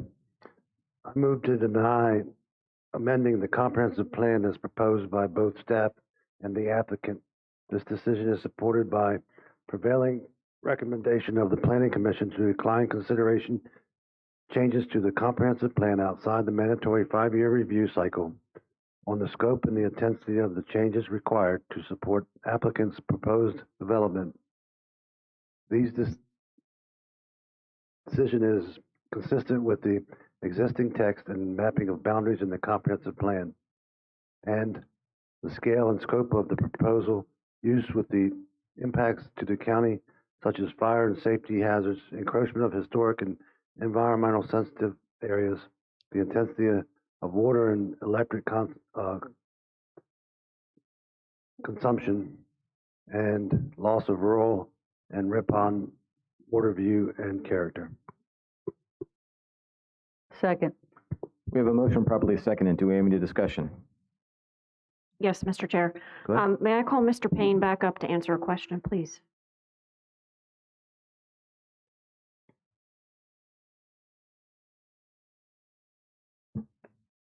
Yes, ma'am. So, Mr. Payne, you mentioned during your presentation, if the properties that are currently zoned agricultural, are rezoned industrial, then the applicant, regardless of whether a building is put there tomorrow or a year from now or 2 years from now, will then immediately have to start paying taxes. The land will be taxed at the higher industrial rate. Is that?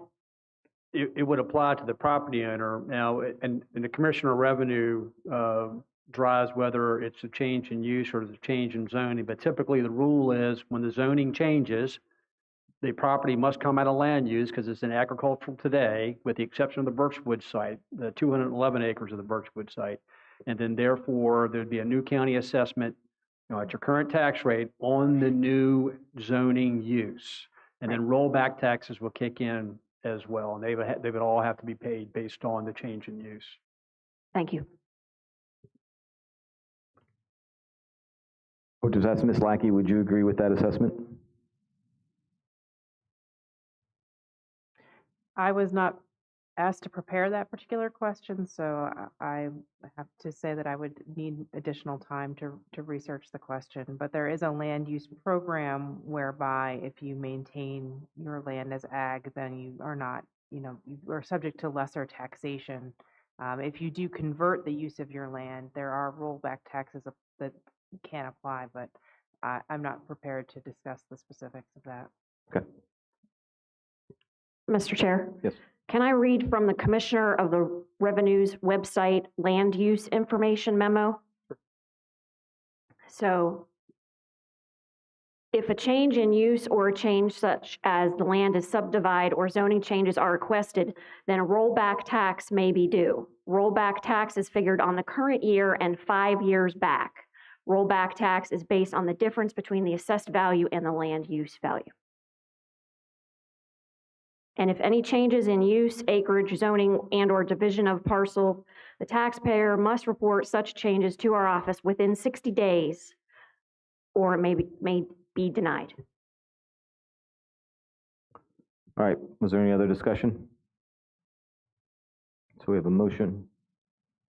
Motion properly seconded. All in favor say aye. Aye. Aye. Any opposed? Nay. Nay. Chair votes nay, motion fails. Mr. Chair, I have a motion. Yes, ma'am.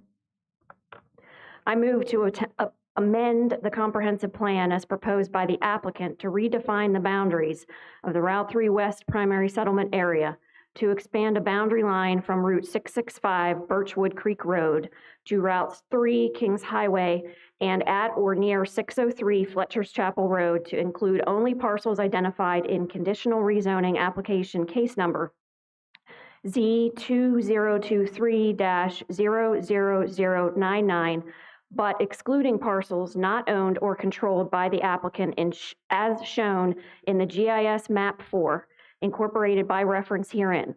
This amendment does include changing the planning area of limited areas south of Route 3 near the Rappahannock River on either side of Dissington Lane as identified in conditional rezoning application case number Z-2023-00099 and other parcels presently outside of the Route 3 West primary settlement area, namely tax parcel 21-25, tax parcel 23-35, tax parcel 21-33, and tax parcel 21-43.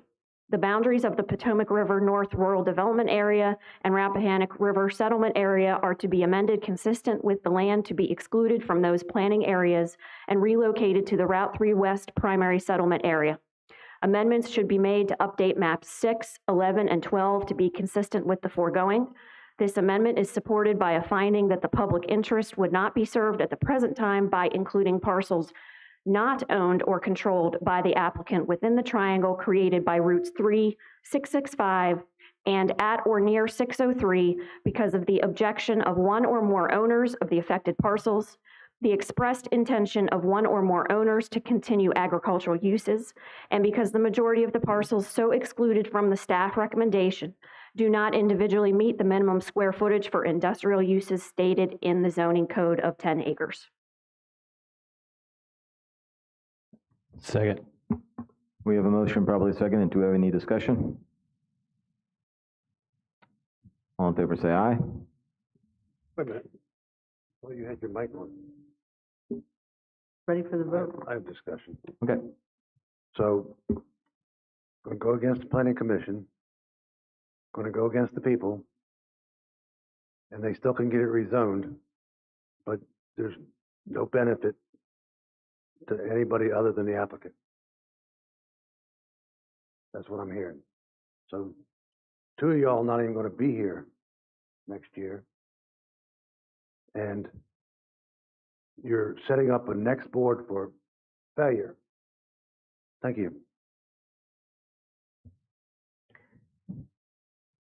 All in favor, say aye. Aye. Aye.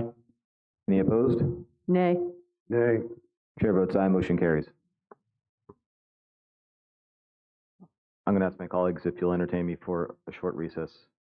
So we'll be back 11:05. So try to be prompt. 11:05.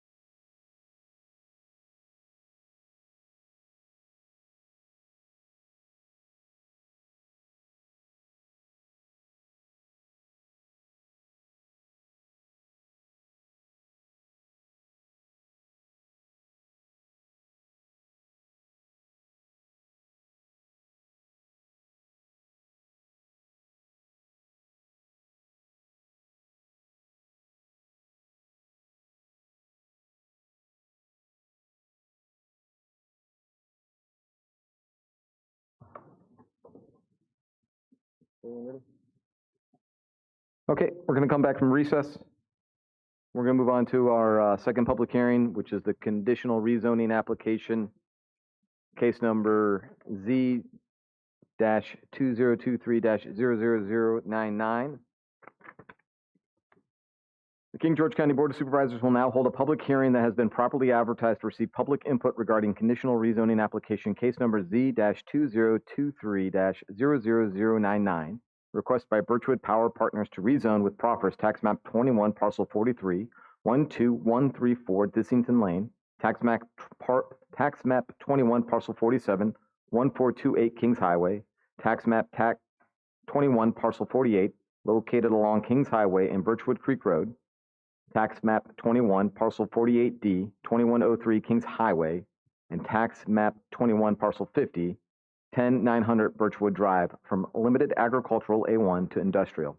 The request to rezone with proffers also includes tax map 21 parcel 25 adjacent to the former Birchwood Power Facility, tax map 21 parcel 33 1305 Kings Highway, tax map 21 parcel 35 located along Kings Highway, and tax map 21 parcel 44 located along Kings Highway and Birchwood Creek Road from rural agricultural A2 to industrial.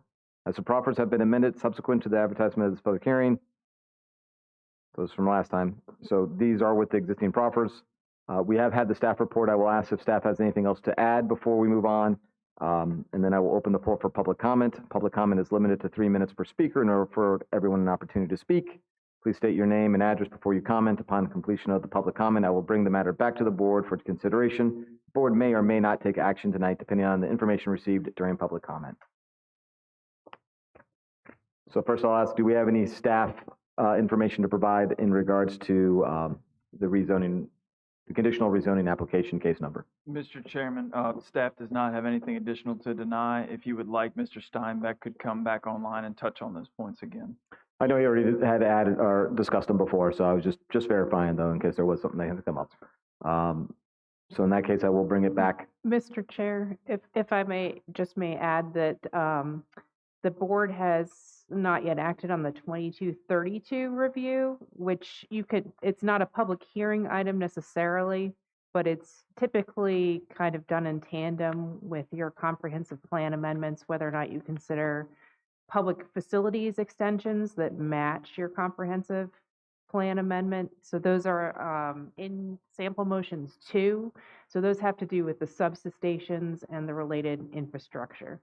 As part of this rezoning, conditional rezoning request. Correct. So they were drafted to kind of go in hand with the comprehensive plan amendments, but you could drop it to later in the agenda. I just wanted to bring it to the attention of the board that there was a requested action on the 2232 review.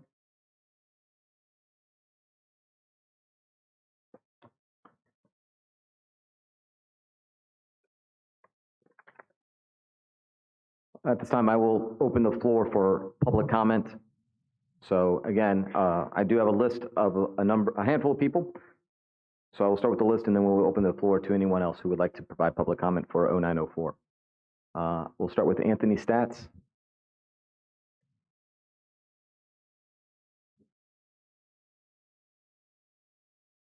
Next, we have Anna Marie Lavelle. I believe it's not here either.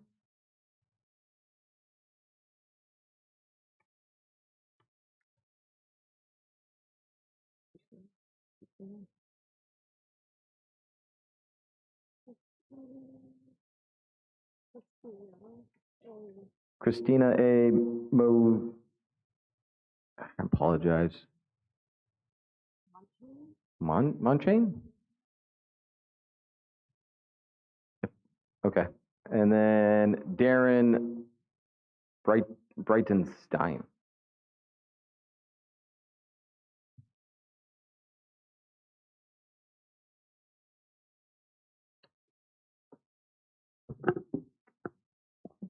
My name's Daryl Brainstein. I live at 1320 Kings Highway. I will be on the western edge of the Moray property. And I know that the Planning Commission recommended that that section not be included, but it seems like the fix is already in, so I won't waste our time anymore. Thanks for your time. So that was all the people who had signed up, but the floor is open for anyone else who would like to provide public comment. Mrs. Fairfax?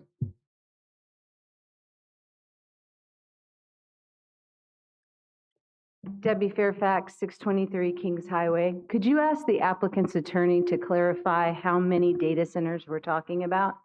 When we visited Birchwood, we were given the number 19. There were 8 on 2150.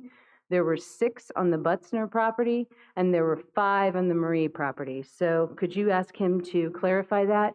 Secondly, the proffers, or pardon me, the clearing, the staged clearing, that was not proffered. So that's not guaranteed unless it is proffered. So I don't know how you want to handle that, but that's not guaranteed. Davenport said, almost always we see a net positive. That's our financial advisor. Some net amounts are not worth what we'd be giving away. Mr. Payne told us less than a month ago that they weren't all or nothing people, but tonight he stated they need it all to invest. That means he knows their net bottom line. King George deserves to know their net as well. AWS knows theirs. King George needs to know ours. You've read that AWS had an investment of $11 million in Louisa. That means if Mr. Payne says about 10% of a project is eligible for the grant, that's $1,100,000, which means Louisa's on the hook for $2,200,000. We're going to have to erect a water treatment facility, a fire station nearby, and we're also going to further potentially incentivize them within the tech zone. I really encourage you to make sure that you know the bottom line before you do any action to rezone. And I know you think, okay, we'll get a second shot at it, but remember, they have a by right ability to build data centers once it's rezoned to industrial. Thank you.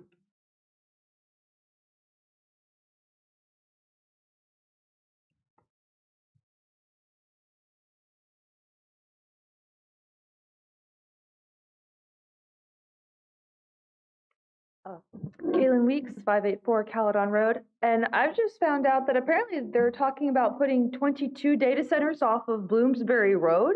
And I think that that probably should be taken into consideration when we think about doing these data centers as well. That's a lot. I'm not a Luddite, but I feel like this is, I don't want to become Silicon Valley. I don't really want to be anywhere near that or have a whole lot to do with that. And I think it's kind of interesting that we weren't aware of these extra data centers being considered for Bloomsbury. Thank you.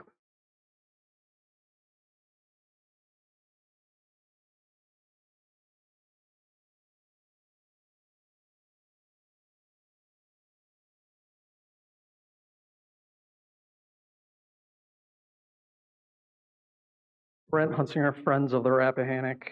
Bear with me, I'm learning as we go.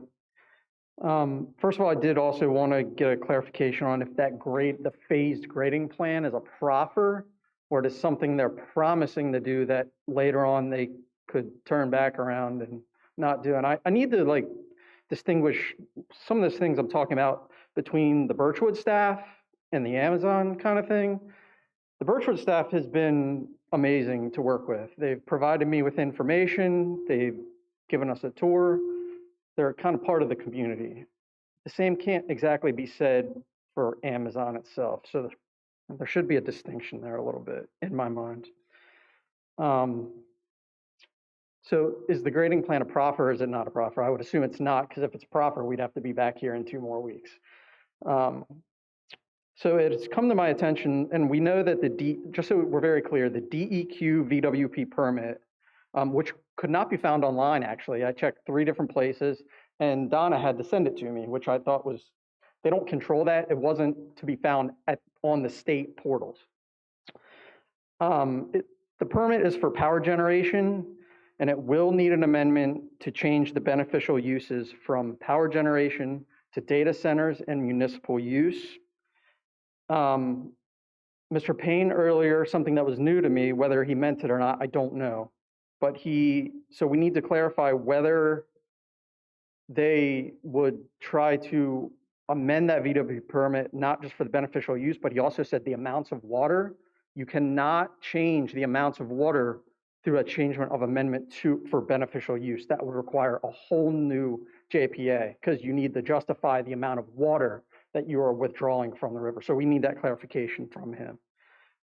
Also, they currently have a VIPTES permit for under 50,000 gallons of water. So just so you know, they would need to get another VIPTES permit, so another permit for more than $50,000. So $50,000 for 50,000 gallons of water to discharge per day. So just so we're clear, there's different permits after this that have to be met, and there will be public processes for those. Thank you all very much. Appreciate your time.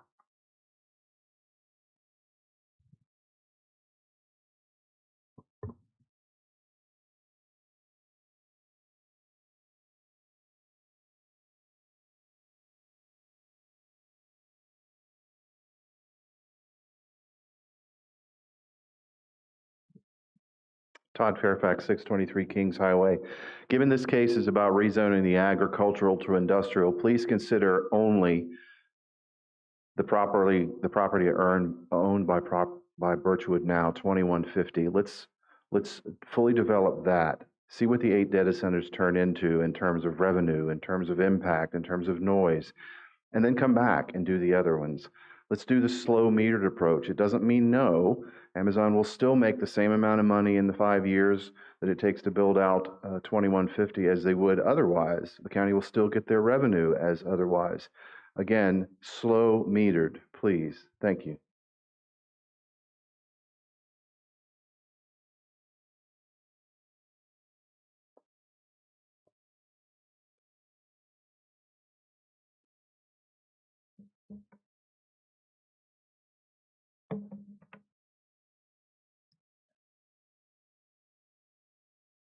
Catherine Allenson, 6352 Chatterton Lane.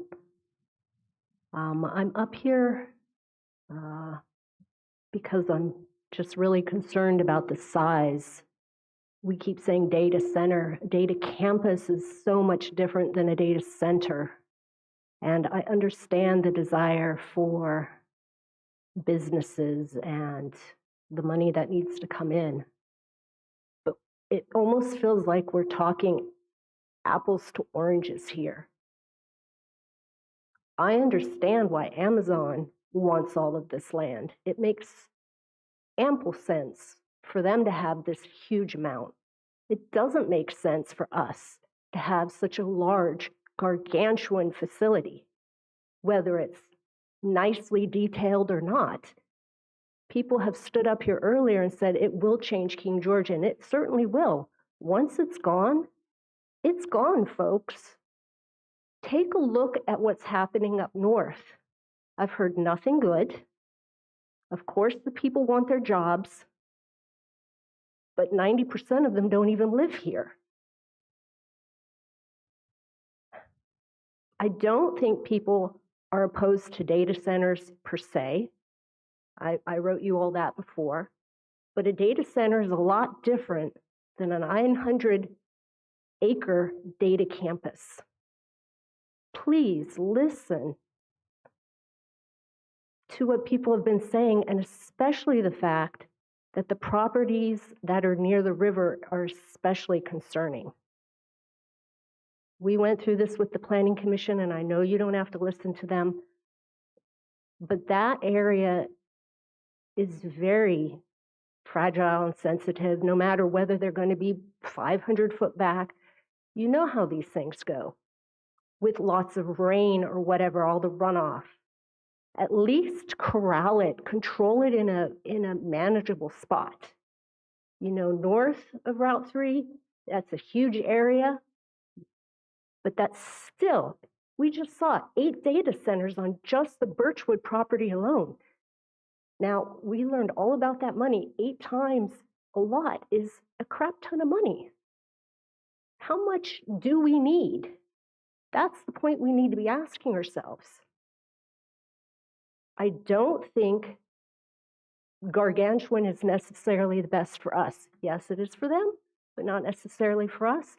I am sure there are other people that are going to be coming knocking for data centers too. Obviously, we're giving them a very good incentive package to do so. So let's minimize the footprint. Let's make it what King George needs and not necessarily what Amazon needs. Thank you.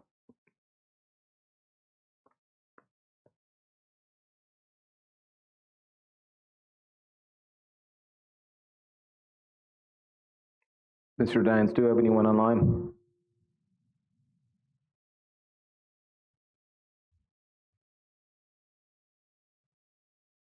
Did anyone have any correspondence to be read in? Ms.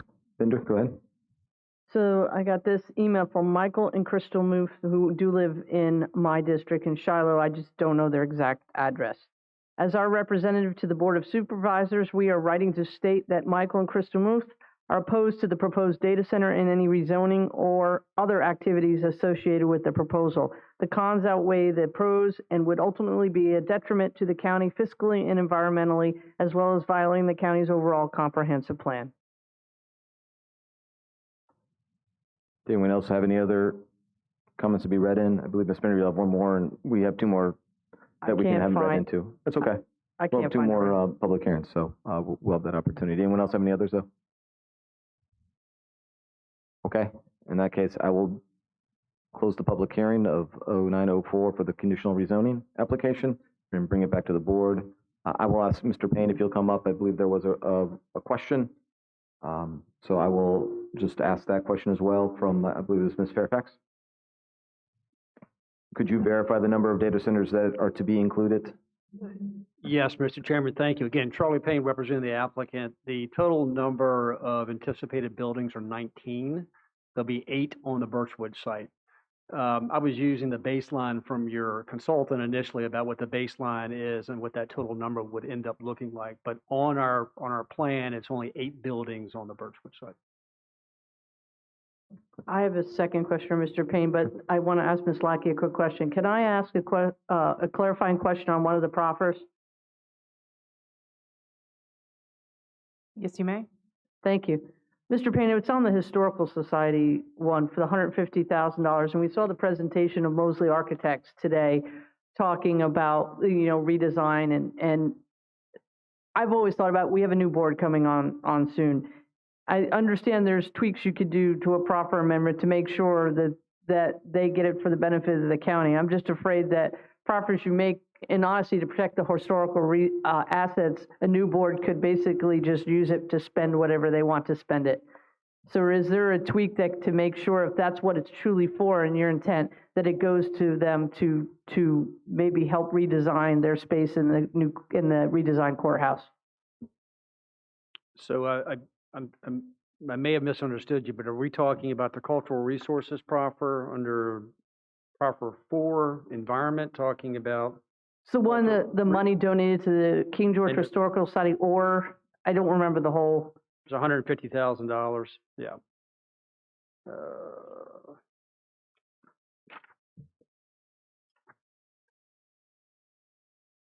Yeah, it's proffer 318. It says, upon the county's issuance of final certificate of occupancy permit for the first data center building constructed on the property, the applicant will pay a cash proffer to the county in the amount of $150,000 for the benefit of the King George History Society Museum and/or other related historical priorities of the county, all at the sole discretion of the King George County Board of Supervisors. That's the one I was talking about, because I'm just trying to clarify to make sure, because it could be used by anything if it's not clarified. It says Historical Society or the County Board of Supervisors, so that's what I was just asking. We're leaving it up to the discretion of the Board of Supervisors on which to apply it to. If I may, prior to the acceptance of a cash proffer, you would have to have your CIP updated. So if it was the will of the board to have it go towards that project, that could be a possible process and discussion in the future. So that would be in a public hearing to amend the CIP for the proffers? if it would be towards a public building, I guess perhaps not if it was going to be solely for private uses of the Historical Society, but that is yet again something this board or a future board could decide when that cash proffer would become due.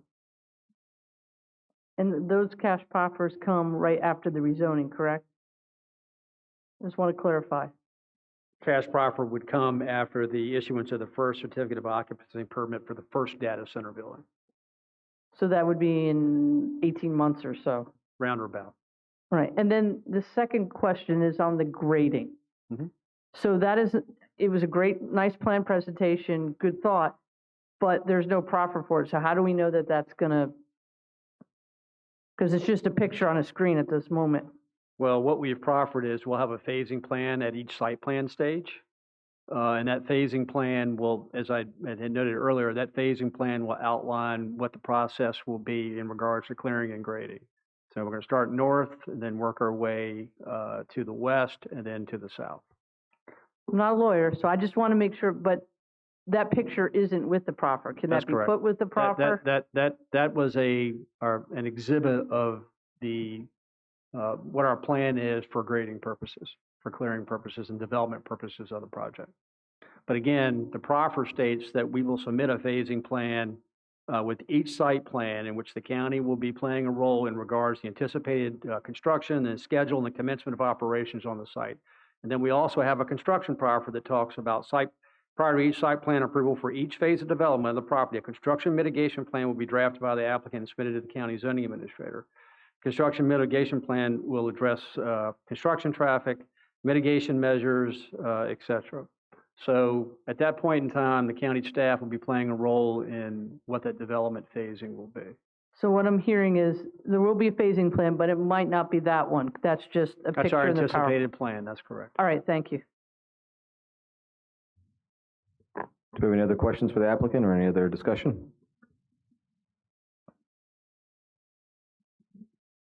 Okay.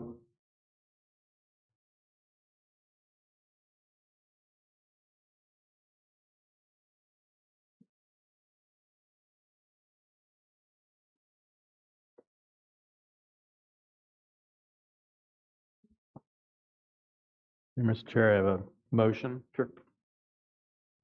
I move to overrule the finding of the Planning Commission that general location, character, and extent of electrical substations and accessory equipment shown on the applicant's general development plan is not substantially in accordance with the comprehensive plan. Planning Commission recommended approval of the majority of the rezonings requested by the applicant for a particular industrial use, yet the Planning Commission vote was tied on whenever to find the necessary electrical infrastructure for the use consistent with the comprehensive plan.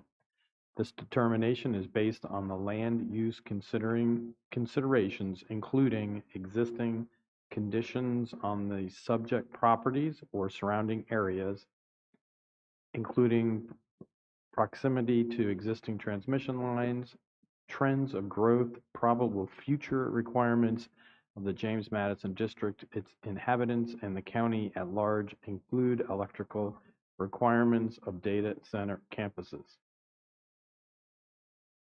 Second.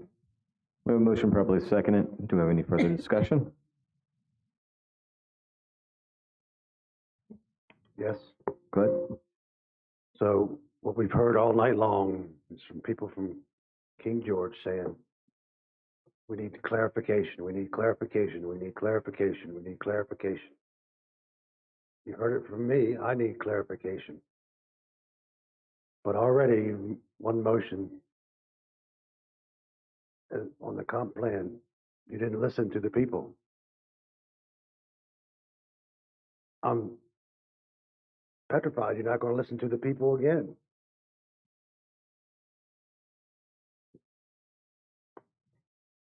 I truly don't understand why there's such an emergency. Does somebody want to put their name on this center or something? What is the big hurry? Why can't we just go slow, do it right, instead of pushing it along? Why do we have to push it along? there's still plenty of questions that haven't been answered. You heard them here tonight. You heard questions from the applicant that they couldn't answer. You even heard questions from our financial advisor they couldn't answer.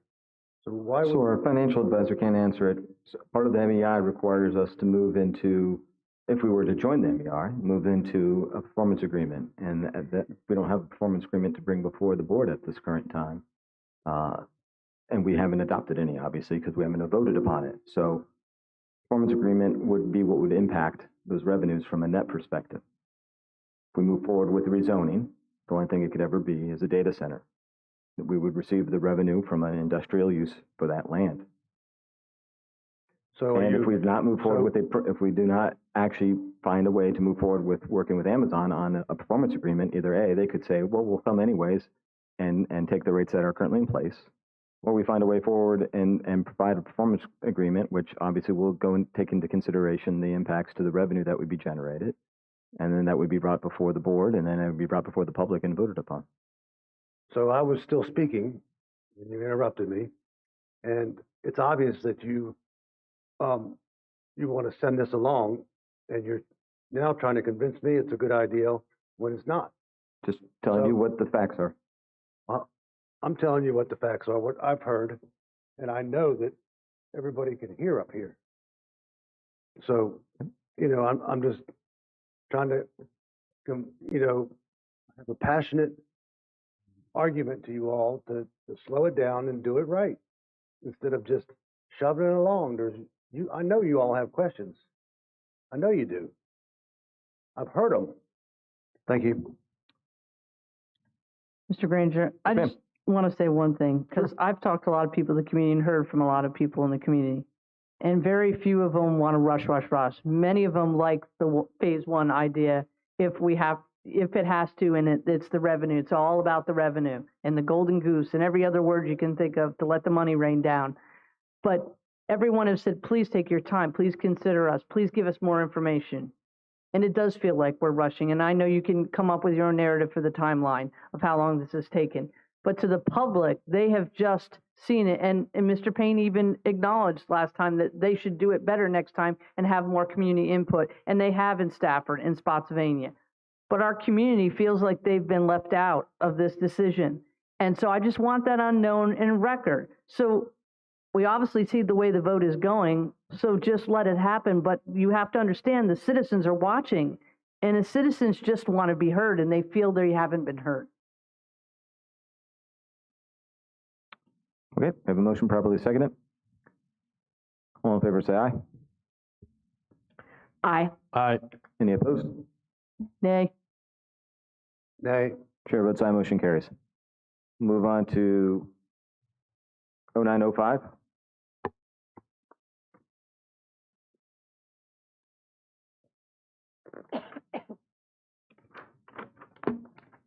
Mr. Chair, Mr. Stonehill's motion was on the 2232. So you've also, now that the public hearing is closed, you could take a motion on the conditional rezoning application if you're prepared to do so. I'm sorry, you said 2232. Is that correct? Yes, so I believe Mr. Stonehill's motion was sample motion 2 related to overruling the Planning Commission's denial of the electrical infrastructure requirements. Understood. So the sample motions 3 are the potentials for the conditional rezoning request. So we have already held the public hearing for this, is what Ms. Lackey is saying. So if there's an interest in making a motion.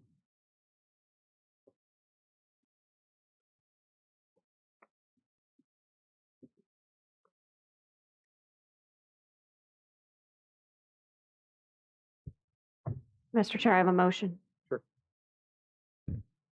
I move to approve conditional rezoning application case number Z-2023-00099 to rezone with proffers tax map 21 parcel 43, part of tax map 21 parcel 47, tax map 21 parcel 48, tax map 21 parcel 48D and part of tax map 21 parcel 50 from limited agricultural A1 to industrial I.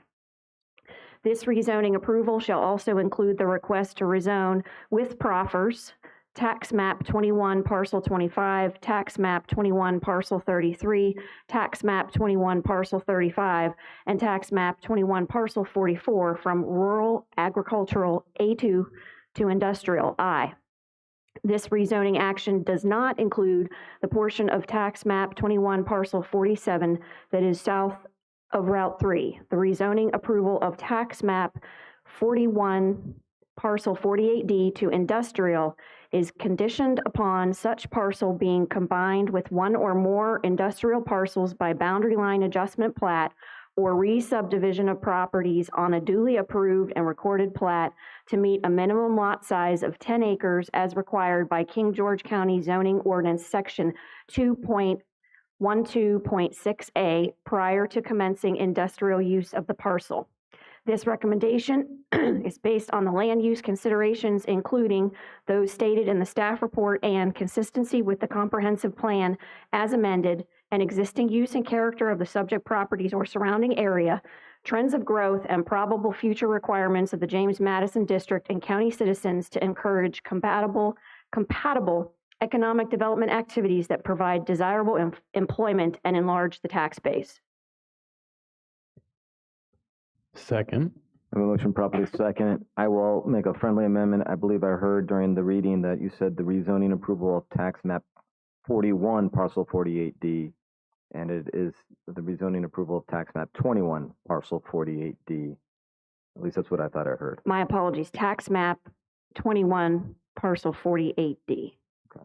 I see where you're referring to. Okay. So that was a motion. Is it seconded to make the amendment? Second to the amendment. Okay. So we have a motion properly seconded. Do we have any further discussion? All in favor say aye. Aye. Aye. Any opposed? Nay. Are you going to vote, Mr. Collins? Nope. All right. Chair votes aye. Motion carries. If the record could please note that Mr. Collins abstained from voting. We'll move on to 0905.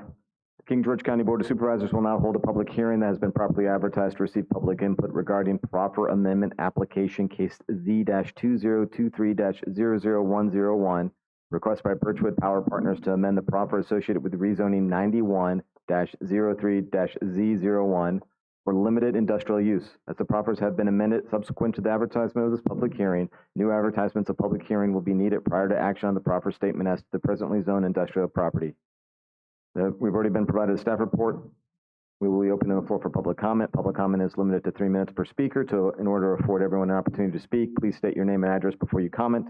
On completion of the public comment, I will bring the matter back to the board for consideration. The board may or may not take action tonight depending on the information received during public comment. So right before we open public comment, I'm going to ask if anyone would be willing to make a motion to extend the board past midnight, because I don't want to have to do it during the middle of the public hearing. I move to continue the meeting past midnight. Second. We have a motion properly seconded. Do we have any discussion? All in favor say aye. Aye. Aye. Any opposed? Chair votes aye. Motion carries. Okay, I will now be opening the floor for public comment. I do not have anyone that was actually signed up for this particular public hearing, but the floor is open for anyone that would like to provide public comment.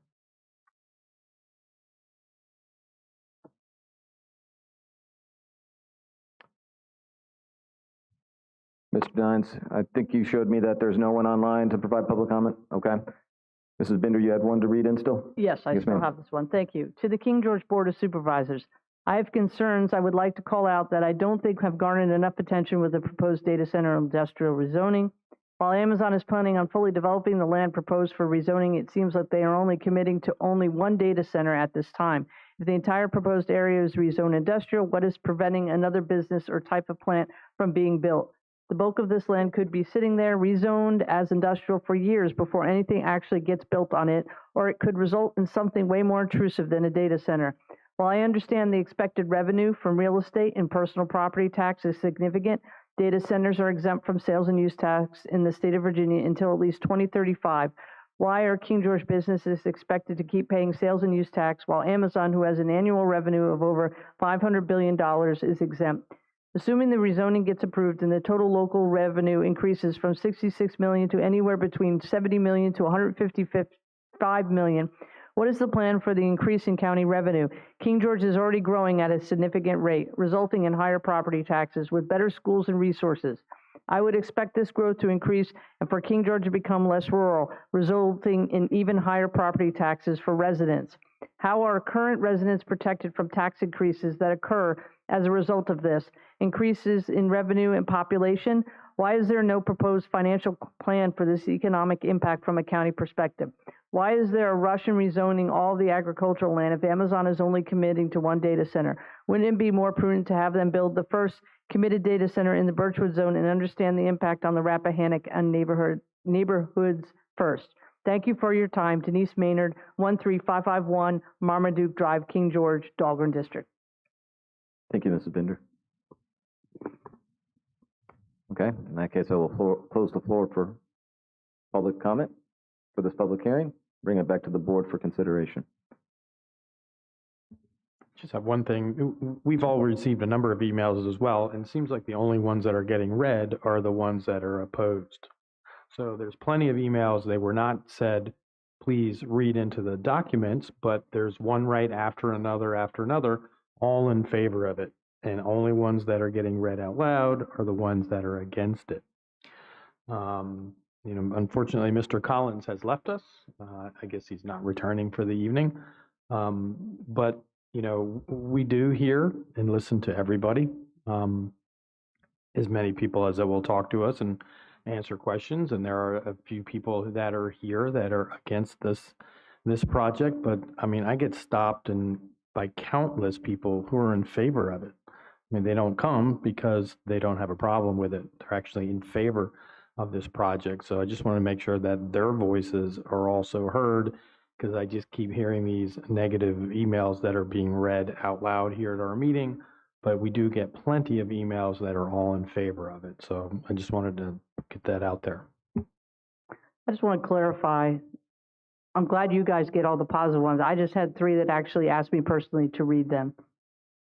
And so I read them because they asked me to read them. So, and most of them I just forward on to Ms. Fish, so they're in the public record, and I've been doing that for years, because when you get a lot of emails, it's hard to read them all, but I want to make sure that the people took time to write and they're in the public record. So I wanted to clarify that. Thank you. Thank you, Mrs. Binder. Thank you, Mr. Stonehill. Okay, was there any other discussion?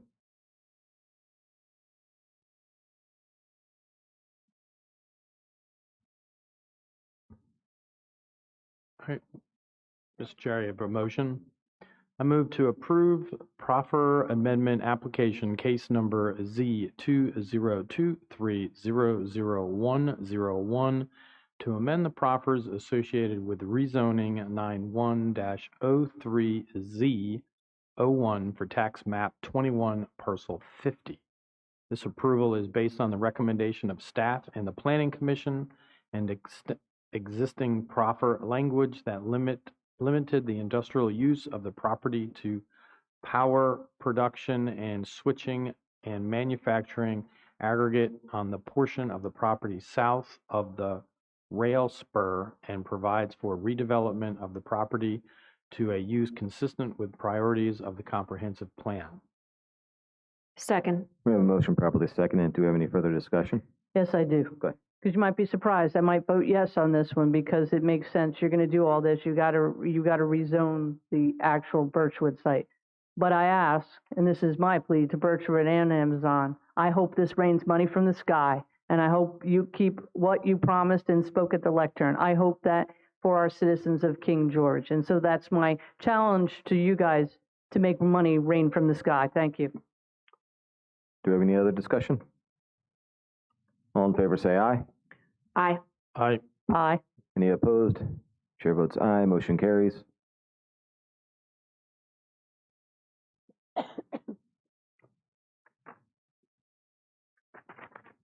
Move on to 0906. The King George County Board of Supervisors will now hold a public hearing that has been properly advertised to receive public input regarding special exception permit 91-03-Z01, amendment request by Birchwood Power Partners on behalf of current owners Frank B. Taylor, Limited Family Partnerships, to terminate the use of Tax Map 21 Parcel 50 as a power production facility and manufactured aggregate facility, as well as to retain the use of an easement located on Tax Map 29 Parcel 4 for a surface water intake facility in its current location on the lower Rappahannock River.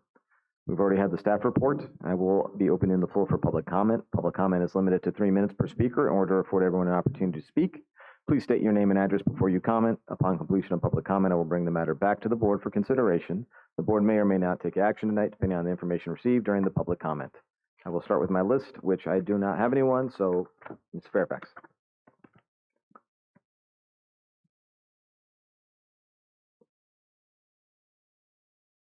We don't have any sound coming from that. Is there another? Mr. Dines is asleep. Oh, there we go. Debbie Fairfax, 623 Kings Highway.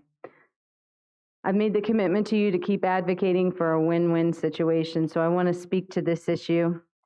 King George is required by VDH and DEQ to move from groundwater sources, all the large wells that we have, to surface water, such as the Rappahannock River. There is one approved surface water intake in King George. This was approved for an electric power generation facility. It allows 6.6 million gallons of water to be withdrawn daily. The King George Service Authority has signed a memorandum of understanding with Birchwood guaranteeing that the county can buy 600,000 gallons of water daily from Birchwood. Amazon will dedicate, retaining ownership, I suppose, not give 12 to 15 acres of land for a new public water facility. But King George citizens will be paying for that. What is the time frame on that? Where is that money coming from? Eventually, I think we will process water as well for Amazon. Birchwood will need to reapply for the application, so they probably need us as much as we need them to get this reapproved under the new terms. What will be the water demands of 19 data centers at full build-out? How can we make sure that other potential water users, such as potential developers of other proposed applications already submitted, don't outbid us? We just need to make sure that we are going to meet the county's needs. Are we certain that the amount of water that we've got guaranteed right now is enough to meet the county's future needs? I urge you to negotiate for a higher amount. Can we lock in the water at a good rate? We don't want to put ourselves in the hole on this. On the memorandum of understanding, there are two things, number 7 and number 8, I encourage you to look at very carefully. They talk about giving us notice rather than reaching an agreement with us should they need to curtail or change the water amounts. Please look into those. Thank you.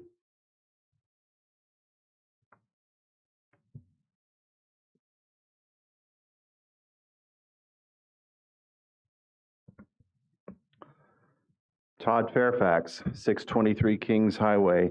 Mr. Chair and members, I have mentioned before that throughout this process, we have heard from a number of you that you believe the current business manager of Birchwood, Ms. Julie Kaifa, and her staff representing Birchwood have been good community partners for years, and that was one of the reasons for supporting this proposal. I'd like that on the record for this public hearing. I've also heard that Birchwood employees will be kept on by AWS. I am very glad to hear that.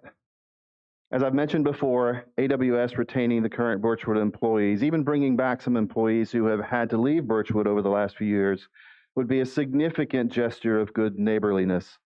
It would be beneficial to King George County government and to the citizens. It would certainly benefit the employees of Birchwood, but the gesture of good neighborliness would be good for AWS too.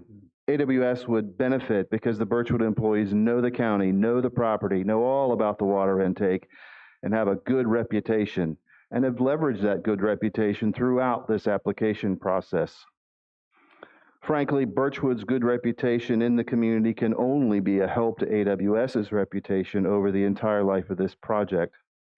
I hope the current Birchwood employees will be retained by AWS at the same or better pay and benefits until the full build-out of the project, including each data center building at full operational capacity. I noticed AWS Representative Ms. Ford from last month's public hearing is present.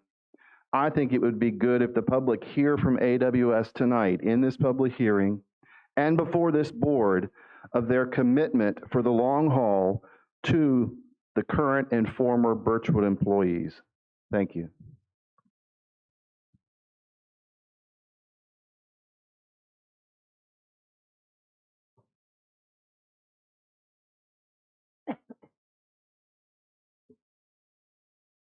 Mr. Dines, I'll ask again, do we have anyone online?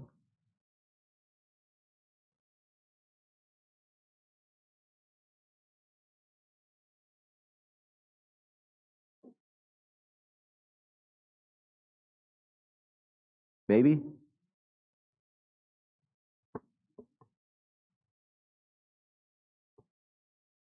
Mr. Lynch? Okay.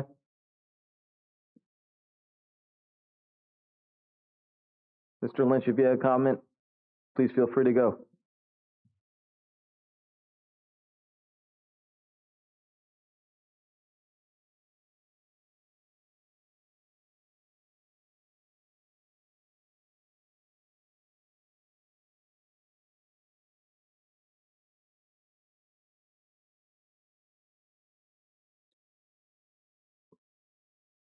Mr. Dines, you know if Mr. Lynch is trying to talk? He's on mute. Oh, it shows he's unmuted.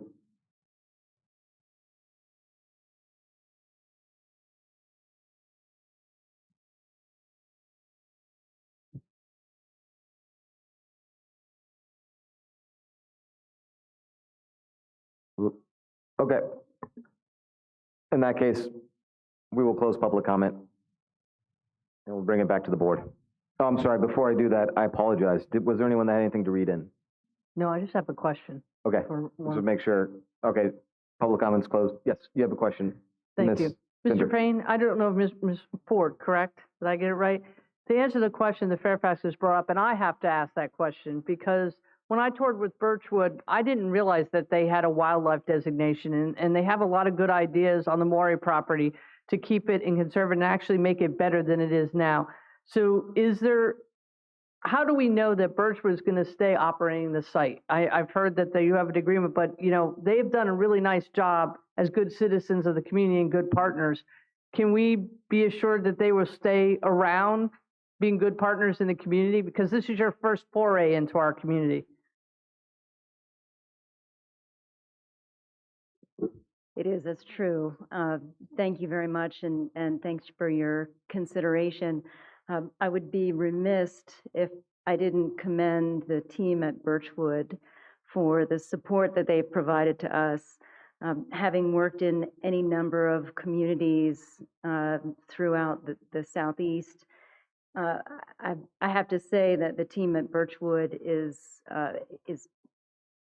unbelievable in their support, not only of the project and our due diligence, but the way that the community has been portrayed, and we've learned a lot. And I think we have absolutely benefited from the insight and the relationships that they've established in the community.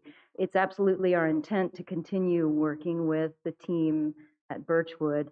Unfortunately, I don't have any specific contracts that I can reference or timeframes that I can provide, but what I can tell you is that it is absolutely our intent to continue working with the team. All right, thank you. I just wanted to get on the record because we talked a lot about union jobs and everything, but we have employees that I'm kind of sticking up for them too. That's a different job, but they have been good stewards in our community for almost 30 years. So thank you. We have any other questions or discussion? Okay. Mr. Chair, I have a motion. Okay. I move to approve special exception permit case number Z-2023-00100 to amend the previously issued special exception permit number 91-03-Z01 to terminate the use of tax map 21 parcel 50 as a power production facility and manufactured aggregate facility. as well as to retain the use of an easement located on tax map 29, parcel 4, for a surface water intake facility in its current location on the lower Rappahannock River. This includes the water supply facilities associated with the intake and Dominion substation / switchyard and related electrical utility facilities. This recommendation is based on the recommendations of staff and the Planning Commission and a special exception existing to limit use of the property to a coal-fired power plant and accessory uses. Such power plant has been demolished, except for some supporting infrastructure compatible with redevelopment, and the proposed redevelopment plan of the property is use consistent with priorities of the comprehensive plan. Second. We have a motion properly seconded. Do we have any further discussion? All in favor say aye. Aye. Aye. Aye. Any opposed? Chair votes aye. Motion carries. Thank you. We'll move on. That is the last of our public hearings, but we do have an action item. Ms. Lackey, the Sedgwick Crossing Subdivision Letter of Credit. Yes, so this is a matter that arises before my time here in the county and probably many of you. The Sedgwick Crossing development began a couple decades ago, I believe, and Stellar One Bank was the bank that originally issued the letter of credit for the road completion that included drainage work associated with the subdivision. There were numerous attempts to get the subdivider to complete the work, and the subdivider did not complete the work and included a finding by this board of notices of violation for failure to complete the road improvements to VDOT standards. And subsequently, this board filed a still pending lawsuit in 2020. The lawsuit was filed against the bank that inherited that letter of credit, which is Atlantic Union Bank. So in your agenda packet is a proposed settlement agreement to settle all claims against the bank as to the letter of credit and resolve this matter. If there are any questions, I'm available for those questions. Thank you, Ms. Lackey. Does anyone have any questions for Ms. Lackey? So I'll just say that this started 7 years ago when someone brought it to me, and it's been a long road to get to the point to have the road addressed. So, and obviously it's been challenging. So.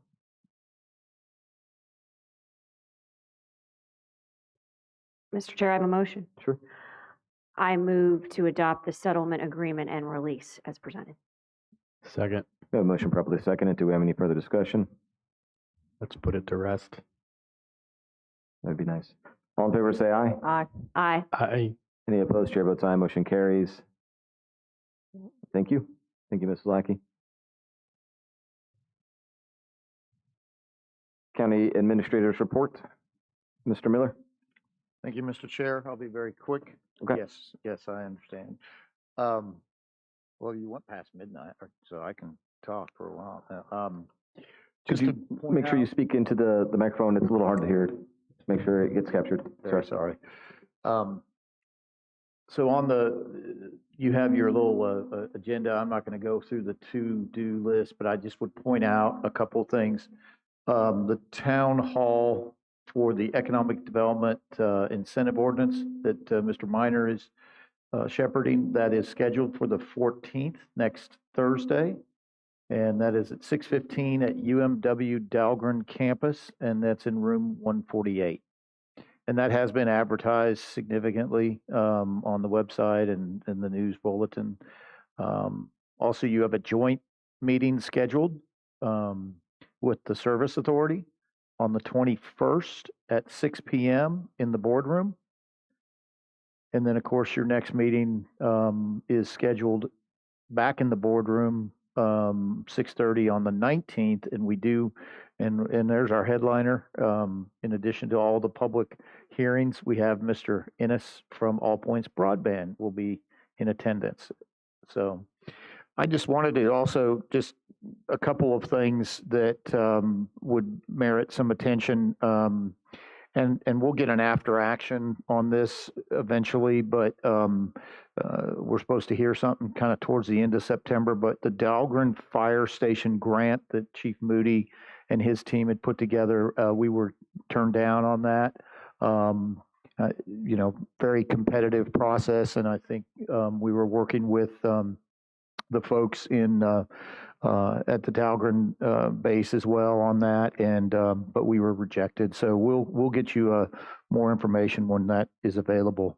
A couple of notes of some changes in personnel. Some of you may have known this, but Miss Megan Pitts, who was our procurement manager, has her last day was Friday, and she is now going to go to work. I'm trying to remember where she is going to work.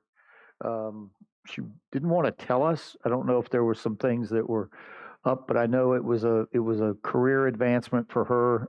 She's staying in the procurement field, but she's, I believe, going to a bigger organization, more pay. So when we find that out, we'll let you know.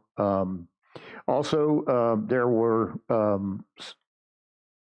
was a procurement position that was a junior position that was available and was being advertised. They did a competitive search on that, and Miss Kim Wilson, who is with Nick, is going to take the position there. And so we'll be working on the next steps for to address Mr. Minor's needs there, but just to keep you apprised. Does anyone have any questions for Mr. Miller? Okay. Seeing none, do we have any other business to bring before the board this evening? Now I'll entertain a motion to adjourn. All right, I will make a motion to adjourn till Tuesday, September 19th, 6:30 in the boardroom. Second. We have a motion properly seconded. Do we have any discussion? All in favor say aye. Aye. Aye. Any opposed? Chair votes aye. Motion carries. We're adjourned.